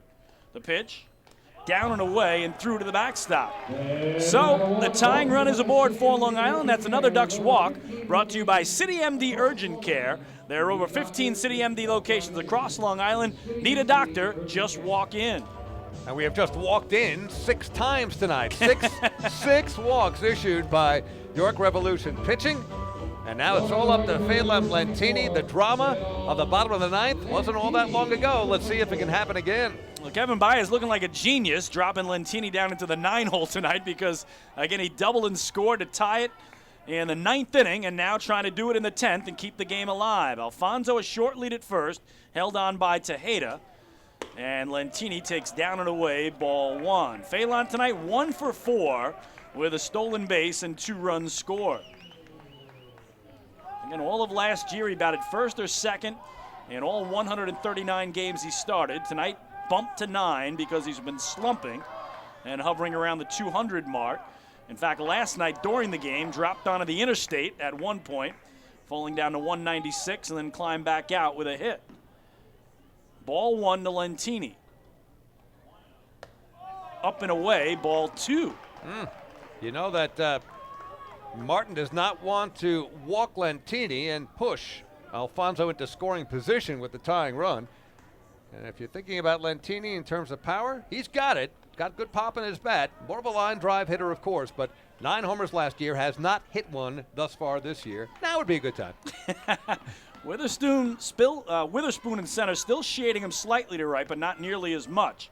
2-0 is bounced up the middle. The second baseman, Franco, grabs it, steps on the bag, forces out Alfonso there, and the York Revolution have themselves a 4-3 victory here tonight on Long Island. They win it in 10 innings, and they've won the series as well following last night's 4-0 win. The Long Island Ducks, unfortunately, have tied a franchise record by losing their 7th straight home game, and they've lost 5 in a row overall.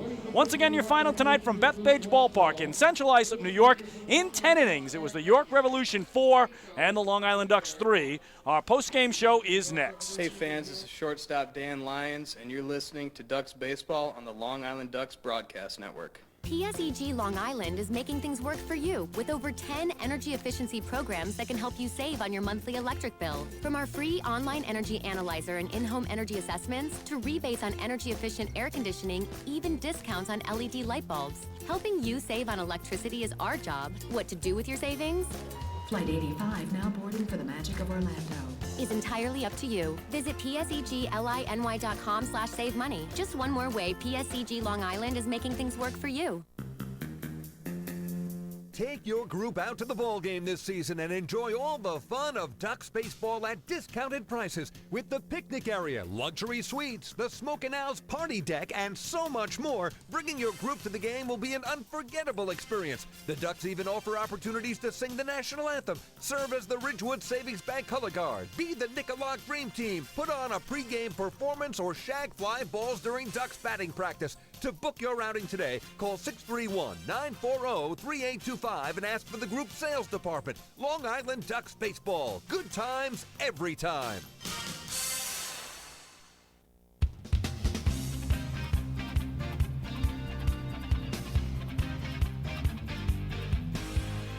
Chris King and David Weiss back to Bethpage Ballpark in Central Islip, New York, where tonight in 10 innings, the York Revolution defeat the Long Island Ducks by the final score of 4-3. And David, the Ducks battled back from behind all night tonight, trailing 1-0, tied it at 1, trailing 3-1, tied it at 3 dramatically in the bottom of the 9th inning. But it was Eric Gagne giving up a lone run in the 10th, and Long Island, despite the fact they got the tying run aboard in the bottom of the frame, could not get Giovanni Alfonso home, and they suffer their 7th straight loss here on their home turf. Yeah, which is unheard of with the way the Ducks usually play at home. It's still early in the season. That drops the Ducks record, of course, to 8 up and 11 down, but it was just a case of not being able to get that big inning going.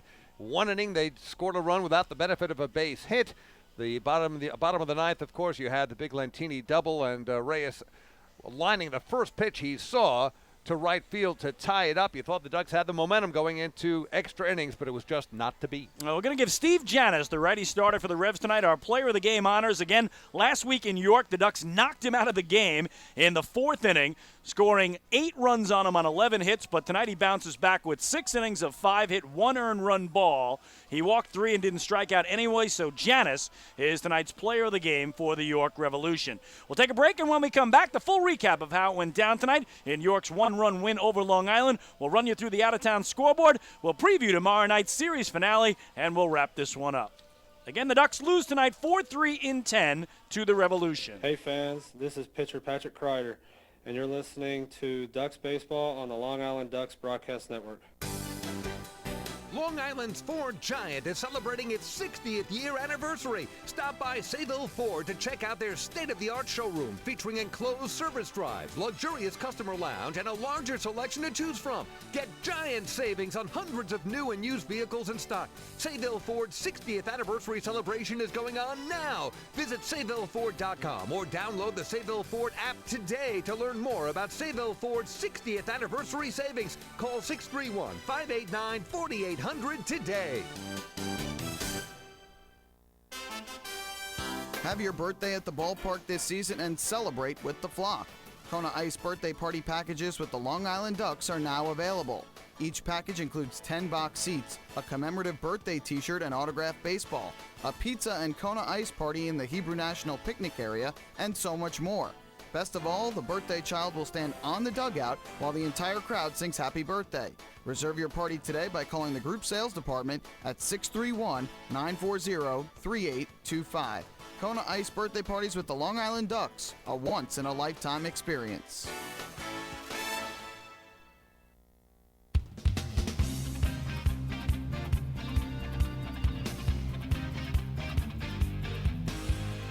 Chris King and David Weiss back one final time to Bethpage Ballpark in Central Islip, New York, where tonight the York Revolution defeat the Long Island Ducks by the final score of 4-3 in 10 innings. The Revs took a 1-0 lead in the first on an RBI single by Michael Burgess that brought home Angel Franco.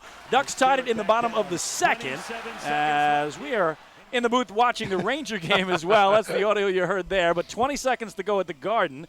Rangers are down 3-2 to the Ottawa Senators, so we'll kill that. Ducks tied it in the bottom of the second inning on an RBI single by Giovanni Alfonso. That brought home Cody Puckett, and we had ourselves a 1-1 game. But Brian Pounds would hit a 2-run homer to left in the top of the fourth for the Revs to give them a 3-1 lead. Long Island would get one back in the home fifth on a sac fly by Elmer Reyes. That brought home Phelan Lentini, and it would stay 3-2 to the bottom of the ninth until the Ducks tied the game after Lentini doubled and was sacrifice bunted to third by Delta Cleary Jr.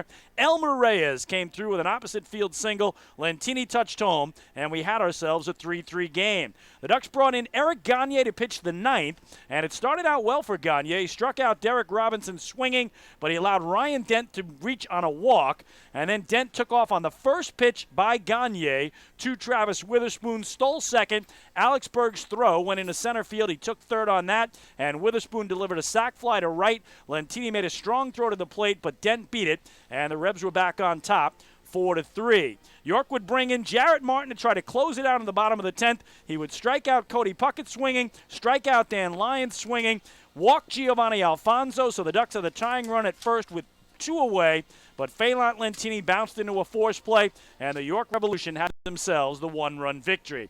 Final numbers tonight for the Revs: 4 runs, 5 hits, 1 error. They leave 4. For the Ducks, 3 runs, 8 hits, 2 errors. Long Island stranded a dozen men on base tonight. The winner in relief is Westfall. Again, he blew the save in the ninth, ends up with the win. He's 1-1. Eric Gagne suffered the loss. He dropped to 0-2, and Jarrett Martin picked up his first save of the season. The game played in 3 hours and 25 minutes before a crowd of 3,905. So with the victory, the Revs go to 8-10 on the season. They have won 2 straight. With a loss, the Ducks drop to 8-11. Overall, Long Island has lost 5 in a row, and here at home, again, they tie a franchise record by losing their 7th straight game at the Duck Pond. That previously happened in 2012 and in 2014. The Ducks are 0-5, 5 games into this 6-game homestand that concludes tomorrow night. And after the Ducks swept away the York Revs in a 4-game series in Pennsylvania last week, the Revs got some payback here the last 2 nights. Long Island still leads the season series 4-2. David, you've got our pitching matchup for the series finale tomorrow night. 6:35 tomorrow night. Last game of this homestand, if you will. Then it's off to New Britain. Right-hander Tim Melville will be on the mound for the Ducks. He's 0-2 so far this season, an ERA just north of 3.5 against right-hander Curtis Parch of the York Revolution, who's 0-2 with an ERA of 6 3/4, 6.75. Again, game time 6:35. Right here at Bethpage Ballpark. Come out. We'd love to see you. The Ducks trying to break this home losing streak and do it before they hit the road. Well, the Rangers have lost to the Ottawa Senators. 3-2 is the final. The Senators win the series in 6 games, and they go on to the Eastern Conference Final. In the Atlantic League earlier today, New Britain Bees down in Sugar Land, Texas, beat the Skeeters 7-6. The Bees snap an 8-game losing streak. The Skeeters see their 6-game winning streak come to an end.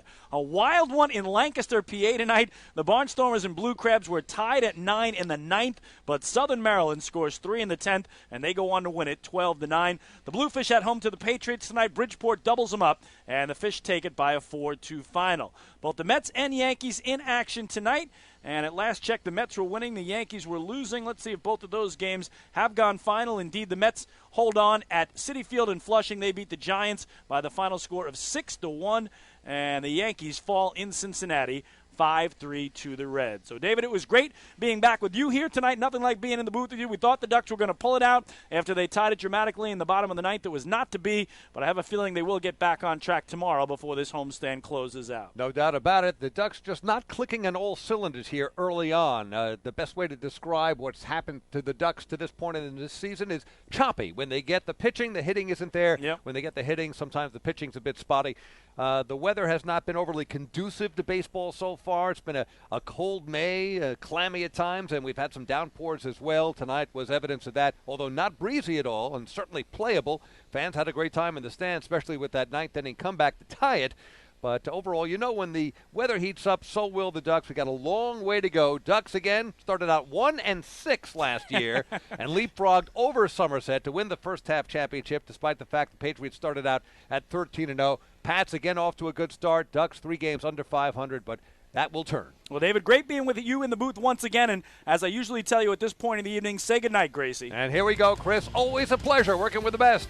Once again, final score from Bethpage Ballpark here in Central Islip. York Revolution beat the Long Island Ducks in extras. 10 innings, final 4-3. We invite you to join us for our next Ducks broadcast tomorrow night when the Ducks host the same York Revolution. In the finale of this 3-game series, pregame show starts at 6:20.